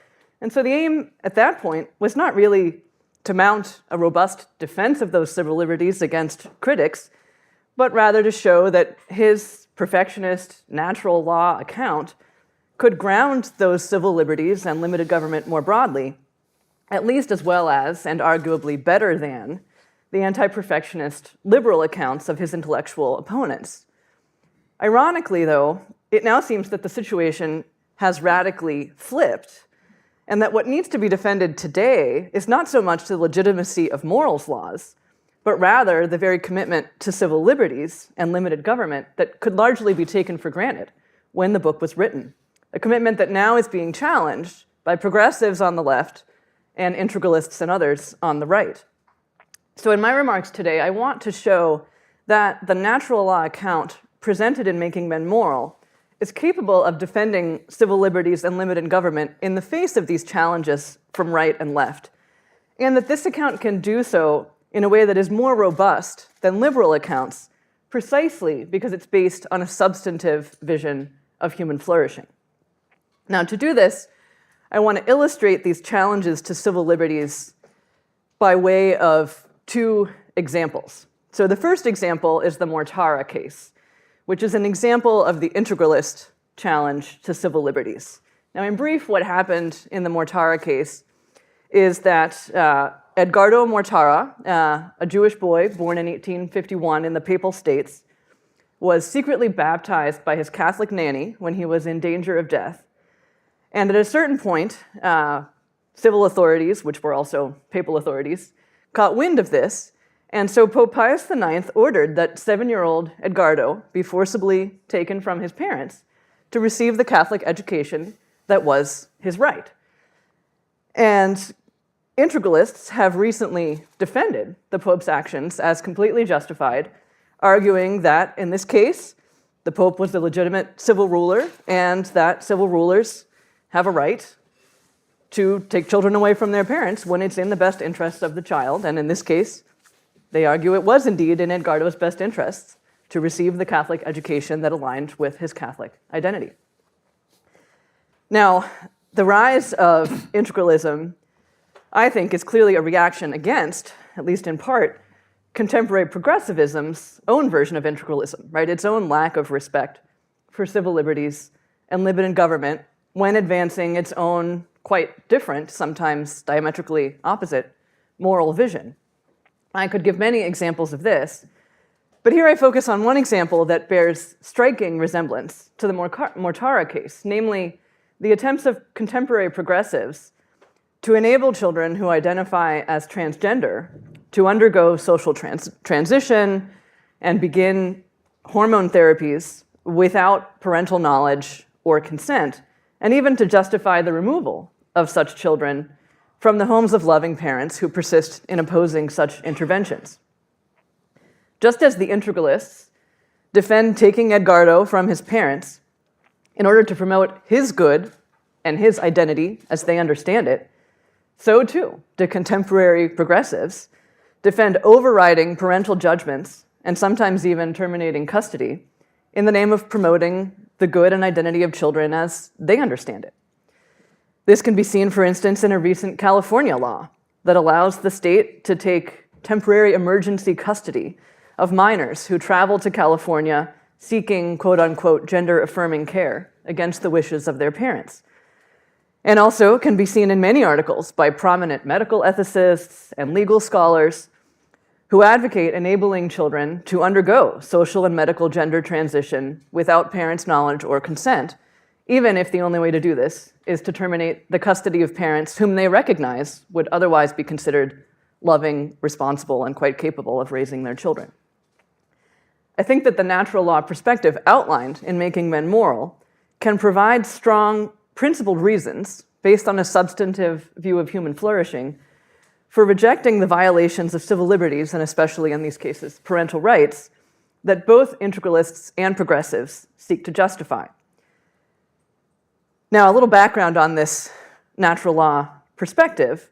So according to the view that is defended in the book, morality is about respecting and promoting human flourishing, the integral flourishing of human persons, both as individuals and in community. The basic dimensions of human flourishing, things like life and health, knowledge, integrity, friendship, religion, and so on, are basic human goods. And the standard for morally upright action is the ideal of integral human flourishing, the flourishing of all human beings with respect to all of the basic goods in a harmonious community. Now, this ideal can be fleshed out in intermediate moral norms like the prohibition on intentional harm to basic goods, from which we get familiar moral rules like rules against murder or rape or torture or adultery, as well as norms forbidding arbitrary prioritization of one good over another or one person over another, norms like the Golden Rule, or the requirement to establish a reasonable order of priorities on the basis of one's vocational commitments and other obligations in life. Now, these basic principles might seem very abstract, but in fact, they provide the very foundation for thinking about politics and law. The moral imperative to promote integral human fulfillment, combined with the fact that human beings can only flourish in community, and that subpolitical communities, like the family and civic associations, as central as they are to human flourishing, are not self-sufficient for human flourishing. They can't meet the full range of human needs on their own. This is the basic justification for political community and political authority. And in Chapter 1 of Making Men Moral, Professor George argues that because moral virtue is central to human flourishing, and because subpolitical communities like the family on their own can't adequately protect and promote moral virtue without the help of law and government to maintain a healthy moral ecology, promoting public morality is among the legitimate purposes of political authority. At the same time, however, he notes that there are inherent limits on the government's ability to make men moral, and thus limits on the legitimate use of government power, and that these limits are grounded precisely on the requirements of human flourishing. One of these limits relates to the wide variety of human goods that are constitutive of human flourishing. There is, George writes, no single pattern anyone can identify as the proper model of a human life, not because there's no such thing as good and bad, but because there are many goods. And this means that any given person can reasonably choose to organize his or her life around a variety of valuable commitments. For a young person, say, choosing among various career possibilities, there is usually no single right answer. And so the government is not competent to determine which vocational path a person ought to pursue. Vocational discernment includes both objective and subjective factors, and it requires intimate knowledge of a person's capacities and inclinations and circumstances. And once a set of vocational commitments that organize one's life has been made, those commitments will determine many of one's day-to-day moral responsibilities. But because laws are general, and many, if not most, of our moral obligations are vocation-specific, only a very small range of moral obligations are in fact suitable for legal enforcement. More importantly, though, George argues that, quote, people are fulfilled in part by deliberating and choosing for themselves a pattern of their own for their lives. In other words, what he's getting at is that the perfection of our practical reasoning capacities through the exercise of our own agency is a fundamental aspect of our flourishing. And so even in the highly unlikely hypothetical scenario in which the government could consistently make better judgments about what I ought to do than I could, the government can never deliberate, choose, and act for me. Government can never replace my own exercise of agency, my own acts of will, through which I make myself a certain sort of person, ideally a person who is open to that ideal of integral human flourishing. And so the natural law view that George espouses recognizes that the exercise of agency in freely pursuing goods and organizing one's life in line with one's commitments and obligations is part and parcel of human flourishing. And this implies that a government concerned with promoting human flourishing, including moral virtue, will have to be a government that generally respects people's freedom to direct their own lives in accordance with their own choices and obligations. As George notes, a government that seeks to promote virtue, quote, will therefore seek to maintain and secure a moral ecology that is inhospitable not only to such vices as pornography, prostitution, and drug abuse, but also the vices of moral infantilism, conformism, servility, mindless obedience to authority, and hypocrisy. And so civil liberties must be respected not in spite of, but precisely because of the government's concern with the promotion of human flourishing. Further, and here you'll see the connection to parental rights, which is the specific civil liberty at issue in the cases I discussed at the outset, the exercise of agency in the pursuit of goods and in the fulfillment of one's vocational obligations is not simply an individual matter, but has an irreducibly social dimension. Indeed, among the basic goods that contribute to our flourishing is the good of marriage, which is intrinsically oriented to family life, including, crucially, the procreation and education of children. For the family community to be able to flourish, it needs freedom from government intrusion into its internal affairs. And so George argues that a morally good political society would invade the privacy of the family only out of exigent need, such as a need to stop the neglect or abuse of a child. Another requirement of respect for the good of marriage and family is respect for the parental decision-making authority, which is the flip side of parents' natural obligations to care for their children. Because, given children's immaturity, one can't properly care for children without making decisions on their behalf, and so without exercising authority over them. George cites Aquinas in recognizing that because parents' natural obligations to raise and educate their children, because of those obligations, it would be contrary to natural justice to remove children from their parents' custody, or, Aquinas says, to do anything to them against their parents' wishes. And since the fulfillment of parental obligations is also a central element in many people's vocational obligations, respecting parental rights is also crucial to enabling people to exercise their agency in the fulfillment of their obligations, and thus to grow in moral virtue. Now, of course, respect for parental rights means nothing if it doesn't mean respecting the right of parents to make decisions that the government disagrees with. And so it has to include things like the right of Edgardo Mortara's parents to continue to educate him in the religious tradition that they believe to be true, despite the government's disagreements, or the rights of parents today with children who identify as transgender to decide on how to care for their children, even in the face of quote-unquote experts who believe that the only appropriate response is what they call gender-affirming care. So for the natural law view, state intervention into the family should be limited to those cases of exigent need that George mentions, cases of genuine abuse and neglect. I say genuine here because this is often, unfortunately, ideologically defined, or cases where there's a clear threat to the public order. In sum, I think George's view can explain why a government concerned with making men moral ought to respect civil liberties, including parental rights. And it does so in a way that can help us to more robustly defend civil liberties against today's challenges. For integralism and progressivism are both unabashedly moralistic in their own way. And so bland appeals to a kind of liberal neutrality, I think, have already proven sufficient to counter them.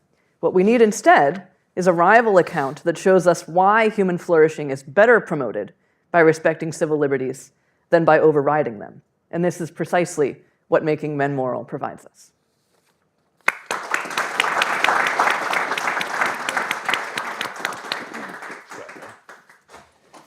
Well, good afternoon. Thank you. Thank you for allowing me to participate in recognizing the importance of Professor George's work. The book was formative for me and something I still use in my teaching. More importantly, Professor George has been a singular influence in my life, and it's a real honor for me to be able to pay tribute to him in this small way. I think if you gave me the entire day here on stage, I wouldn't have enough time to say everything I would need to say about Professor George. And if you did give me the entire day, I would actually want to spend that time saying hello to everyone in the room because of the amazing group of people who are here to surround and celebrate him. I'm going to refer to the view advanced in Making Men Moral as conservatism, mainly for brevity, but also rhetorically. In my opening remarks, I'd like to address three charges made, especially by critics on the right, against the view in Making Men Moral. And in the interest of time, I'll get right to it.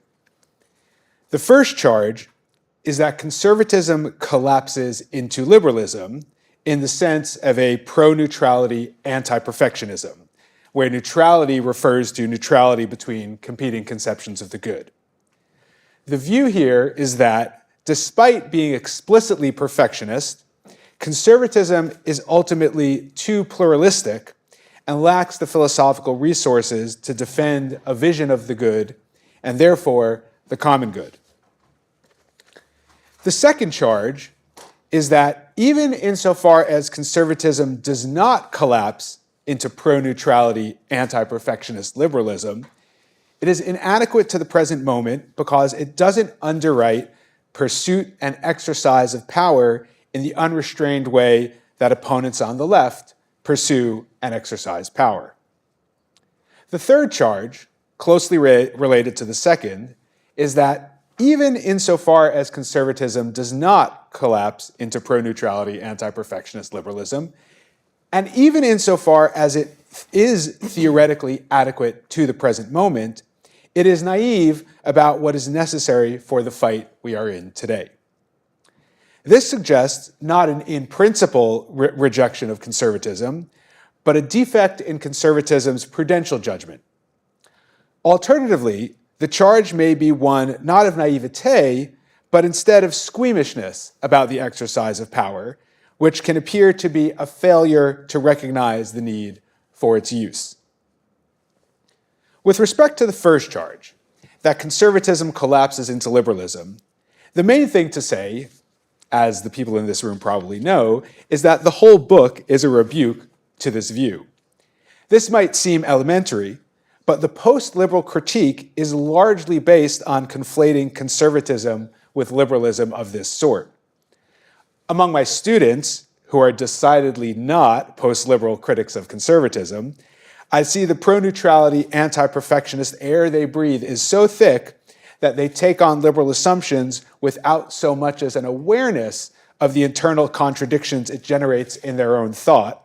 They are both pro-neutrality and extremely dogmatic in their wokeness, of course, let alone an awareness of the substantive counter-arguments to the anti-perfectionism. So perhaps the cognitive dominance of liberalism that liberalism enjoys helps to explain why post-liberals mistakenly see it wherever they look.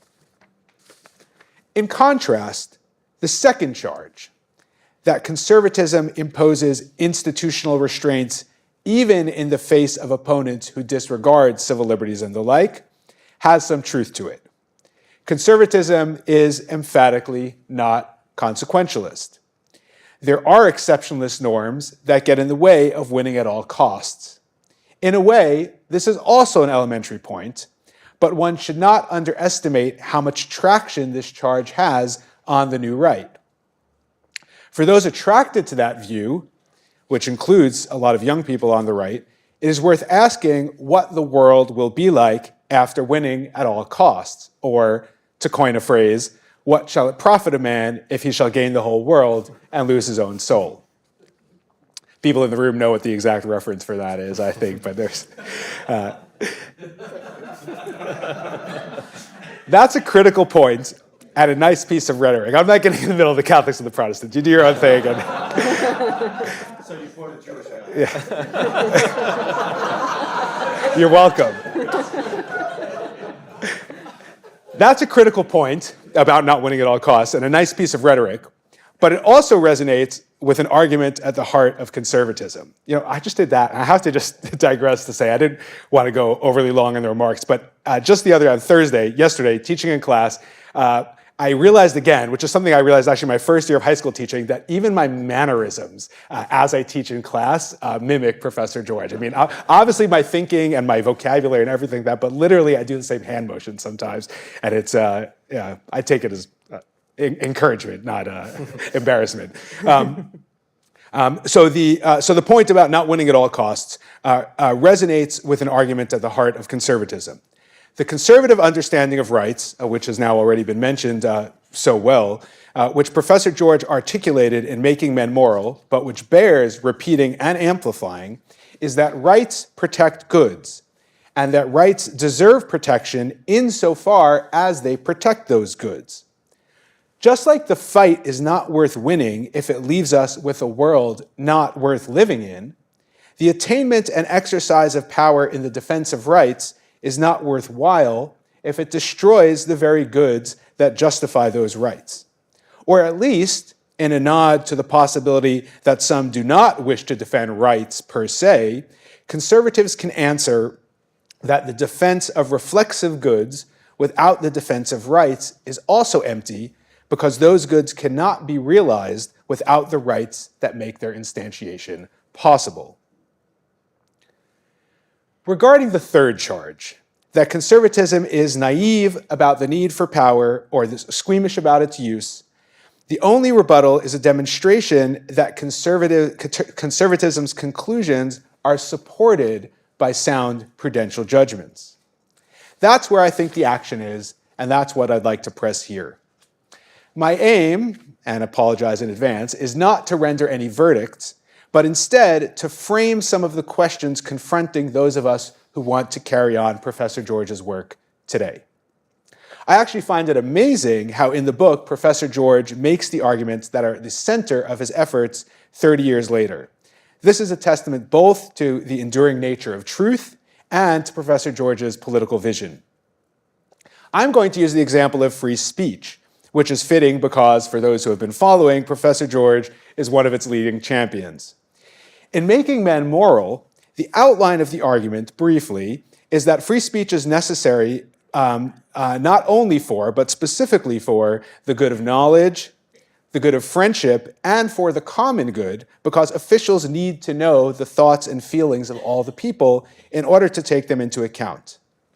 Valueless speech, however, is not, in principle, entitled to protection. Professor George writes, quote, this from the book, "Speech that fails to advance any human good is valueless, for the value of speech is instrumental, not intrinsic. By the same token, not all speech that enables people to cooperate is valuable, for people can cooperate for evil purposes as well as for good ones. Thugs cooperate to rob the defenseless. Unscrupulous businessmen cooperate to fix prices. Neo-Nazis cooperate to march through Jewish neighborhoods. Speech is valuable when it makes possible valuable cooperation, and cooperation is valuable when it is for the sake of worthy ends, end quote. So this is rights, protect goods. Extending protection to valueless speech is the work of prudence. To pick up Professor George's example from the book, what does prudence tell us about neo-Nazis marching in Skokie, Illinois? This seems particularly relevant given the current outburst of anti-Semitism in this country and elsewhere.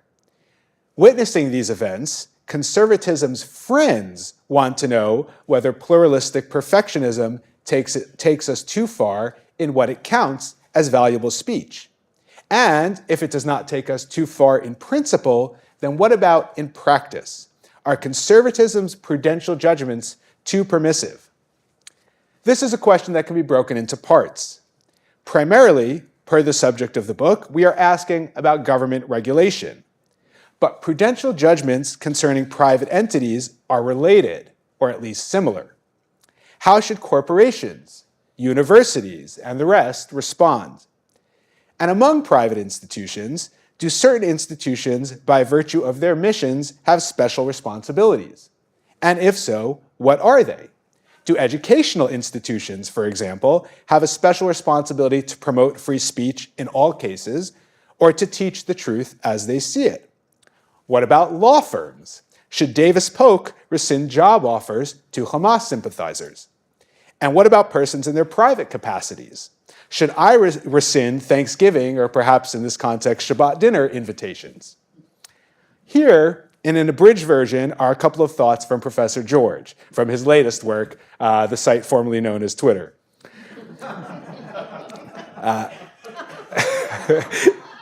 First, quote, 31 Harvard organizations have declared that, thanks, have declared that the murders, rapes, kidnappings, and other atrocities committed by Hamas against innocent people are in no way the fault of Hamas, but are rather entirely the fault of Israel.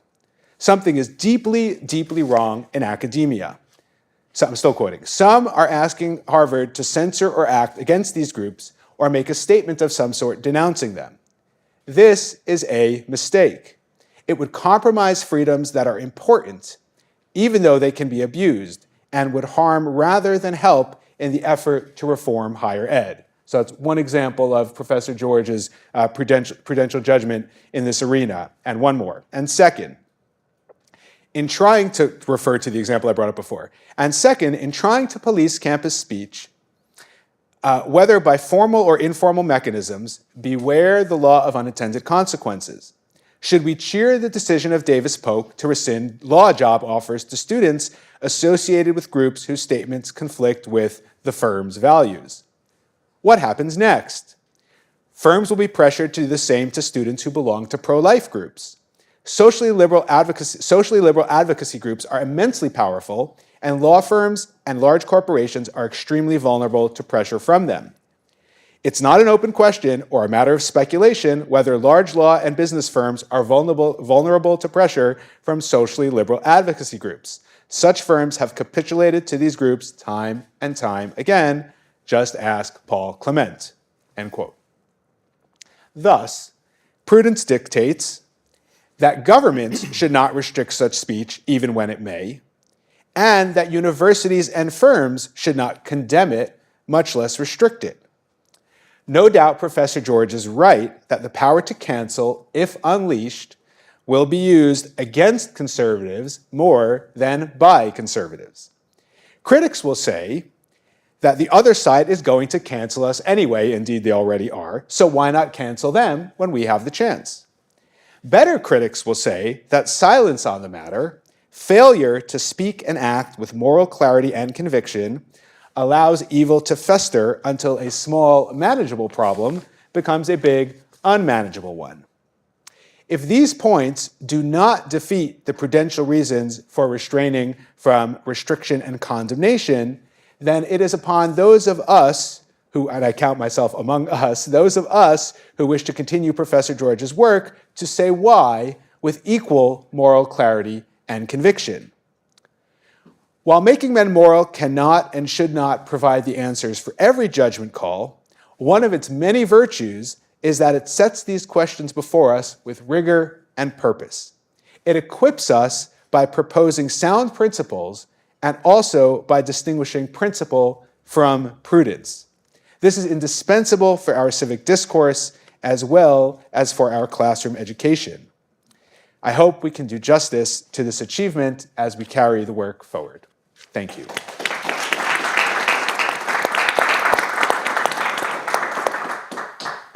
Thank you, and thanks to the organizers for bringing me here. I'm obviously super thrilled to be honoring Professor George. You could look at my life and think that he's shaped me more than anybody besides my mom and my dad, and I'd hope you'd be able to add Jesus Christ. And other than that, there's no close fourth to Robbie, and it's true that basically from my high school graduation onward, every good thing that's happened to me has been the result of a tag team operation between Robbie, George, and God. So I'm very grateful for all of that. But I'm going to start in a way that might seem ungrateful, but I know that he would actually welcome, which is with a critique. And then I'll work my way around to what I think is the most important thing that I'm indebted to him for and that many of us are. The critique involves free speech as well in the same passages that Danielle was talking about. And it's simply this. I think there's a gap, if not maybe a gulf, between the arguments he makes about free speech at the end of the book and his absolutism about free speech in real life. So as Danielle was mentioning, the book says about free speech that, first of all, speech is not intrinsically valuable, has no inherent worth. Second, that it is instrumental to the good of knowledge, but of course for a belief to constitute knowledge, it has to be true. And third, that it's instrumental to the good of cooperation, but for cooperation to be valuable, it has to be in the pursuit of worthy ends. Which makes it seem like if a belief is false and pernicious, it doesn't have any inherent value, so there'd be nothing in principle wrong with banning it. And of course, you might, in the effort to ban the bad speech, sweep in some good speech as well, and that is a cost. But of course, there are costs on the other side with too much free speech because some speech is pernicious. And Robbie George himself, in the same chapter, tells you that the costs and benefits are incommensurable, that people can draw the lines in different ways because the common good is complex and you can restrict rights like speech in the pursuit of the common good. So I was reading this and I was thinking, I don't really know the way out, and I'm pulling up a quote here because, of course, what I did at that point is what I often do when I don't know how to finish an essay, which is I went to distract myself on Twitter. And when I did, I came across a clip, by dumb luck or providence, a clip of a senator in Ireland, Pauline O'Reilly, speaking in defense of what strikes many of us as a draconian anti-free speech bill, a hate speech bill. And here's what she said in defense of it. When you think about it, all law, I can hear the Irish brogue start. I'm going to try to avoid that. All legislation is about the restriction of freedom. That's exactly what we're doing here, is we are restricting freedom, but we're doing it for the common good. Yes, you have rights, but they are restricted for the common good. Everything needs to be balanced. And if your views on other people's identities go to make their lives unsafe and secure and cause them such deep discomfort that they cannot live in peace, then I think it is our job as legislatures to restrict those freedoms for the common good. And so that sounds like thank you for that. Sounds like chapter 7 of Making Men Moral is not an obstacle. It's not an obstacle to Pauline O'Reilly. It's equipping her with everything she needs. Why not? Yesterday, for 2 minutes, Professor George gave you, at the end of one of the panels, his argument for why he can and should be an absolutist about free speech. And as often happens, I was completely bewitched and beguiled for it for about 2 minutes, and then I came to think it was wrong. And I can tell you both the Steelman version and why I think it's wrong in the Q&A if you want. But all of this led me to think, well, I better make the talk about something else. And so I thought about his defense of absolutism about free speech in the academic context. He has been a valiant defender of free speech. He endorses the Chicago principles, which say that universities, even private universities, have to allow their faculty and students to express views, however vile. And the Calvin report, which says that universities and administrators should not take views on issues, however morally urgent and important and powerful. What explains that kind of absolutism? And the first thought I had about that is that actually at the end of the day, he's not an absolutist about free speech from private universities because he's fine with religious universities. He's very happy for Liberty University to say that if you want to come here, you have to subscribe to the Gospels of Matthew, Mark, Luke, and John. And so I think he would say that in principle, there's nothing wrong with a liberal university saying if you want to come here, you have to subscribe to the Gospels of Sanger, Hume, Mill, and Rawls.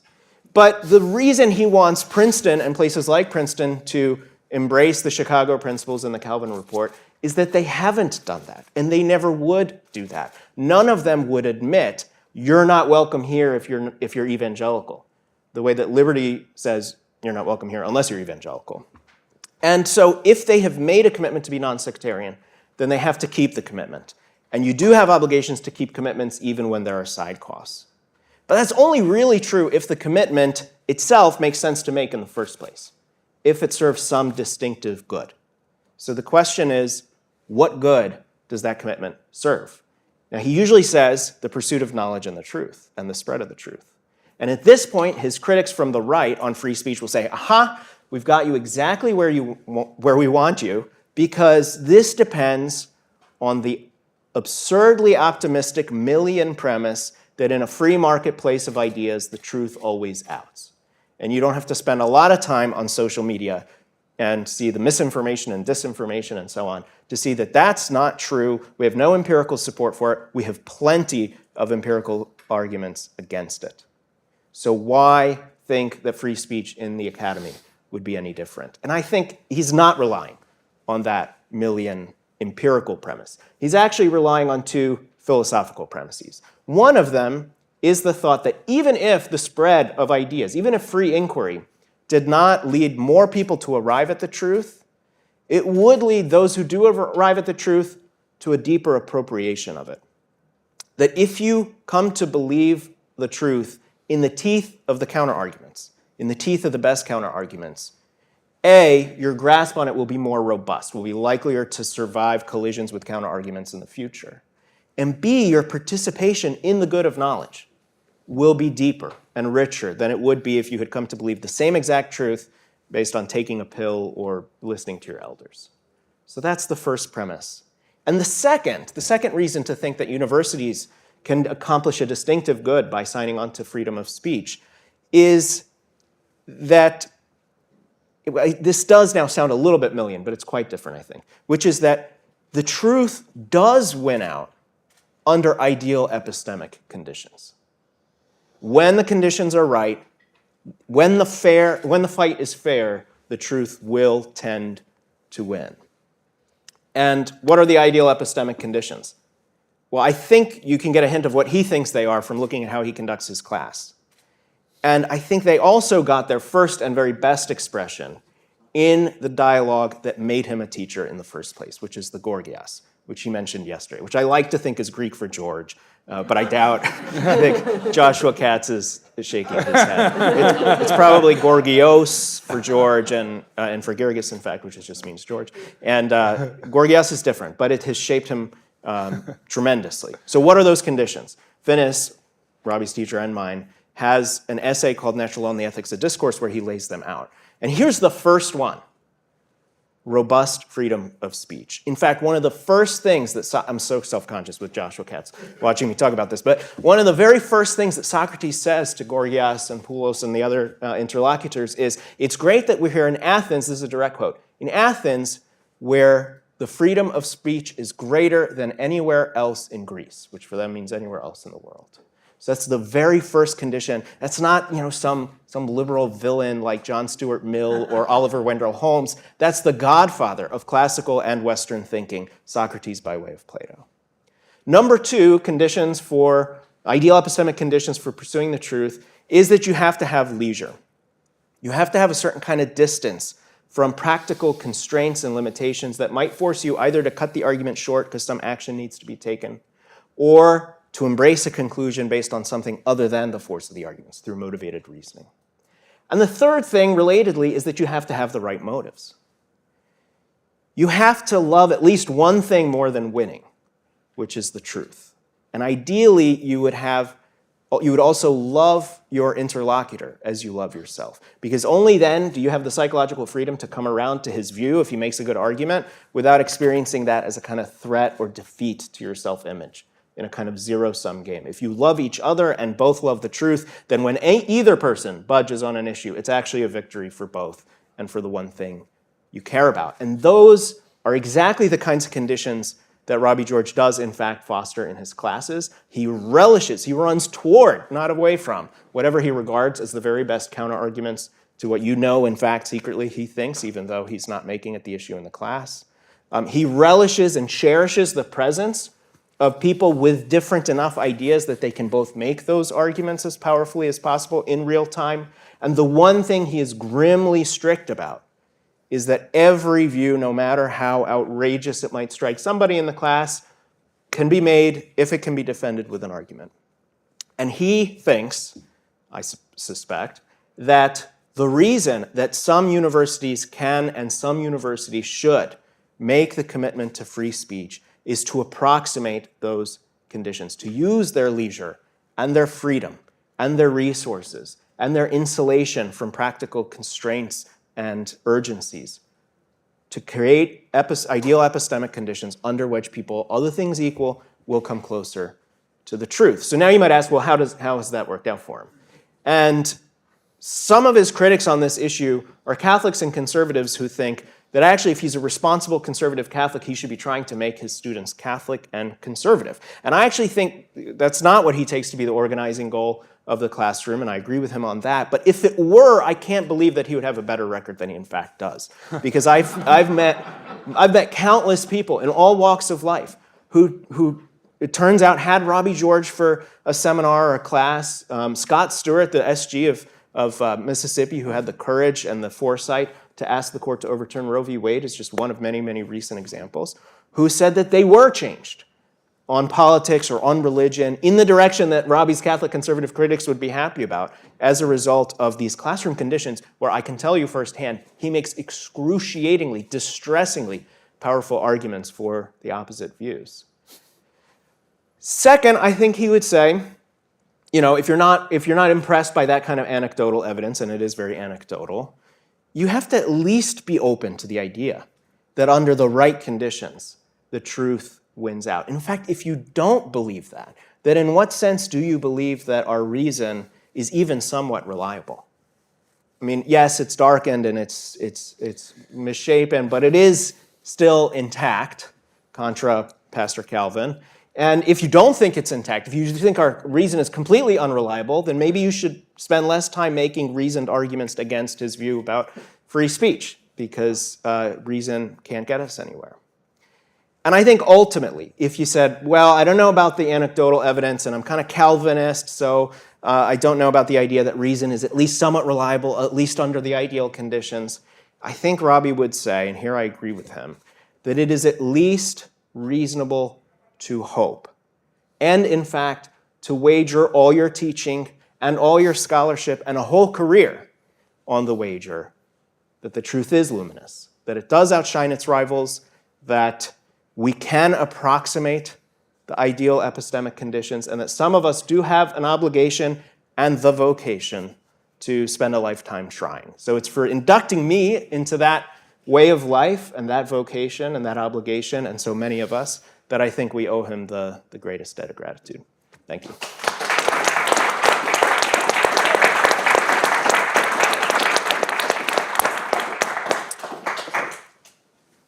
Wonderful. That was really wonderful. Thank you.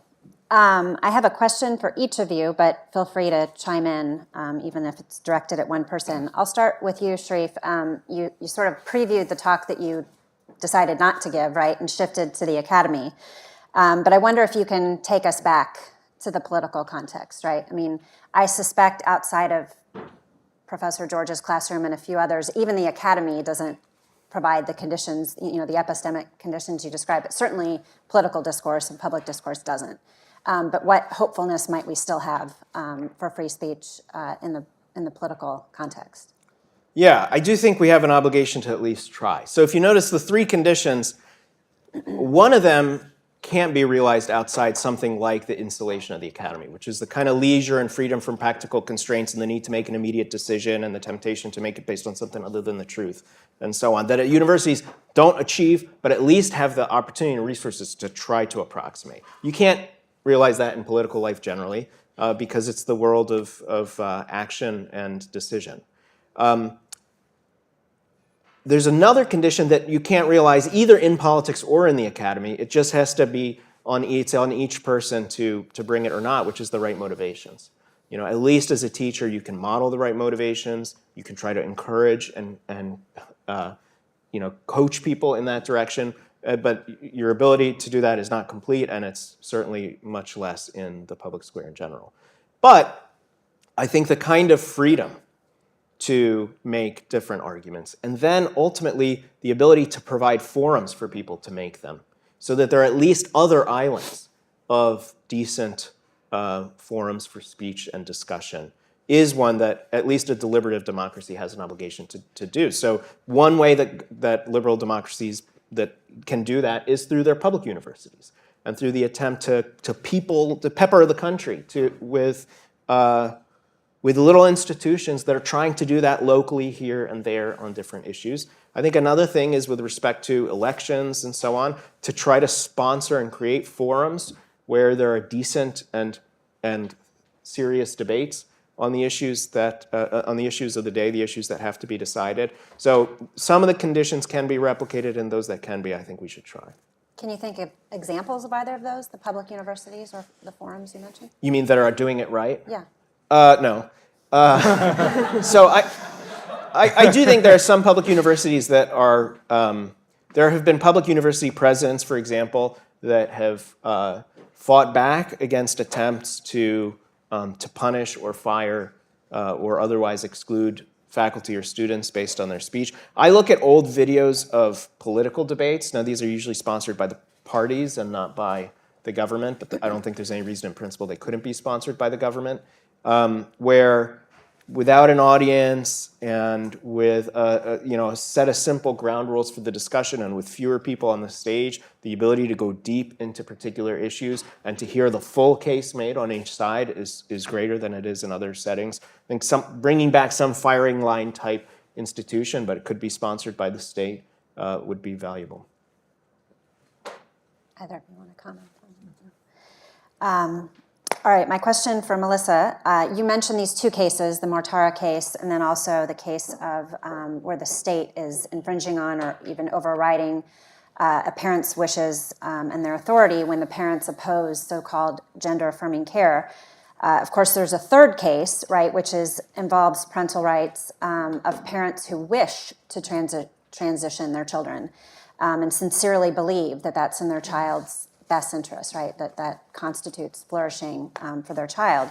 And we have cases of parents challenging bans on gender treatment for minors based on the argument that they violate their fundamental liberty rights as parents to direct the care and upbringing of their children. So may the law infringe on their parental rights in such cases? And if so, how can making men moral in the argument help us to kind of distinguish among those three cases? Right, so a few things to say. So first, I think it's really important to distinguish, on the one hand, between the state's public health authority to protect people from medical quackery, from procedures that are being offered or that certain medical doctors or institutions want to offer that perhaps lack sufficient evidence to ground their efficacy or their safety. And the state has long played a role in doing things like regulate which drugs are available on the market, which treatments can be offered by doctors or other medical institutions. And so nobody, right, no adult even has the right to go to a doctor and say, well, X procedure is illegal or X drug has not been approved to be given to the public, but I claim a right to receive this procedure or to get this drug, right? Nobody, even adult, has that right, and the state, I think, legitimately has a responsibility to look out for public health and protect people from medical malpractice or irresponsibility in that regard. And that's what states who have banned puberty blockers and cross-sex hormones and mutilating surgeries for minors are doing, right? They're looking at the evidence and seeing that, in fact, there is no evidence to show significant or any, perhaps, benefits to these treatments and so-called treatments in the long run, and lots of evidence that they are quite harmful to health and even harmful to mental health in the long run, even though mental health is the purported justification for them. And they're following the lead of European countries like Finland and Sweden and the UK, which have recognized that, in fact, these are quite experimental and that the benefits of the treatments do not at all seem to be outweighing the risks and the costs. So that's a legitimate exercise of public health authority. It's totally different, however, for a state that has not decided to exercise that public health authority, where these treatments remain legal, and where many people in good faith think that it's the best or only way to help their children, and are being told by doctors and other people that they have reason to trust that these are the best treatments for their children.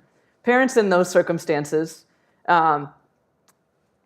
should have the right to seek those treatments. And so if the state thinks that those treatments are in fact out of bounds, that parents are being misled, and that even perhaps some doctors are being misled about the usefulness of these sorts of treatments, then the state should outlaw the treatments, right? But in the situation where the treatments are legal, I think parental rights clearly include the right to choose in good faith a medical treatment that, on doctor's advice, you believe is in the best interest of your children, if that treatment is legal and available. So I don't think that treating that as child abuse, for instance, which some states have attempted to do, I think that that's wrong-headed. I mean, again, parental rights, if it means anything, means the right to choose among legally available medical treatments that doctors have advised as good for your children. I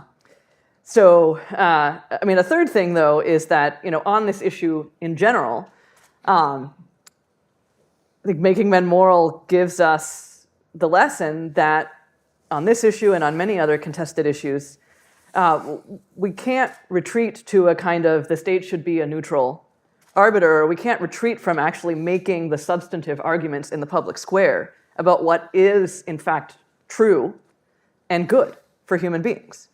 And so that ultimately on this issue, it has to be one on the substance of the fact that we are embodied beings, that male and female are biological realities, and that however real the suffering may be of people who feel deeply uncomfortable with the biological reality of their bodies is, that it simply can't be true that a child, or an adult for that matter, is in fact trapped in the wrong body, right? And so that it can't be true that changing the body is actually the solution to the problem, right? And so we have to just make that argument substantively, and that the good is to help that person integrate and be comfortable once again in their own skin and recognize the goodness of their body as it is, and deal with whatever the underlying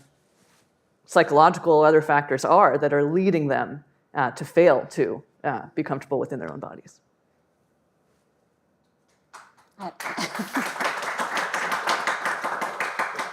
Either of you want to comment on? No? Okay. Danielle, I have a question for you, which is inspired by the title of the panel, which, if anyone caught it, so the book subtitle is Civil Liberties and Public Morality, but our panel is Civil Liberties or Public Morality, right?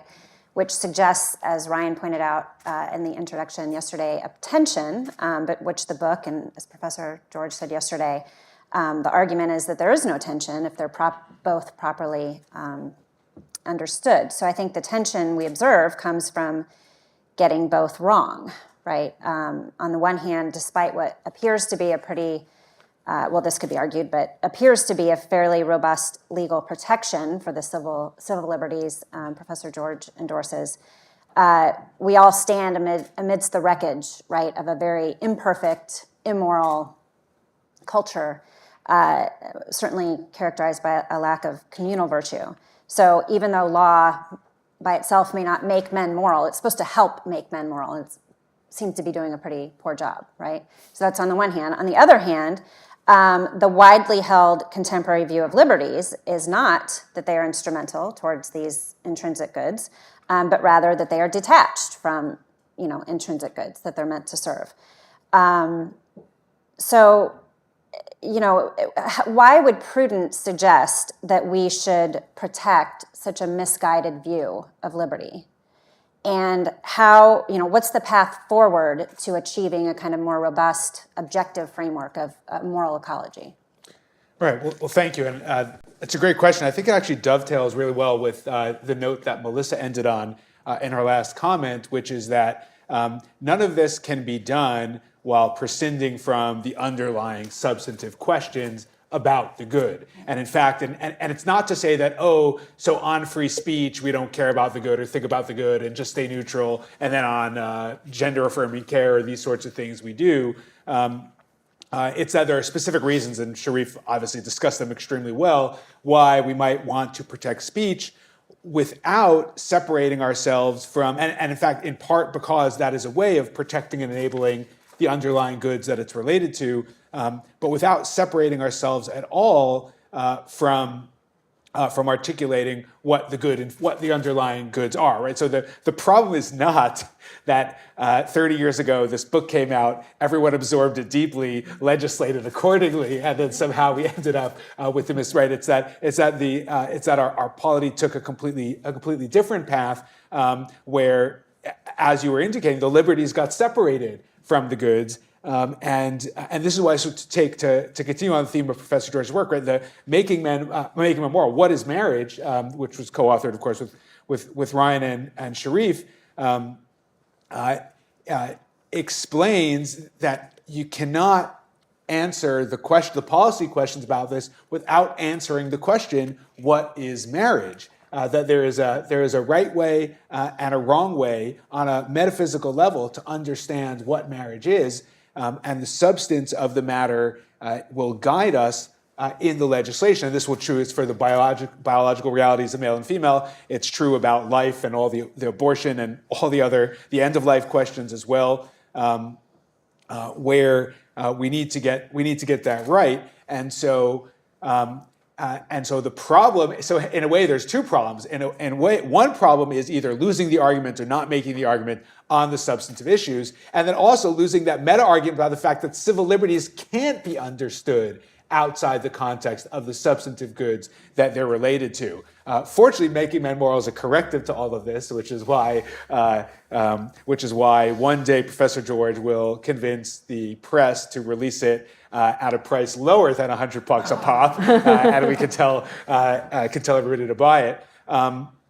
I would just say, if I don't lose my train of thought, on a further note, that this is also why this theme of law as teacher is so important, because the law, without restricting civil liberties, can also play an enormous role in pointing people toward the good. It's not an either or on protecting the moral ecology, or in fact, the or in the subtitle, right? It is in fact not an either or. Now, it may take a lot of good judgment to figure out just where that is, because as the other panelists have pointed out so well, it's very easy to slip into that either or understanding and to think that we're choosing either between the moral ecology or civil liberties. And the last point is because I wanted to, taking from Professor George's exts about what law firms should do, and I don't know, we don't call them tweets anymore. So whatever the things are, right, from the about what Davis Polk should be doing, what universities should be doing, is that we don't want to forget subsidiarity and the enormous role of private institutions. Right? If we're just looking at the government to figure out how to protect civil liberties and protect public morality, we're in trouble anyway. Sharif's point about evangelization in the classroom, even subtle and subversive evangelization. Right? If Professor George not only has spiritual children, but also spiritual grandchildren, because all I do in the classroom is repeat what I've heard.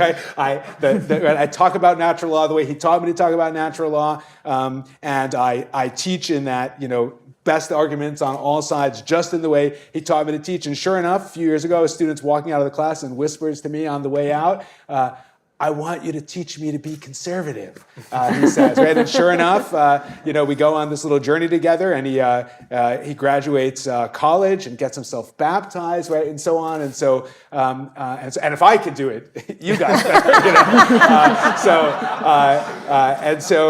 right. But there's really a lesson there that, right, in two ways. One, to reject the idea that the government actually has to make a choice between civil liberties and public morality, but also to say that what is the, you ended the question with what is the path forward, and so I'll end my answer here. The path forward is to double down on evangelization in all the different ways that we can take that word, because at the end of the day, if we think that our civilization is going to be saved by government splitting the atom just right, then we're losing anyway. So just want to double down on we have to get the laws right, but we also have to do the rest of it.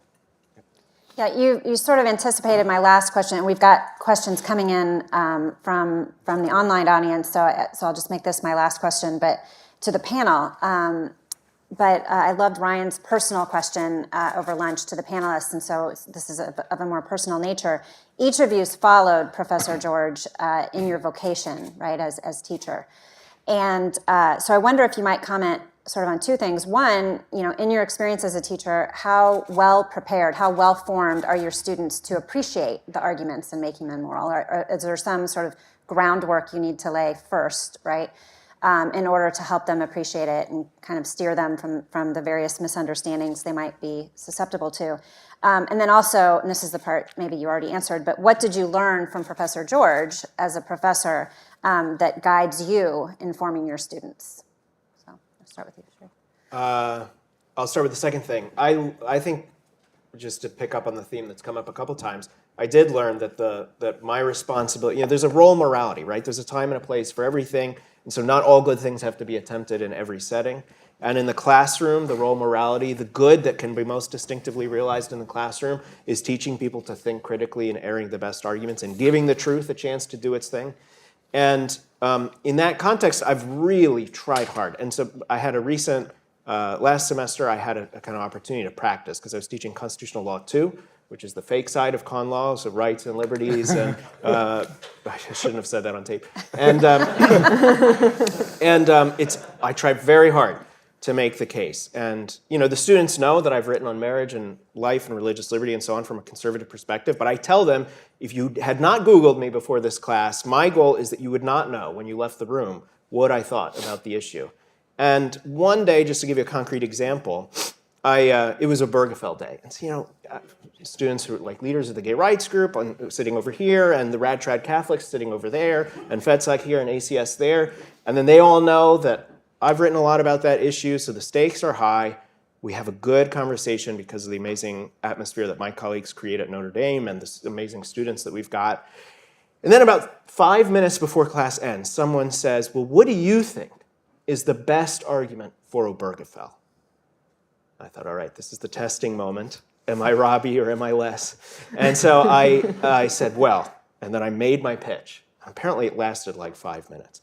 And she told me afterward, she's socially liberal, those were the most powerful 5 minutes of law school I've ever experienced. And I immediately thought, well, you should have asked for the counter-argument too. But I don't think that, I wouldn't have been capable of doing that. B, I would not have seen it as a thing that it is desirable to do if I hadn't had the example of Robbie and all the kind of background that I described in my talk. Did you want to answer part two, or? I don't remember part two. It was about your students' formation and sort of their susceptibility. Yeah. Okay, the susceptibility. So I don't teach a class where making men moral itself is kind of relevant. I'm teaching doctrinal classes, and but I will say this, when I took civil liberties from him, I was too chicken to take con and terp, which I was told was graded even harder than civil liberties. But when I took civil liberties, which was about all the things that I'm now teaching in con law too, one of the most important themes in the class was what is, in this high stakes political settings where the legal sources are very thin, what is the legitimate role of an unelected judge in a liberal democracy seemingly making law on high matters of policy? And in that setting, to ask questions that were critical of the judge's role, that wanted a more limited role for the judge, sounded like a kind of conservative talking point, a hangover of opposition to the Warren and Burger courts, etc. Today, my students are more susceptible than my peers were at that time to hearing that argument because the political valences have flipped, because they perceive the judiciary as being in the hands of political conservatives. And so the stakes, which are exactly the same as they were at the time that I was learning them from Robbie in 2007, but the valences being flipped, they can appreciate them more easily. So I'll also start with the second half of the question, and similar to Sharif, I think it's a faith in the power of the arguments to do their work once you've cleared the ground in various ways. And so I try as hard as I can, and my students probably hate it because it means they have to do twice the reading, to make sure that on every issue they're actually seeing what I take to be the best arguments on both sides.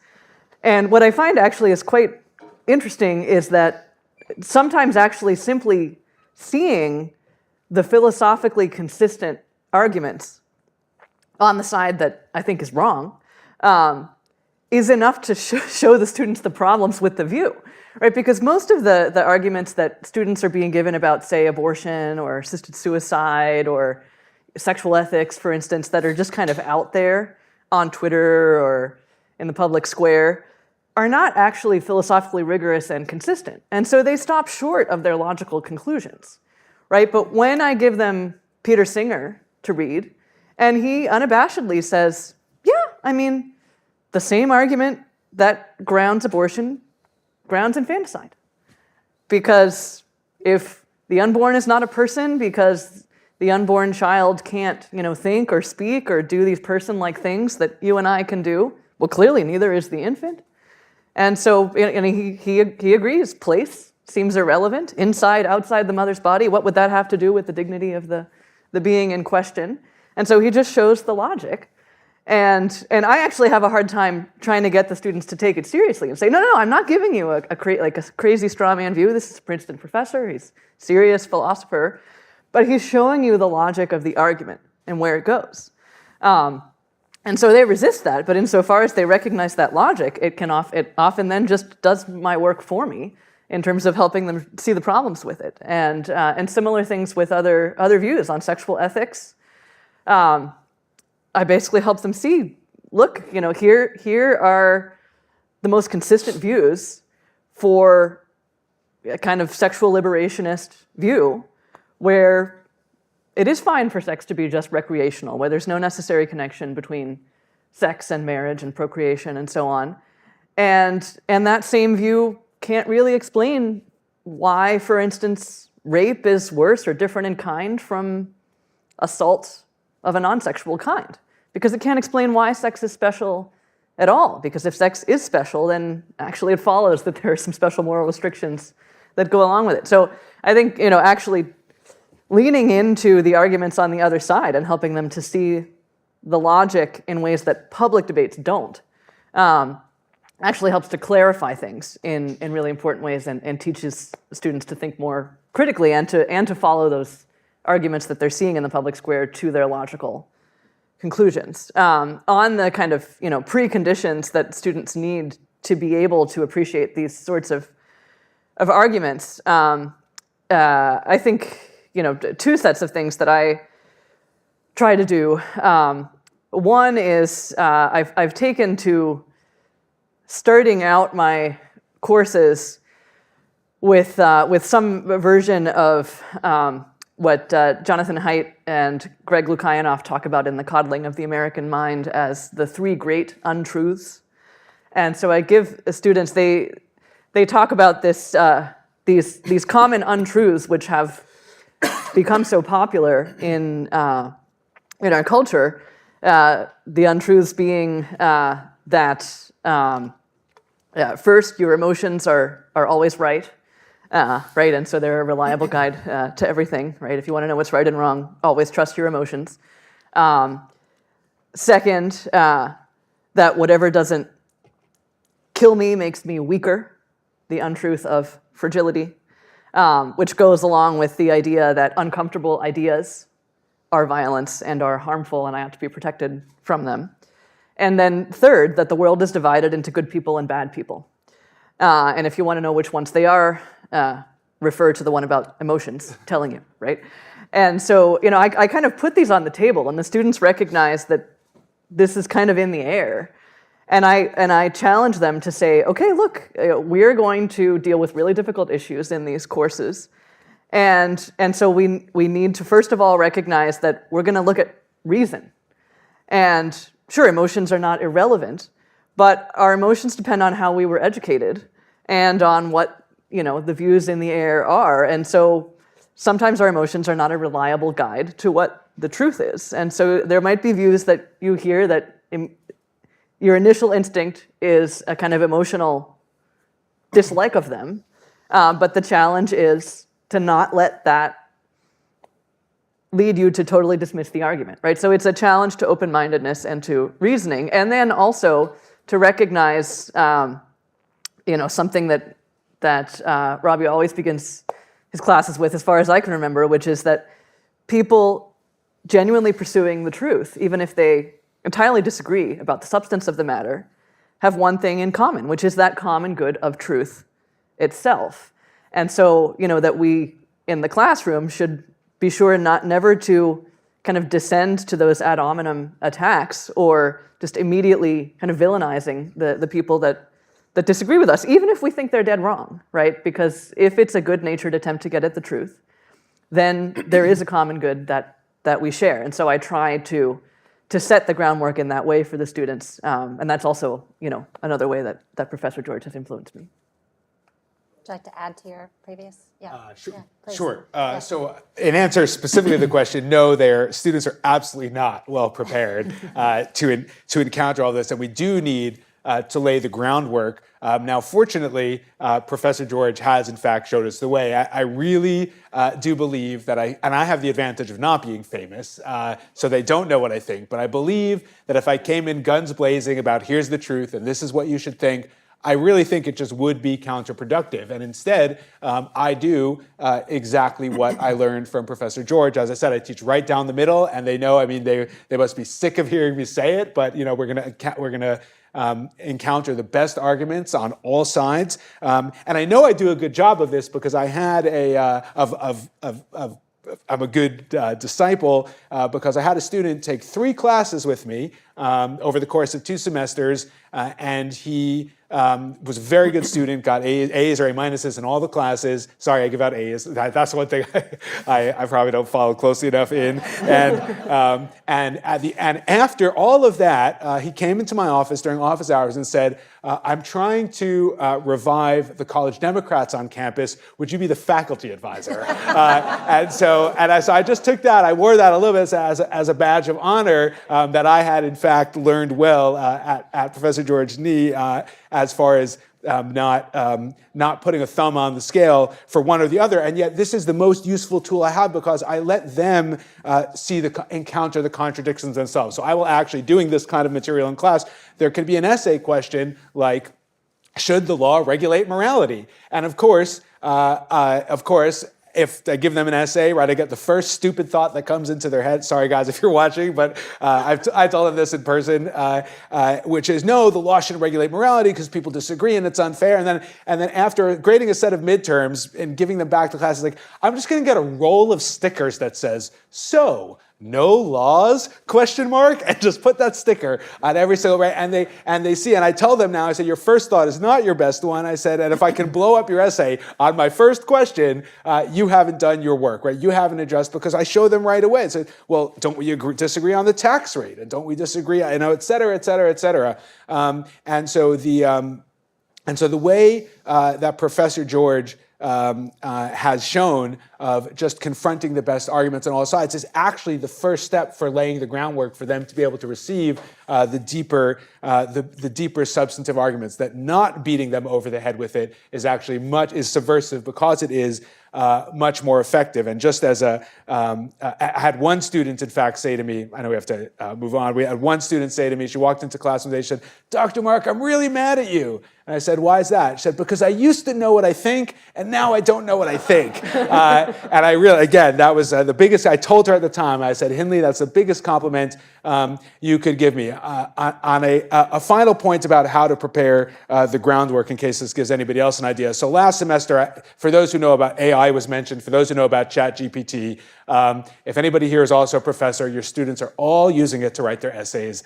Just be aware of that. I found out, and even though I knew about this and warned them, they were still using it in my class to write their essays. And so the age of the take-home essay in Dr. Mark's class is over. I don't do blue books precisely for the in-class essay precisely because I don't want their first. I don't want their first stupid thought. I told them the whole semester to think things through and not just vomit out whatever comes to mind.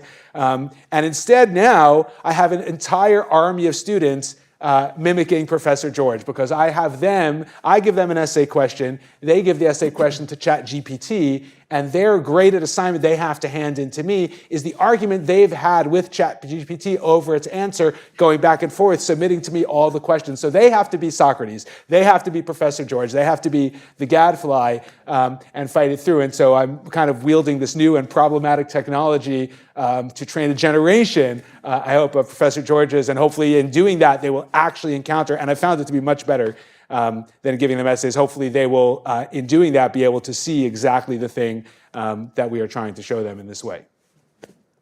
Thank you. All right, I'm going to read the first question, but we probably have questions in the audience as well. So I wonder if the panelists can speak to the differences among different civil liberties. Are the prudential judgments or principles allowing harmful speech and allowing harmful parental choices different? And how, on Professor George's view, should one make these distinctions?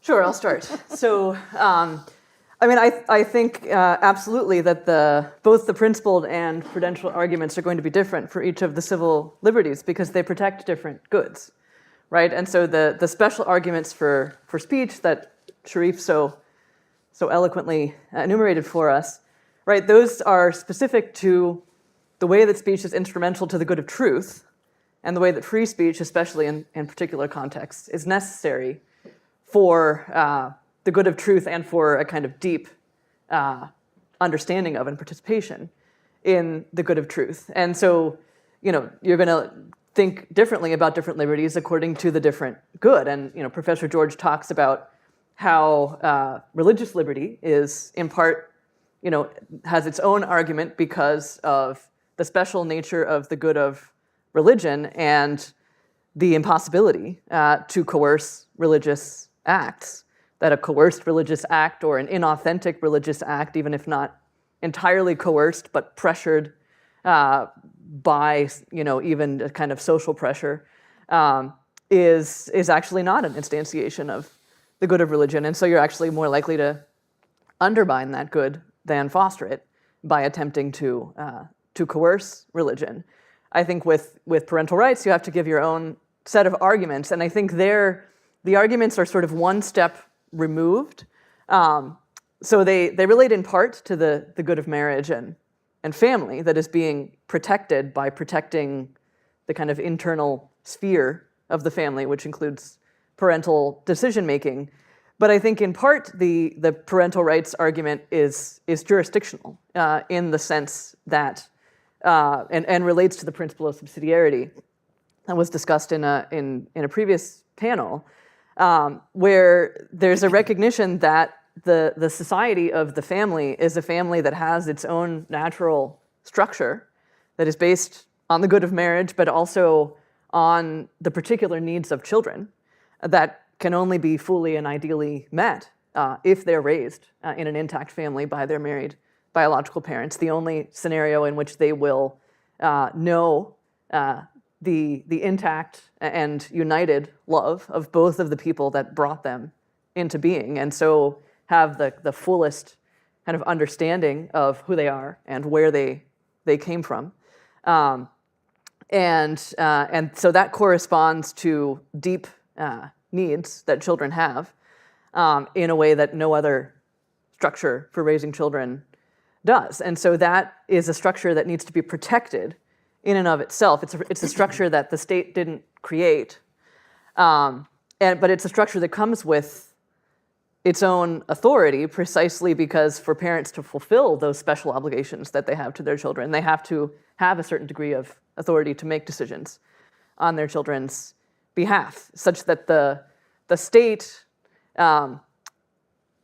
authority over children is really indirect, mediated through the authority of the parents, analogous to the way in which, say, my relationship to the United Nations would be mediated through my U.S. citizenship. Obviously not the same, but it's a kind of nested levels of authority. And so there are systemic arguments for keeping the state out of parental decision-making, except in really egregious scenarios where it's clear that parents are utterly failing in fulfilling their obligations through neglect or abuse, right? And again, in situations where neglect and abuse are not defined ideologically. Any questions from the audience? Well, I'll try to make this quick, but I guess this would be maybe for Sharif and possibly, well, all of you, that one of the terms that Robert George uses in his work a lot is proper currency and reasonable people of goodwill. And I wonder if you would reflect that. To me, that strikes me sometimes as a little problematic and troubling, because not everybody is a PhD Princeton student. And some as I am forever. Go ahead. Oh, well, some unreasonable people can make good points, and if you also, for example, he often cites, and Melissa cited Peter Singer, and if Peter Singer makes evil points, but he does it in a slick and brilliant or facile way, is that a good example to set? And also one more thing is that you're not. Robert George says, well, we don't want him fired. Well, you don't have. Why can't, his speech is not being restricted. It's just saying, should you have a privileged platform? He can shout it from the housetops, but does he have to do it from Princeton University? That's my question.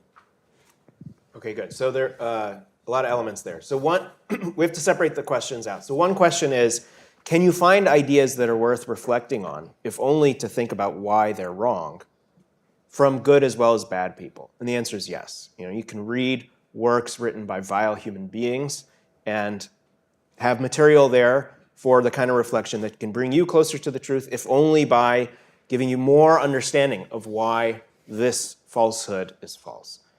A different question is who it's worth having at the table in a real-life discussion. And that's where the goodwill part starts to matter more. Because if the person in a conversation with you is only trying to score points or please an audience or get ahead, if they are making points with the goal of shutting down further discussion and blocking avenues for reflection instead of the opposite, then it's not actually going to produce the thing that a conversation in these kinds of settings is supposed to produce. So bad will, okay for being a source for interesting ideas, maybe. Bad will, not okay for being a worthy interlocutor, somebody to spend your finite time having a conversation with.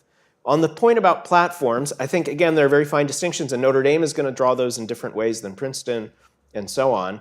But one general way to think about it is that it's not enough for ideas, even if they're assuming that it's worth being able to engage with and seriously consider and feel, sweat a little bit under the force of bad arguments, assuming that that's true at all for the kinds of better appropriation of the truth type reasons I was describing earlier, then there's also at least some reason for at least someone somewhere to provide people who hold that view the leisure and the time and the resources to make it as powerfully as possible.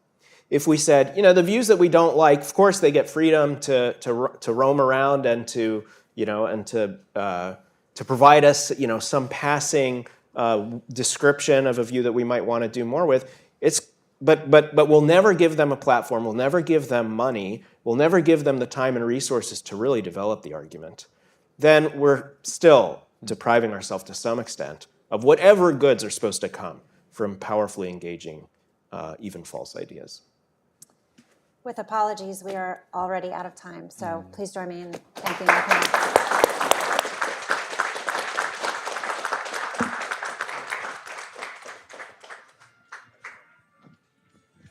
Sorry. Thanks.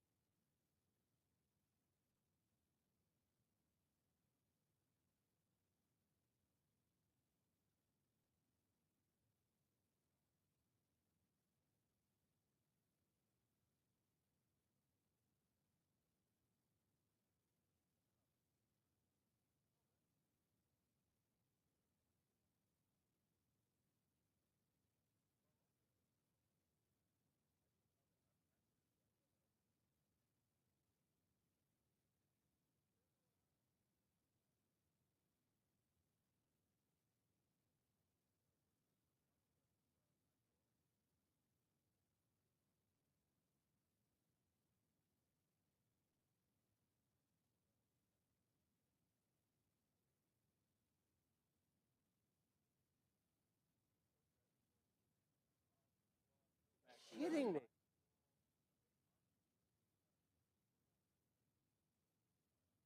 You know, now that you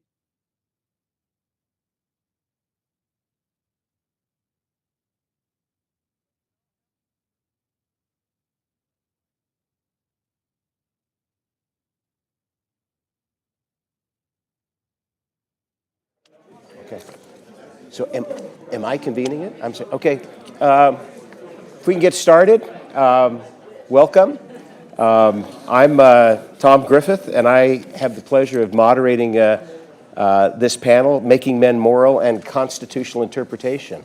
I'm going to give brief introductions to our panelists, then turn it over to them. On my far right is Joelle Alicia, who is an associate professor of law at Catholic University, Columbus School of Law, and the co-director of the law school's project on constitutional originalism and the Catholic intellectual tradition. Joelle previously served as a law clerk for Justice Samuel Alito and for Judge Dermot O'Scanlan.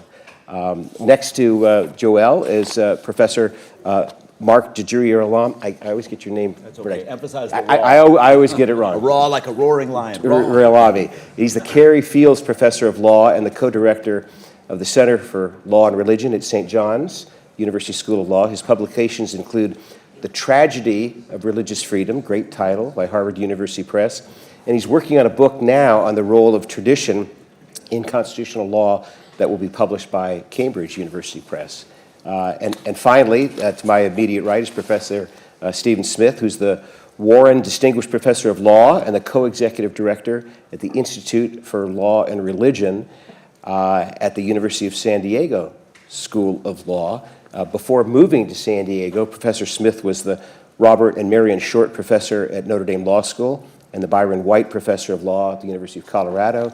But most importantly, he is a distinguished alumnus of Brigham Young University. Not that I have any bias in that regard, but so we'll start with Joelle.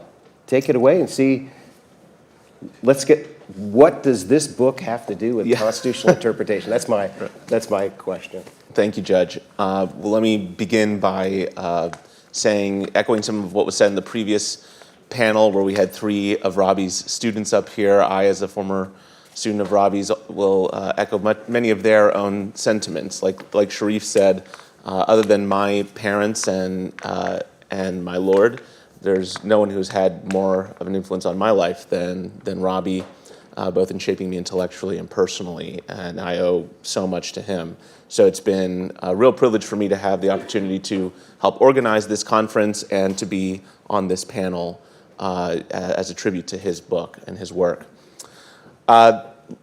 Let me start with the question the judge just asked. He asked, what does Making Men Moral, this book, have to do with constitutional interpretation? I'll modify that a little bit and say constitutional theory, because Making Men Moral is a book about political morality and about arguments like the anti-perfectionist arguments of John Rawls. And constitutional theory is concerned with things like the scope of Congress's power under the Commerce Clause. So what do these two things have to do with each other? But that puzzle, I think, dissolves when you think about what constitutional theories are. Normative constitutional theories, at least, are theories that propose methodologies for adjudicating constitutional disputes. They say that judges ought to adjudicate disputes in a certain way, according to certain methodologies. And that ought requires some sort of moral argument, some argument for why judges should adjudicate cases in a certain way, or at least that it is morally permissible to adjudicate cases in a certain way. And because that kind of argument is about the judicial role, the judicial power of a political community, it is fundamentally an argument of political morality to determine what constitutional theory to adopt. And so constitutional theory ultimately does rest on precisely the kinds of questions of political morality that the book Making Men Moral addresses. And so it shouldn't surprise us, actually, that questions of political morality like those addressed in the book find analogs in constitutional theory. And I would say specifically that John Rawls has had a tremendous influence on American constitutional theory scholarship. And so to the extent that Robbie succeeds in his book in showing the problems with Rawls's thought, that would suggest that similar problems might infect American constitutional theory.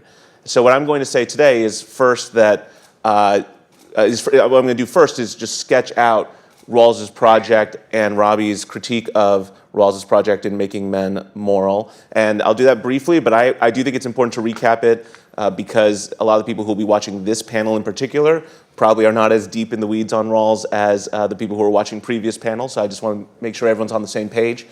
And then I'll talk about how Rawls has had a real influence on American constitutional theory and how some of the same critiques that Robbie makes of Rawls in the book translate over to constitutional theory and show that there are problems with some American constitutional theories that are based on Rawls.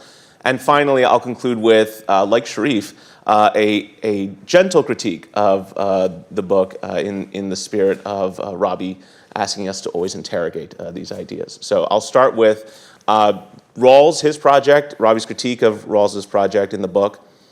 So Rawls is seeking to identify and justify principles of justice that can serve as the terms of association in society. And those principles of justice he identifies and attempts to justify through his famous original position, where the participants in the original position are stripped of their conceptions of the good, of their demographics. They don't know whether they're rich or poor, or their religious views, or sex or race or anything like that.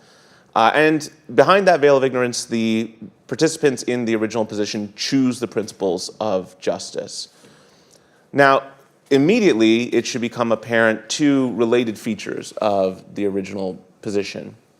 One is that by stripping them of their conception of the good, these participants in the original position are not making decisions in choosing the principles of justice based on the truth or falsity of those principles. If they have no conceptions of the good, then they can't really do that, right? Rather, and this is the related point, they're choosing the principles of justice based on something like risk aversion, that insofar as they emerge out of the original position, they would be comfortable living under the principles they've chosen, no matter what ends up being the case about them when they emerge out of it. Now, I'll just quickly say that's an oversimplified version because that is the initial choice of the principles of justice, and then there is a more complicated process that occurs after that, but that is at least the beginning of the process of choosing the principles of justice. So Robbie, in Making Men Moral, critiques the original position on multiple grounds, but his two main ones in that chapter are that, first of all, choosing the principles of justice based on this sort of risk aversion doesn't accord with practical reasonableness. And I just have a couple of quotes here from the book where he says, "Rational people in the real world care about their beliefs not because their beliefs are theirs, but rather because their beliefs are, they suppose, true. Yet, behind the veil of ignorance, I am self-interested in the radical sense of being concerned not with beliefs qua true or ends qua worthy, but with beliefs and ends qua mine." I think that's an accurate critique, an accurate description, and therefore a strong critique of the original position, again, at least as the principles are initially chosen in that original position, in that you are relying on a sub-rational kind of self-interest and risk aversion in choosing the principles of justice in the original position, since you don't have access to a conception of the good. It's not a form of moral deliberation in that sense.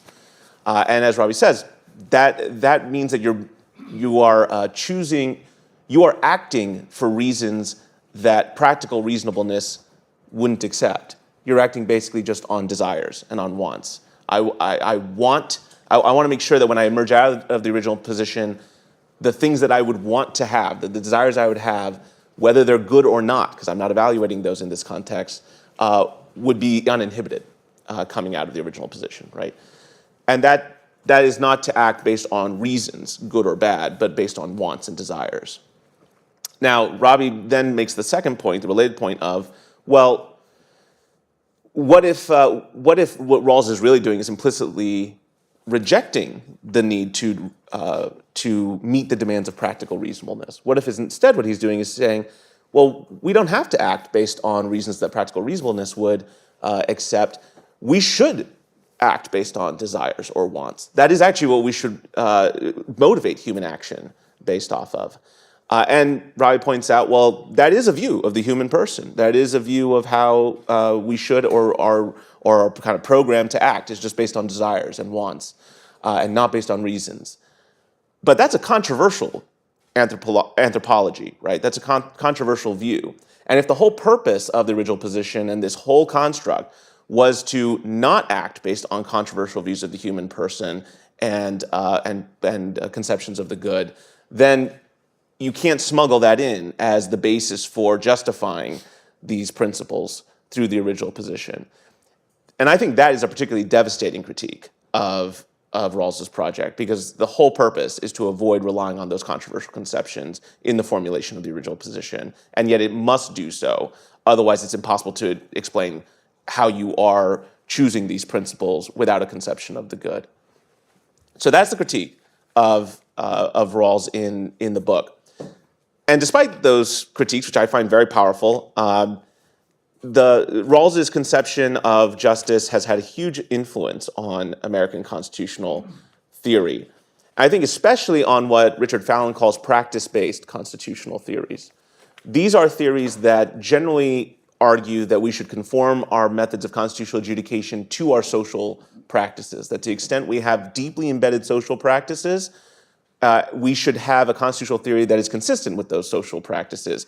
If you are inconsistent with those deeply embedded social practices, that makes your constitutional theory less persuasive to the same extent that it's inconsistent with them. So one example of the kind of argument that you see all the time from practice-based constitutional theorists is what's called the canonical case argument. This is where you identify some Supreme Court precedent that's deeply embedded in our social practices, just well accepted, and you show how some rival constitutional theory wouldn't lead to that result in that constitutional case, and you say that is, if not a sufficient, then a very powerful ground for rejecting the constitutional theory because it can't explain this deeply embedded social practice of this case, this canonical case.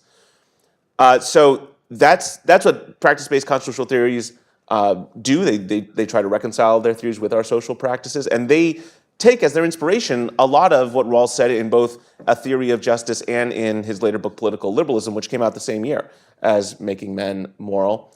I'm going to focus for now on an argument that's a theory that's sketched by David Strauss from the University of Chicago.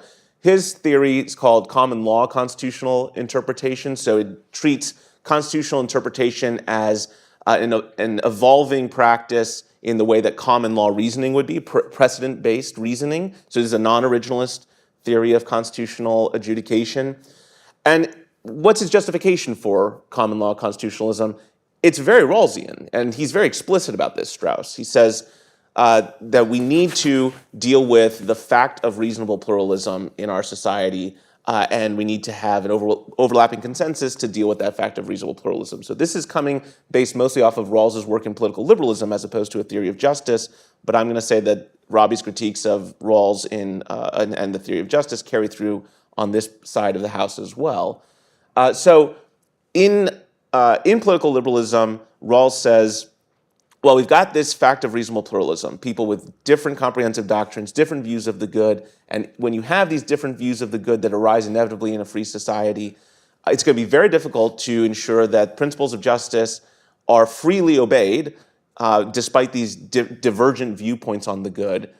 So what we need is an overlapping consensus. What we need is principles of justice that can serve as the locus of each person from within their own reasonable, comprehensive doctrines agreeing on those principles of justice. So a Kantian and a Thomist can both agree on these principles of justice as long as they're reasonable in approaching this. Strauss very similarly says, well, we've got the fact of reasonable pluralism in our society. We don't have an agreed upon conception of the good, so we need to take our social practices about law, so specific canonical cases, or the text of the Constitution, and we need to keep those set as points of overlapping consensus in our culture, and then reason from those points of consensus out towards places where we disagree in adjudicating constitutional disputes. But notice there that what Strauss has done is that he has substituted for the principles of justice our social practices as the object of the overlapping consensus, and then takes those as set and moves forward from there. I think that this creates for Rawls for Strauss a very similar problem that Robbie identifies for Rawls, in that just because they are our social practices doesn't mean they are good social practices. Just because we choose the principles in the original position doesn't mean they are good principles if they're divorced from any evaluative conception of the good. So we might have a social practice, and we arguably did in the early 20th century. Scholars disagree about this, but in the early 20th century, we might very well have viewed Plessy versus Ferguson as deeply embedded in our social practices. And yet I think we would all agree that that would be a deeply unjust social practice and therefore should be overthrown, quite apart from whether it's deeply embedded or not. So to take that as the point of overlapping consensus and move from there creates all sorts of problems. Now, instead, you might say, well, what Strauss is really doing is relying on some sort of idea of stability as a normative value that overcomes potential justices or injustices of particular social practices. And that's why he can make a general claim of, let's start with overlapping consensus on social practices. But, and here again we have an analogy to what Robbie said about Rawls, that is itself a very controversial normative claim, that stability considerations always or usually should overcome the justice or injustice of any particular social practice, and therefore we should adhere to the social practices. But the whole point of Strauss's theory is to not have to rely on controversial conceptions of the good and controversial normative claims. So it seems to me that Strauss, in relying on Rawls, has found himself in a very similar situation as the person he's relying on and subject to some of the same critiques that Robbie makes of Rawls.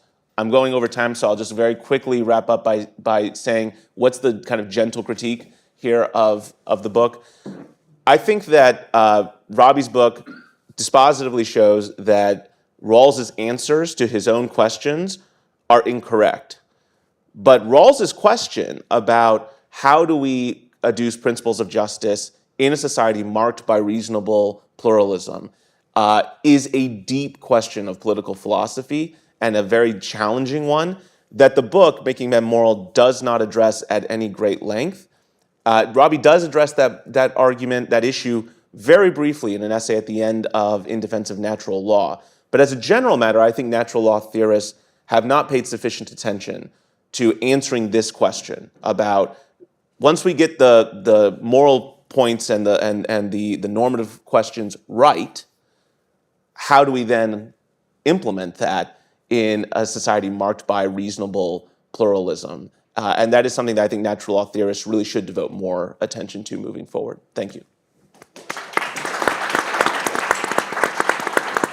So I'm watching Professor George's body language, and I think he was ready to respond, but you can do that later. Okay, here's the other professor. Sure. Thanks, Judge. So I'm, like everyone else, very honored to take part in this greatly distinguished panel and this conference chock full of luminaries and deep thinkers to remember and celebrate Professor George's book. Making Men Moral was one of really 3 books, together with Alistair MacIntyre's After Virtue, which is quoted right at the beginning of the book, and John Finnis's Natural Law and Natural Rights, authored by, as we've heard, Robbie's own teacher, that first induced me in the late 1990s to think about being an academic. And here I just want to drop a footnote. You know, it's an advantage of going last in conferences like these, that you hear kind of interesting things throughout the course of the 2 days when everybody else is, and you kind of rapidly jot them down to try to stuff them into your own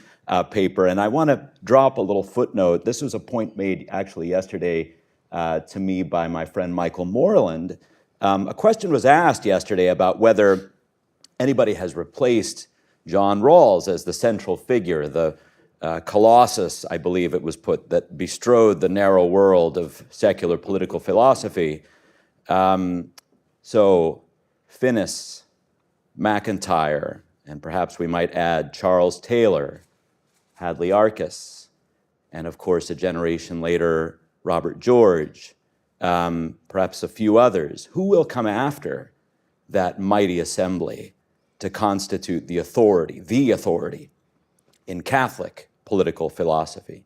Of course, there have been important works, but do we face the same fractures and crises of authority that they do, that the other side does? I think that's an important question also for us to have in mind. But at any rate, back to the book, the challenges of making men moral to what was then the dominant, and so I thought the inadequate way, I still think, of thinking about matters political and legal were a revelation to me. And I would say just one other thing by way of introduction. Many years later, I would come to know Robbie in person, and I have been greatly graced by his friendship, his support, and the great network of intellectual fellowship that he has constructed. But like my friend Elizabeth Kirk, and unlike some of my friends and colleagues here who were lucky enough to be Robbie's students, I first got to know Robbie through his writing, through his mind, and through his ideas. And so for someone rightly known and celebrated for such keen and magnetic personal powers, for someone with such immense force of character and personality, it's perhaps notable that in my case, I came to know those qualities much later in my own life, after many encounters with his writing. After all these years, I still return to Making Men Moral, as I did recently in teaching a course made possible by Robbie at Princeton on the freedom of speech and the freedom of inquiry. And I'm gratified that one of my star students in that class, Matthew Wilson, is also here. And so the tradition is passed along. I'd like in my remaining time to talk about a feature of Making Men Moral that particularly affected me when I first read it, and that has influenced my own thought in writing about constitutional theory, and that I think is perhaps one of the central contributions of the book. And I'm going to claim that this particular insight did not remain as prominent in Robbie's subsequent work on constitutional theory as it had been in the book. It kind of dropped out. And I think that is a matter of regret, because this insight goes, in my view, to the heart of some of the troubles that American politics and law, including constitutional law, is now suffering. What is that feature and that insight? I'm going to call it the settle down principle. In chapter 1, Robbie discusses Aristotle's view that inasmuch as people are moved by passion rather than reason, quote, what is needed to prepare them for virtue is not argument, but coercion, close quote. And then he goes on to say that in light of the passionate motives, emotional motives, that induce many people to act, what we need from the law is, quote, to settle people down, if it is to help them to gain some appreciation for the good, close quote. Another way to say this, and here I will actually pick up a thread of from Ian Rowe's presentation yesterday, is that the law has to pay attention to the character-forming side of things. It's got to combat bad emotion, not with reason, but with good emotion. Because in a world where people are not ready to reason together, where they have not been systematically trained and cultivated to do so over long periods of time, perhaps in Robbie's seminars, where their dispositions are simply unprepared for that kind of exchange, then the powers of reason are, if not utterly ineffectual in moving people to the good, then at least weak and premature. And we need that character-forming side first, and we need it good and hard. In my own estimation, this problem identified right at the beginning of the book, the problem of the increasingly stark absence of common political and ethical character, is perhaps the central problem of American civic life. It is also, as I'll discuss in a moment, a crucial but virtually ignored problem of constitutional theory and constitutional law. It is the problem of what C.S. Lewis described as the underdevelopment of the chest, without which any development in the head is nearly useless. It is the problem of the undercultivation of the right kinds of feelings, emotions, loyalties, dispositional responses, the problem of what Lewis called the irrigation of deserts in the young. The chief defense against bad emotions is the inculcation of good emotions, or, as Cardinal Newman once put it, quote, philosophy, however enlightened, however profound, gives no command over the passions, no influential motives, no vivifying principles. Quarry the granite rock with razors, or moor the vessel with a thread of silk, Then may you hope with such keen and delicate instruments as human knowledge and human reason to contend against those giants, the passion and the pride of man, close quote. Or here again is Lewis, quote, for famished nature will be avenged, and a hard heart is no infallible protection against a soft head, close quote. And here I would add, or even perhaps against a hard head. In later works on constitutional theory, Robbie has consistently emphasized the rationality, the reasonableness, the logical cogency of the natural law position on issues ranging from abortion to assisted suicide, to matters of sexual ethics, to matters of the true nature of civil and constitutional rights and more. In books such as the excellent Clash of Orthodoxies, he has devoted his writing and thinking life to demonstrating the rational superiority of the views he has consistently championed over the secular and progressive alternatives that dominated the intellectual and popular byways then as now. Clash of Orthodoxies does this with Robbie's usual perspicacity and clarity of moral vision. But what it does less, and what some of Robbie's other writing in this area also does less, is to pick up and run with that early thread of making men moral, the problem of emotion and character, and how to use the law to form people the right way so that they are receptive to arguments of the sort that appear in Clash of Orthodoxies and elsewhere. I might add here that another of Robbie's exceptional students, my co-panelist, Joelle, has done what I consider to be exceptionally fine work on the question of the role of emotion in constitutional theory in an article in the Notre Dame Law Review, which I highly commend to you. But this problem, the problem of the formation of the constitutional chest, has been, with honorable exceptions, determinedly ignored by constitutional theorists. We will tell you all about the separation of powers and federalism and the scope of free speech and religious exercise. We will go on and on about the meaning of and the danger in establishments of religion. Give us a textual inch, and we will take an arid linguistic originalist mile. But ask us about what lies at the heart of our political establishment. Inquire with us about the we in we the people, and what binds the polity and fraternal affection, and we will retreat with some embarrassment, silent and cold. This is a problem. This is a big, big problem, in my view. Given the steady decay of the chest that we see everywhere around us, see, for example, the recent popular vote in Ohio, see the vote taken in the comments by Carter Snead earlier in Montana, see also the barbarism we see around us, concerning even worse barbarisms around the world, but hardly only all of these matters. Might we not need to reflect more and more deeply and more intensely on that critical insight that Robbie had some 30 years ago?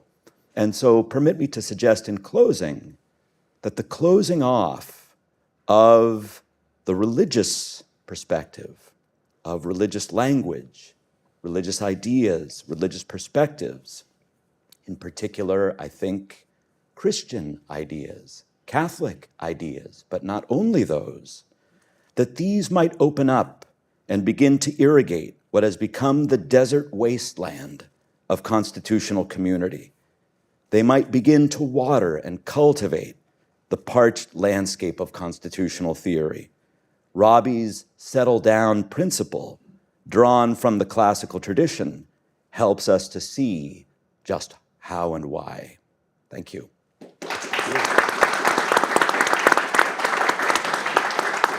Professor Smith. Well, for me, likewise, it's an honor to be here. At my stage, I actually try to take a nap every afternoon, and I really resist flying across the country for academic conferences. But when I was invited to this one, I really just had to come because Robbie's been, I think, a good friend and an influence on me for over 3 decades now, and I just think it's so important to celebrate what he has done. I also appreciated a lot of the discussions earlier today. Some of them are very insightful, for me at least, and even inspiring, which is rare for an academic conference. And some of them made points that I will probably try to make too, but some of them made them more forcefully and articulately than I will. This conference is about making men moral, and our panel is about constitutional interpretation, and that's a little awkward because Robbie says little or nothing about constitutional interpretation in making men moral. So what I did was sort of consult the emanations and penumbras of making men moral, along with some things that he said more explicitly elsewhere, to try and come up with a few reflections about the relation between natural law and constitutional interpretation. Now, of course, a lot has been written about that subject already, but it's an enduring question, and I do think the context has changed pretty significantly from the time that he wrote some of that book and some earlier things in ways that might help us to appreciate different aspects of the question. So to try to develop that thought, I think from the 1960s through the 1990s and continuing on and off up until Obergefell at least, it was widely perceived that the U.S. Supreme Court was using loose, unhistorical interpretations of the Constitution to promote a kind of a liberal agenda and a liberalism, non-perfectionist or neutrality liberalism, that basically held that government should not be taking positions on the good life, but should just simply be facilitating individuals in pursuing whatever their own conceptions of the good life were. Now, both the originalism, I think, of people like Robert Bork and the new natural law of scholars like John Finnis and Robbie George resisted this liberal agenda, though in different ways. Originalism resisted it by contending that courts should limit themselves to enforcing the positive law, including the Constitution, according to its original or textual meaning. But more substantively, the new natural lawyers were criticizing the philosophy of neutrality liberalism itself. And I think Making Men Moral was maybe the outstanding instance of this kind of criticism.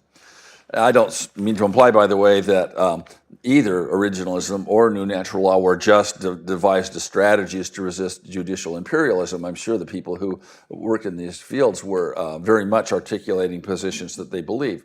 But it did happen that they were sort of like nice allies or partners in this resistance to this judicial program.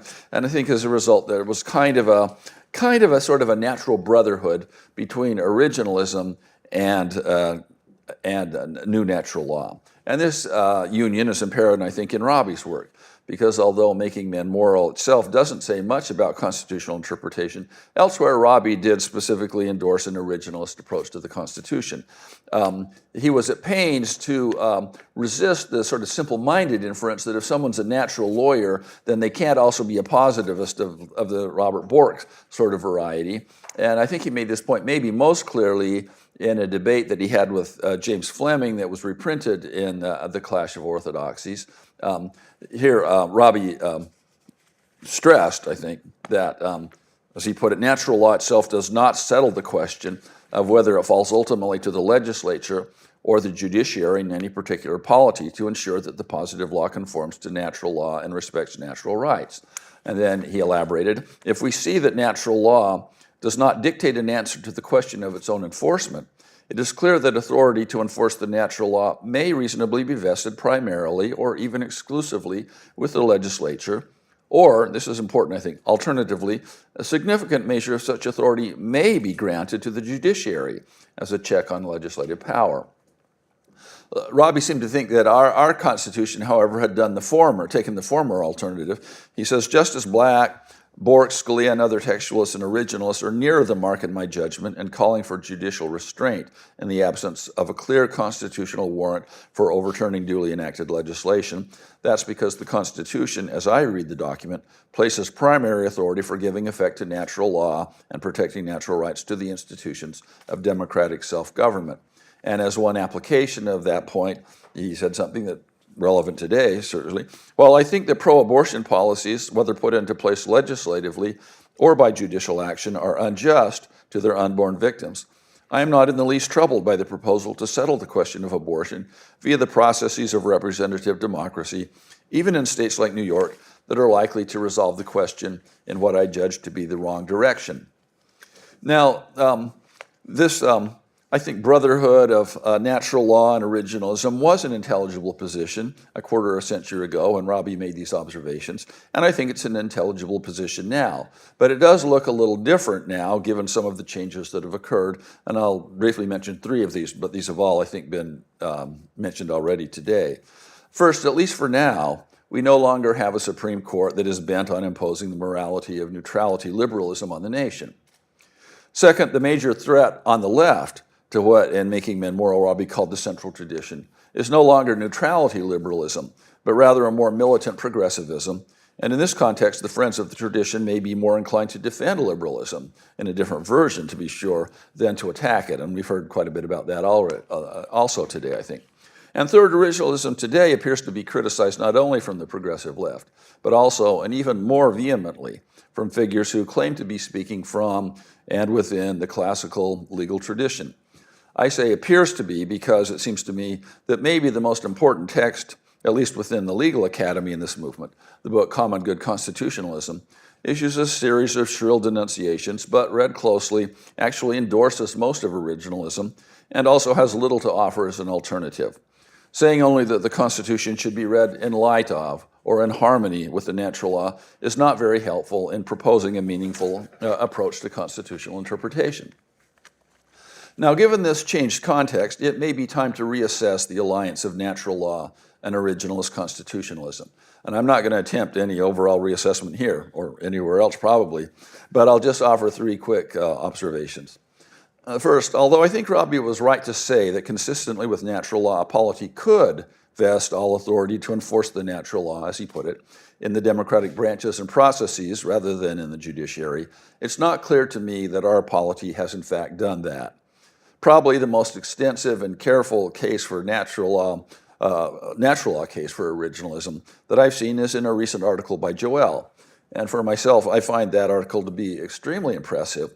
And yet there are points in the article that I find less than compelling. Robbie acknowledged all along that a polity could also place some responsibility for implementing the natural law in the judiciary.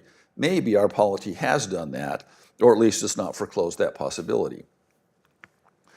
Second, although it seems right to say that natural law would permit a policy to structure its institutions in various ways for the common good, I don't think this permission would amount to a blank check. It seems to me that institutional arrangements and decisions would still need to satisfy the demands of the natural law on an ongoing basis. So even if the Constitution prescribes an originalist approach to constitutional interpretation, that prescription wouldn't necessarily be the end of the discussion, I think. Which leads to my third point.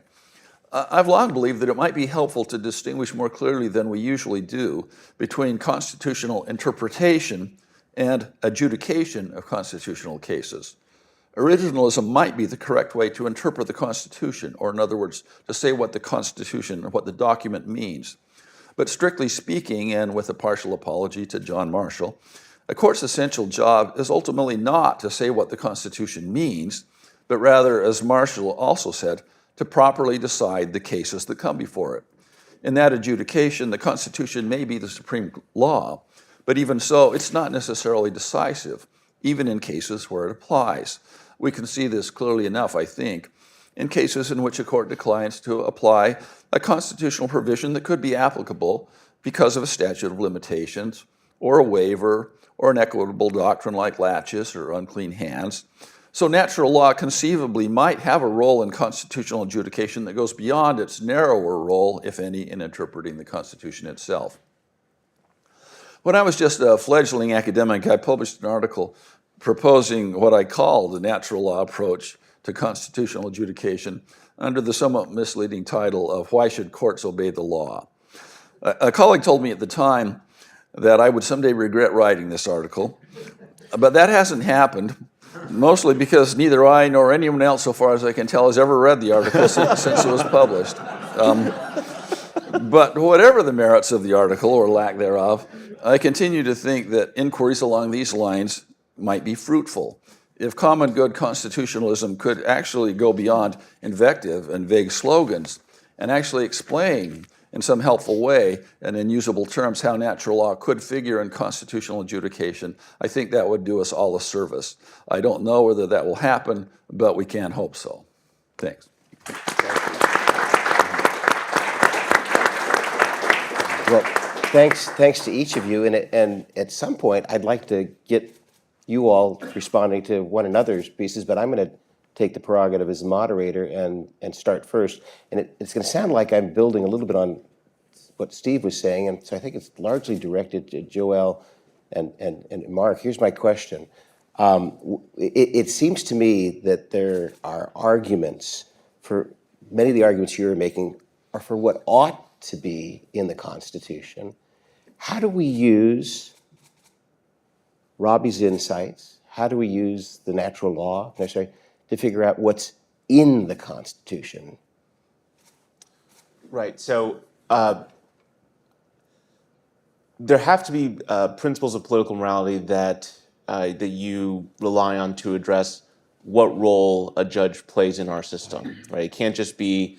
It would just beg the question to say, well, the original meaning of the text says that the judicial role is X, therefore that is the judicial role. Well, that assumes that you should adhere to the original meaning of the text, and that should require some sort of moral argument that justifies originalism in the first place. And the same is true for any theory of constitutional law or adjudication, depending on which one you want to use to describe constitutional theory. So the arguments that I was laying out in my initial remarks were arguments of political morality that help define how we ought to think about the judicial role under our system. And so that's that's an interaction of both moral argumentation and descriptive facts about our system of government under our Constitution. So the argument that I've laid out for originalism, for example, builds on the natural law tradition's conception of political authority and legitimate political authority, and argues that it is necessarily a harm to the common good to disregard the people's original understanding of what they were doing in the Constitution, and that creates a moral imperative to obey the original meaning. Mm-hmm. But that original meaning then could have some contingent historical meaning that allows judges to have a very broad authority under our Constitution to set aside positive law in light of the natural law, for example. Mm-hmm. But that's just a contingent historical question. That's not a question of political morality as an initial matter. So I think that in response to your question, it's not so much that I'm arguing what the Constitution ought to say. I'm making an argument about what the judicial role ought to be, both in light of considerations of judicial role morality and the specific features of our constitutional system, how those two things interact with each other and produce a particular constitutional theory. Okay, thanks. Mark, you want to? Yeah, so Judge, I don't have a fully worked out view about how natural law can inform what's in the Constitution or its meaning, but I have started to work on a view concerning it's not quite the kind of practice-based, it's not at all, I think, the kind of practice-based view that Joel takes on in his article, but it is a view that takes the endurance of our practices, our social and political and legal practices, and the endurance of those practices as reflecting determinations a la natural law, determinatio of, or specifications, one could say, of various political virtues as exemplifying what it is that the, let's say, broader statements in the constitutional law, in the Constitution might mean. That is one way, and I think an important one, to understand the kind of view of what I've been calling traditionalism in constitutional interpretation and constitutional law. That's one way to understand the sort of normative pitch and the normative content of traditions. But I agree, I certainly agree with Joel that the connection to some kind of normative, moral, virtue ethical justification in those practices must be made. But at least that's one possibility with respect to the question how the natural law might inform constitutional meaning, and one that I've been trying to work on. Okay. Steve, do you want to? Yeah. So I I think that Robbie makes it pretty clear, I think, in Making Men Moral and elsewhere, that he is trying to say that, well, I'll put it this way. The final chapter of Making Men Moral that talks about freedom of speech, freedom of religion, freedom of association, and so forth, that Sharif talked about earlier, and so forth, could certainly be read as explaining what constitutional provisions on that kind of subject ought to mean, what we would want to have in the Constitution. But I think he makes it quite clear he's not saying, that the Constitution should necessarily be interpreted to mean those things. And I think he says that elsewhere. This is where the distinction between original meaning and natural law comes in. And so I think I don't know what he would say now, but I think he was making it pretty clear at that time that he was not trying to make, that kind of close connection. And it made a lot of sense, I think, at least then, and maybe still, to stress the distinction. But it made more sense then, perhaps, than it even does now, because once again, as I suggested, there was a lot of reason to try to resist people who were arguing, we know what morality is and we should just read it right into the Constitution and let the courts enforce it. There was a good reason to try to resist that, I think. If you said now, okay, but at this moment, maybe we want to see how they would connect. There are a couple of obvious ways in which they might, but I don't know if he would favor either of these or whether I would either. I mean, one would just be the Ronald Dworkin type of approach, read, moral reading to everything in the Constitution. Adrian Vermeule really praises Dworkin throughout the book. He's in favor of that sort of thing. But there are some good objections to that. I'm not as opposed to that as I once was, maybe. Sometimes I find myself inadvertently sliding into that. But I did one time, I think, Resist. I remember describing to a colleague some 20 years ago, I said, I regard Dworkin as the embodiment of jurisprudential evil in the modern world, or something like that, and then people say, yeah, but what you're doing is a lot like, so I don't know, but that's one way. The other way, I think, is a little bit more, and I can't speak for him, but I think Hadley is a little bit more, just use a straight moral reading to interpret terms of the Constitution. If it talks about life, if it talks about liberty, if it talks different things, don't interpret those necessarily according to what the people who enacted them thought they were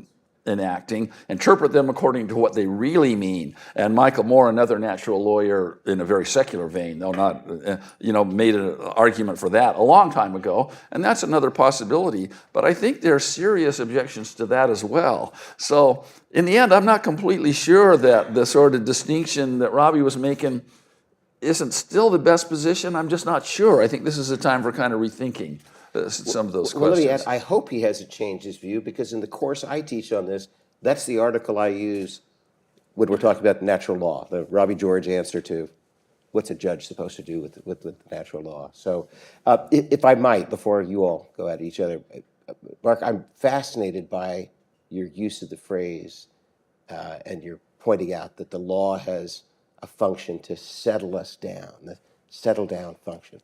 Now, does that have content to it beyond just being rational and nice and listening to one another?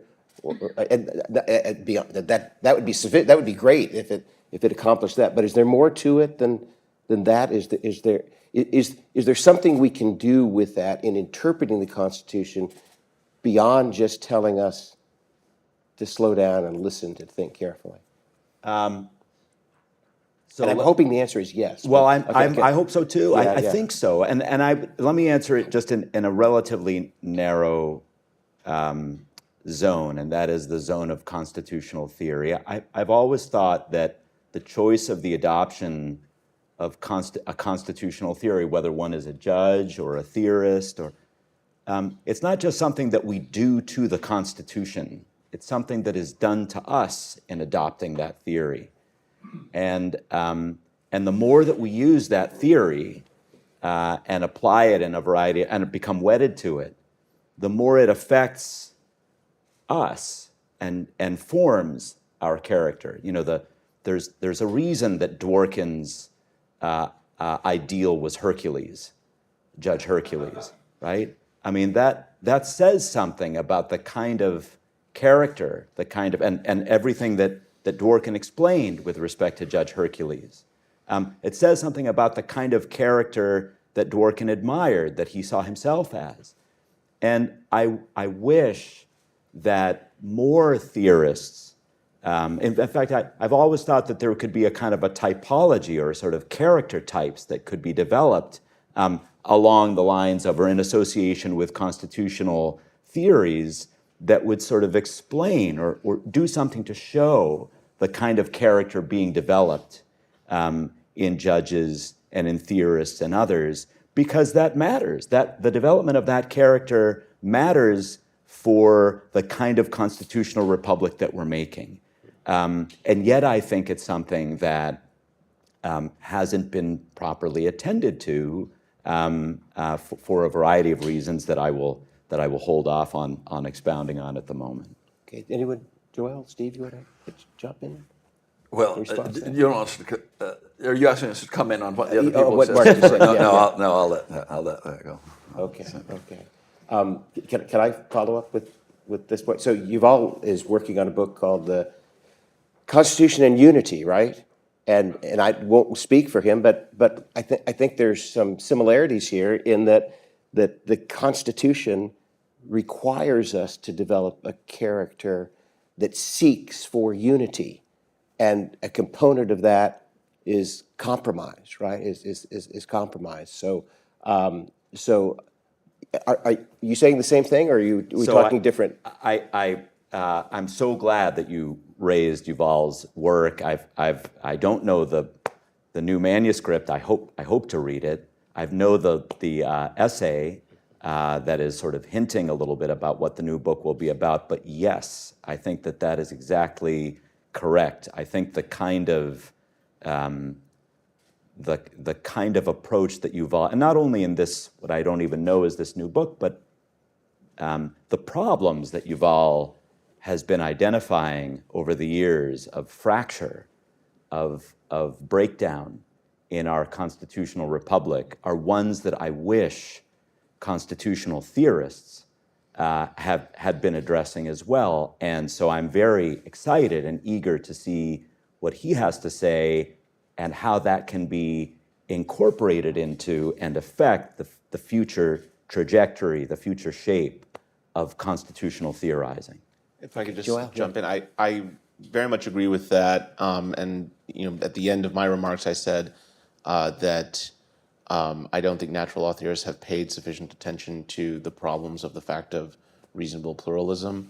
I think that on the constitutional theory side, Yuval's upcoming book really is directly relevant to that problem, right? It is taking seriously the problem of reasonable pluralism and trying to, and without prescinding from notions of the good or notions of what is true, which is the Rawlsian approach, taking seriously that we want to identify what is true and what is good, and yet we have to maintain a constitutional regime in which we live together despite those disagreements. And that's just a vexing problem that I don't think has been given enough attention. So I'm very much looking forward to the book for that reason. I should also just add that within the natural law tradition, there are a lot of resources that we could draw upon to address this problem of reasonable pluralism, how ideal theory interacts with practical theory. Cicero devoted a lot of attention to exactly this problem.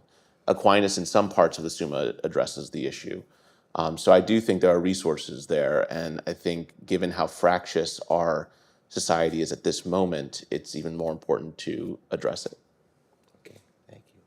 So with that, how about each other? What do you want to ask of each other from the presentations that you gave? I've got some more questions, but I let you all take a turn asking your questions of one another. Well, maybe I'll start. So, although neither Joel nor Mark said anything I really disagreed with, I think, so I'm not sure. I took Joel essentially, I agree with your point, essentially, that Rawls was trying to, solve this problem of pluralism you're talking about right at the end by saying that since we have different ideas of the good, we should come up with a system that doesn't endorse anybody's ideas of the good, and that doesn't work for various reasons, and Robbie identified some of those reasons. And the same thing is true for lots of other, like David Strauss, and in some ways you might say that's kind of been the problem, at least since the Reformation, hasn't it been, you know? And so you might say almost everything since then has been, in some ways, trying to address that problem. And the sort of modern liberal strategy has been, can we do it without just making sure the government will never take any sides or take any view, and say, no, we can't really. And we fool ourselves to the extent that we pretend that we're doing that. So that's an ongoing problem, admittedly, and I think you're right about that. But I'll with Mark, let's see if this is true. I didn't disagree with anything that Mark said either, but I think insofar as he says, you know, there are prior questions about emotion and character, basically, you know, without addressing questions like that, if you started trying to reason about things, you can't really even do it unless you have, you know, the right kind of character and so forth. That seems right, but just two quick points. One is, I'm not sure whether you should fault constitutional theorists for not saying so much about that. I mean, you might say, you know, there are a lot of things, and constitutional theorists have some specific job, and that isn't, you know, the basic character of our society is probably not something that constitutional theorists would be particularly good, you know, or that's within their, you know, within their domain. So I'm not sure that's a problem with constitutional theory. But my more provocative question to you is, so I always get accused of being a pessimist, you know. Every book I come out, people say, oh, you know, it's so discouraging, you just, I'm sorry. I'm thinking your remarks, although you didn't underscore this, make you more of a pessimist than I am. Because what you were commenting about the current state of our society and everything makes it sound like this is almost hopeless. And surely no constitutional theorist is going to provide the answer to these deep-seated social problems. Am I right or not? Have you beaten me out for, you know, the honor of being? I think on the first point, I take it to be one of the exciting parts of Making Men Moral was that it sort of got me to start reading Aristotle more systematically, and this issue of constitution or polity or regime as comprising both institutional questions of the kind that constitutional theorists do talk a lot about, but also more general constitutive questions, we the people kinds of questions, are involved in the classical idea of what a constitution was thought to be. And yet in our society, perhaps in part because of the liberal orientation, the Rawlsian orientation and influence that has predominated, we constitutional theorists who are always we're always late comers, right? We're always following the real thinkers, the political philosophers. We never think about those things, but I think they are things to think about. They are important features of our constitutional law and issues that constitutional theorists ought to take seriously. So I think that's right down the fairway of the kinds of things that they ought to be thinking about, but just don't for a variety of contingent reasons, or perhaps even it's even the fact of fracture that has constitutional theorists scurrying away from them. It's like, well, no, I'd rather just talk about, who the president can fire and hire, right? I'm happier there. But no, I think at a certain point you have to get into the formative question of we the people. On the pessimism point, it's always been a feature of your writing, Steve, that I've greatly admired and tried to model. And so if the student has now surpassed the teacher in pessimism, I tend to think of myself as a pretty cheerful guy. I like to have a glass of wine or two. That makes me happier, I guess, every once in a while. But yeah, I am a little down, and that's why I'm hopeful, and that's why I'm stimulated in projects, of course, like mine, but also in projects like Yuval's, to see what can be done to reconstruct and rebuild, because I don't like being so sad.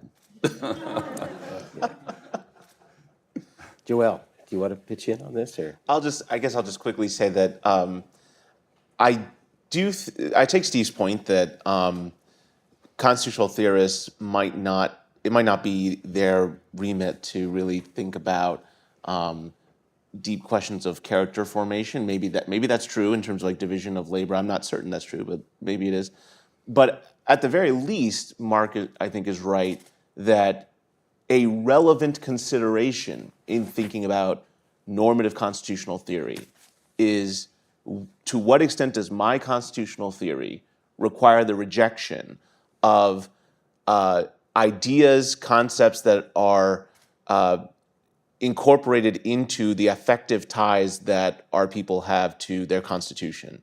So it's very common in American constitutional theory for popular sovereignty to just be poo-pooed as just like, simplistic, clearly wrong, and not a great basis for thinking about the legitimacy of our Constitution.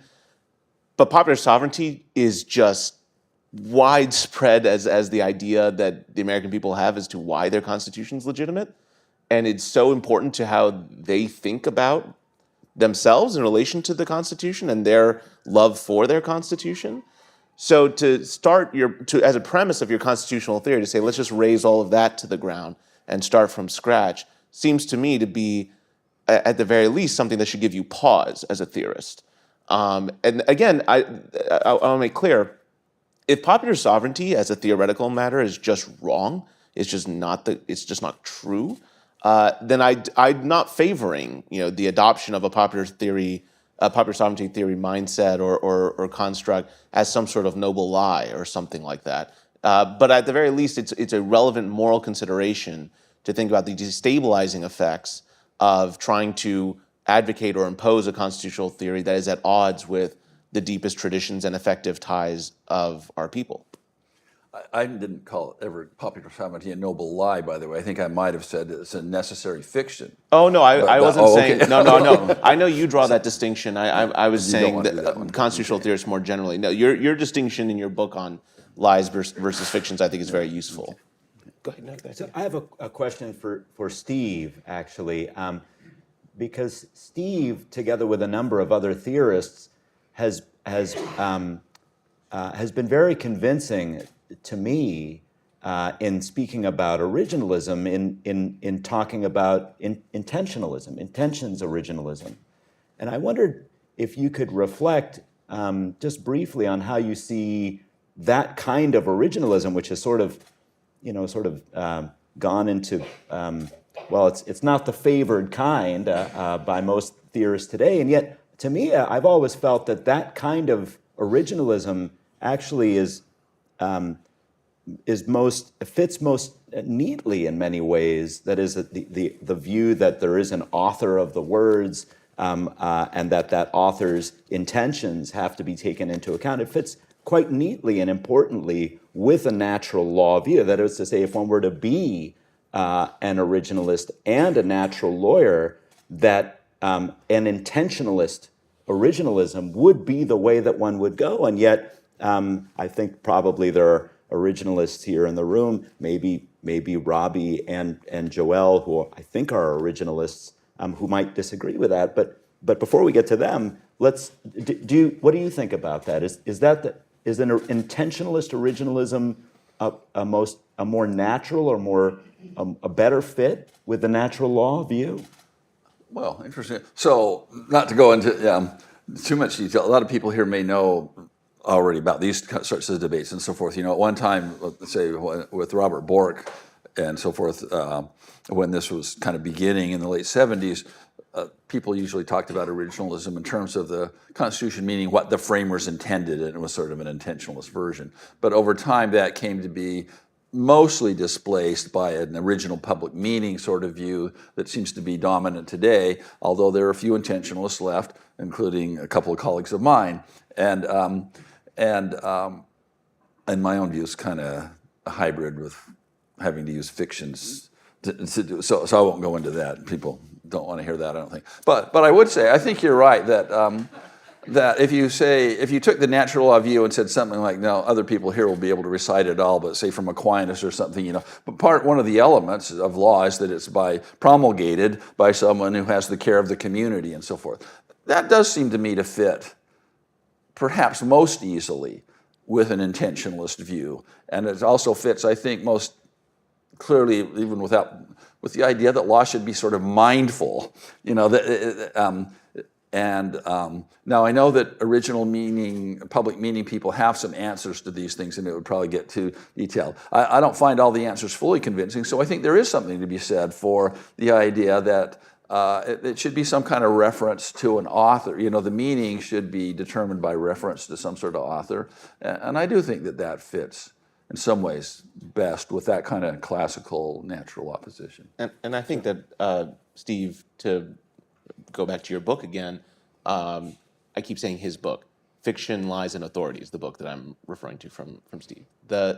In that book, you make this point about this gap that gets introduced between the author of the law and how the law is interpreted, and that gap undermines the effectiveness of that authority. So to the extent that you think there's some sort of moral obligation to sustain the authority of that legitimate lawmaker, you want to track as closely as possible what they're trying to do and not introduce a gap. And I think you make the point in that book that original public meaning could be viewed as introducing just such a gap, right? Mm-hmm. And so I think that is very consonant with the natural law view. Yeah. And I would just add that Richard Eakins' work Right. has there done are a few, lot to further few this. actually sophisticated people. Right. And it avoids this problem of mindlessness that Vermeule talks about correctly, I think, in this respect, that a case like Bostock raises, I think. Right. If you say, if you want law to be mindful, in other words, to be the product of actual deliberation, where somebody with authority thinks about some problem, decides what to do about it, and so forth, then if you interpret the law to mean something like, let's say if it's textual meaning as distinguished from the meaning intended by the lawmaker, it can end up meaning something that nobody would have adopted, and nobody ever really wanted to adopt. And Bostock, I think, is a clear example of that. No one in the Congress intended it to have this meaning, and nobody since that time thought it did have this meaning. But if we think really hard about what the words mean, Justice Gorsuch says, probably incorrectly even on that level, but if we think really hard about what the words mean, it does have that meaning that nobody intended. So I think Vermeule says correctly, that just introduces a kind of mindlessness in the law. Now, of course, she did, well, yeah. I mean, I like that point because he did actually cite an article I'd written two decades earlier trying to make that point, but he was right. I was right, I think, and he was right on that point. And so, yeah, I think that's true. Intentionalism has its own problems. Well, just since I suspect, I don't know, Hadley would know what he would say about it. I think Hadley might say something like he said earlier today about, I forget which provision, it was maybe a 14th Amendment provision. You should interpret it to mean what it truly means, or so forth. Not necessarily what the people who adopted it thought they wanted it to mean, or even what the public at the time would have thought it meant, but what it really means. I think that creates the same problem of mindlessness, that Bostock reveals. But that's just a side point here. Okay. So Justice Gorsuch's name was mentioned, so that opens the door for my next question. The most consequential interpreters of the Constitution are the justices on the Supreme Court, at least in my world. They are. And so I'm wondering, what's your sense of whether the justices are thinking this way? Whether they are approaching their adjudication of the cases with these sorts of principles in mind, or are what we're doing right now is just sort of a post hoc explanation of what they're doing and how it fits into some larger scheme? Are they interpreting the Constitution along these lines? I think that this is the most theoretically sophisticated court we might ever have had, or at the very least, there are going to be very few courts in our history that would be as theoretically sophisticated and ambitious as this court. And I think they care very deeply about these basic principles of political morality in thinking through how to approach their task of constitutional adjudication. So I think you see that in oral argument all the time. Where I was going to ask, where do you see that? Do you see that in the opinions? You see it in the briefing and in the arguments where advocates all the time now are appealing to deeper principles of constitutional theory that they presumably think matter as a matter of good advocacy in getting these justices to care about the views that they are articulating on behalf of their clients. And it's just much more rigorous and systematic theoretically than really.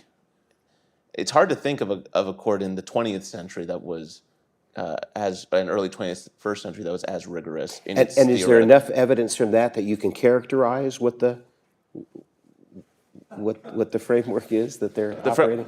So I've argued that it's broadly originalist. Okay. That I have argued that for in part because of the reason that Steve pointed out that originalism as a theory of constitutional adjudication does incorporate principles like stare decisis and like party presentation principle that allow for a court to be originalist and yet, in a lot of cases, not be applying the original meaning. And that can be consistent with originalism as a constitutional theory. And I think that does accurately describe what the court, by and large, is doing. Okay. So I agree largely with what Joel just said, with one footnote and one qualification. The footnote is I agree on the points about the most theoretical court that we've ever had, I think.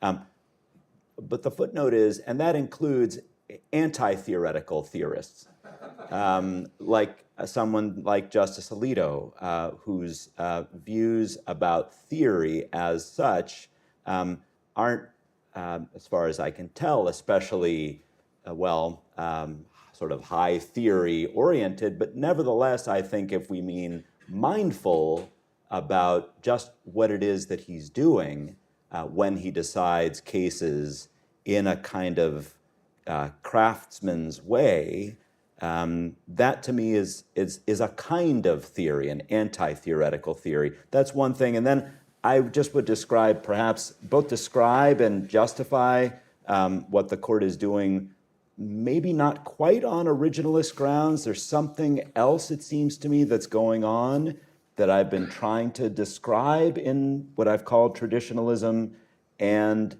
also justify.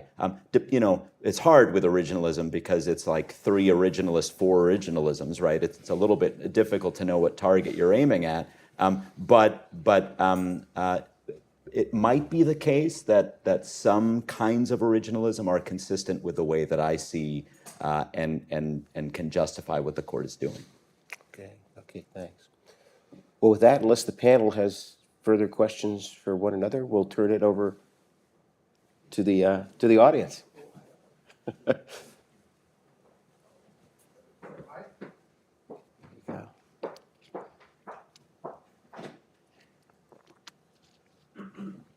Since you called on me, Steve. Now, coming back to a conversation I had with our late beloved Nino Scalia, I reminded him that Lyman Trumbull had to assure his colleagues up and down that nothing in that 14th Amendment was going to challenge those laws in Illinois as well as Virginia that barred marriage across racial lines.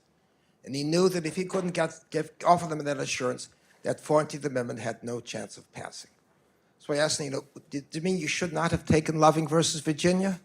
He said, let me think of that. Maybe you ought to think about that again. Mm-hmm. No, they're not going to think about that again. Recently, when they did the racial preferences cases in Harvard Youth, they relied on the Equal Protection Clause.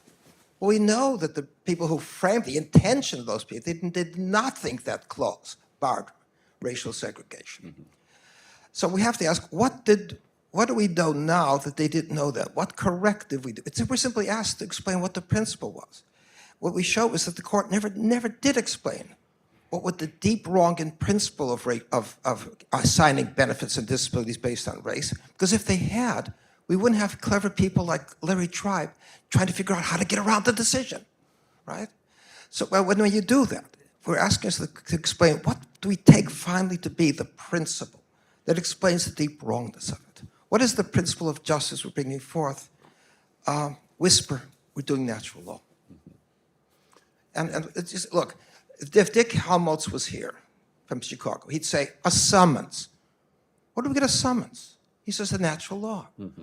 What tells us you should have a right to be informed that you're going to be indicted for something, prosecuted, in order to prepare your defense, to get a verdict that is substantively accurate. The judge sees a statute that says we bar racial discrimination in places open to private business open to transaction with public. Do we assume that statute should apply to everyone equally, universally, to everyone who comes under that statute? That's a moral logic. Mm-hmm. Who put it there? Did the Constitution tell us to do that? My point is this. if you think that natural law is some theory hovering in the sky, you're going to ask, like Judge Griffith, when do we invoke it? On the other hand, if you understand it's woven through what we do. I used to say, to ask whether the judge could get through the day without relying on the natural law was like asking the question, can I order the coffee without using syntax? It's woven in there even when you're not aware you're using it. I agree with that, a lot of that, by the way, but, there are questions we could talk about, so, Okay, great. Other questions, comments?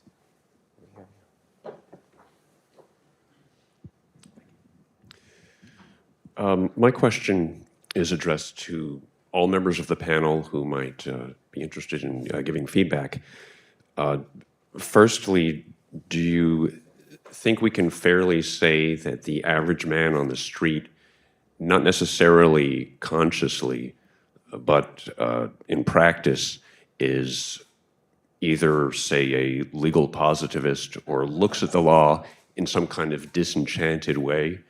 And where do you see opportunities to promote a revival of natural law thinking in the general public?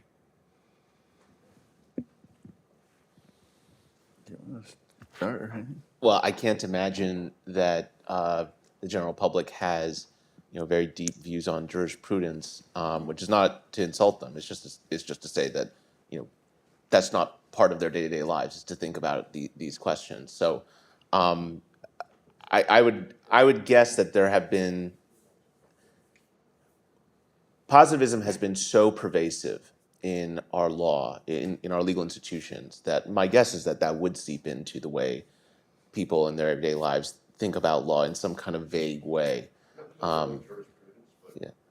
How I, as a citizen, should understand the law, kind of operationally in my day-to-day. But sure. So I'm not sure also about ordinary citizens, but in my own experience as a teacher, and this gets back a little bit to Robbie's book, which I'd like to get back to, and that is the issue of legal moralism often comes up in my classes. I teach big classes, lots and lots of students, 100 at a time, and I like the reach. And the question arises, is this a law about morality? And the instinct, like as with Professor Mark earlier, the students always want to say, no, don't impose your morality on me.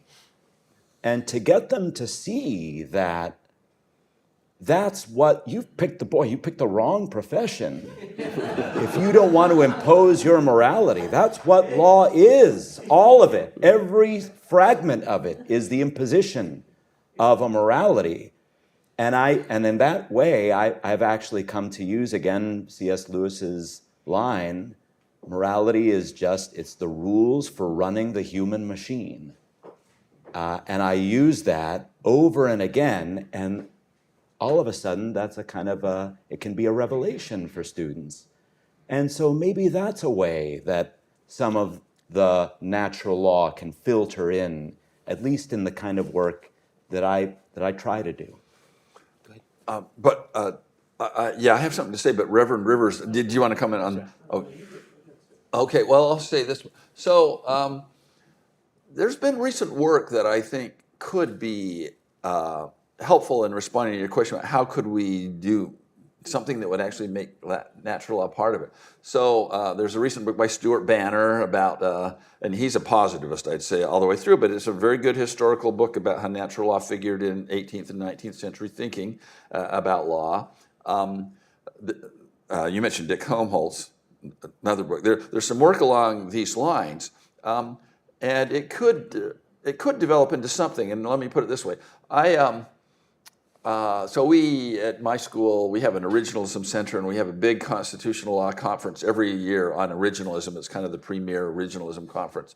And really good work, good people come there. But I often have the sense that when they're trying to figure out what the original meaning of this provision or that one's, that they are, let's say, handicapped to some degree by the fact that they're trying to understand things in very positivist terms when the people at the time were not understanding law in that way. So, you know, they were saying things like, well, for example, you know, the case is not the law, it's just evidence of the law. And even about statutes or positive law, sometimes it's sort of evidence of law. And it seems that they had a background sense of law that was more natural law in its nature that's largely been lost. And then when we try to figure out what meanings are today and we impose them on that law, but without that background understanding, they don't make sense in one way or another. So I've sometimes thought that if there were any way forward here, it would be in trying to do a little bit more to recover, you know, what the sense of law was at a time when people could talk that way, and then see whether there were ways to use it now.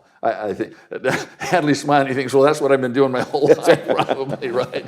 Yeah, but there'd be different ways of doing that, and even when people try to do it today, if they can't recover the original sense of law, it doesn't end up working out right. But you know, if we could somehow recover that a little bit more, we might actually be able to make some sort of headway. Well, I'll just say one more real quickly. So John Chipman Gray, a Harvard professor from, I don't know, a century ago or something, like to say that statutes are not law, they are sources of law. Now that's sort of an interesting view or something, you know, like the statute is just sort of channeling something, it's providing reasons, but it isn't exactly law in itself. Probably pros and cons to that view. But if you think about that for a bit, it's already, I think, an entree into a different way of thinking about all these legal sources that we have that could be quite fruitful, which, you know, as I mentioned in my little remarks, I hope future generations will do. I'm soon going to follow a different aspect of Robbie's life and his example by trying to learn to play the banjo. But, you know, other people, you know, Joel and Mark, you know, younger generations can work on this sort of stuff, I think so. Great, thank you. Jeff Rosen. A lot of people will know I thought a lot about these questions for a long time, and I want to say that any theory of constitutional interpretation that makes grand theory relevant to it is wrong, okay? That's a good starting point. What I want to do is kind of constrain the discussion, or why I want to give arguments for why the discussion should be constrained. You know, grand theories, you know, are just not what judges should be doing. They should start with the fact that judges should obey the law. You know, that's the principle of political morality I think Scalia ultimately relied on for originalism. The judges, like other citizens, have to obey the law, and that means obeying the Constitution and the statutes. A second step in constraining the discussion is to actually think a little bit more about originalism and judicial review. And a lot of people just conceive of judicial review as this, well, it's existing power, and we're going to decide how we're going to actually exercise it. But where does it come from? You know, the first fact you start with is there's nothing in the Constitution that says judges have the power to strike down unconstitutional laws. You know, it's an implication. Now, I think Marshall makes a persuasive case, you know, that it is there by implication. But that argument from implication can only go so far. It can justify, I think, striking down what Hamilton described as manifest violations of the Constitution. And if you start with that, you know, probably about 90% of judicial review just goes away, because 90% of judicial review, it just doesn't involve manifest violations of the Constitution. Most modern constitutional law is taking phrases, elevating them to a high level of generality, and then saying, oh, and judges have the power of judicial review. They're supposed to fill in these majestic generalities.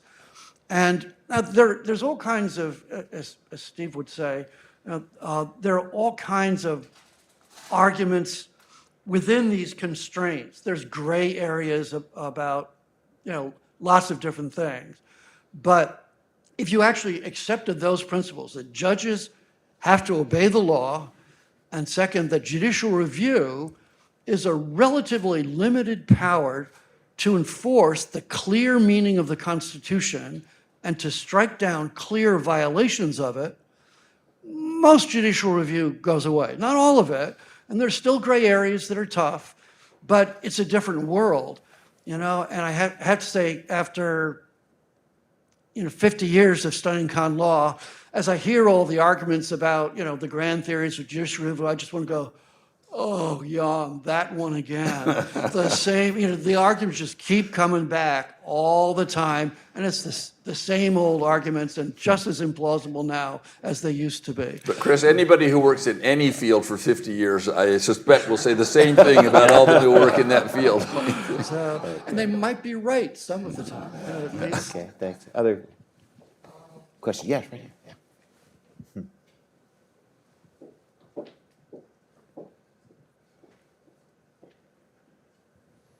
Let me take the audience back to a special pleasure that I had, 11 months ago, huddled over my computer with a copy of Making Men Moral as the first Zoom class in my final semester at Scalia Law was to begin.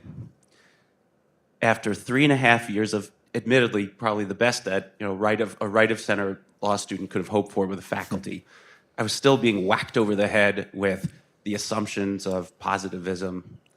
And finally, the breath of fresh air to have Professor George starting us with an opening lecture eviscerating Justice Holmes's position that he articulated in The Path of the Law in 1897, which only seems to have been embedded even further in our law. But to see Robbie just so artfully take it down, it was invigorating for a law student because it was a whole nother lens through which to view everything that we had been learning up until that point, and the strongest possible challenge.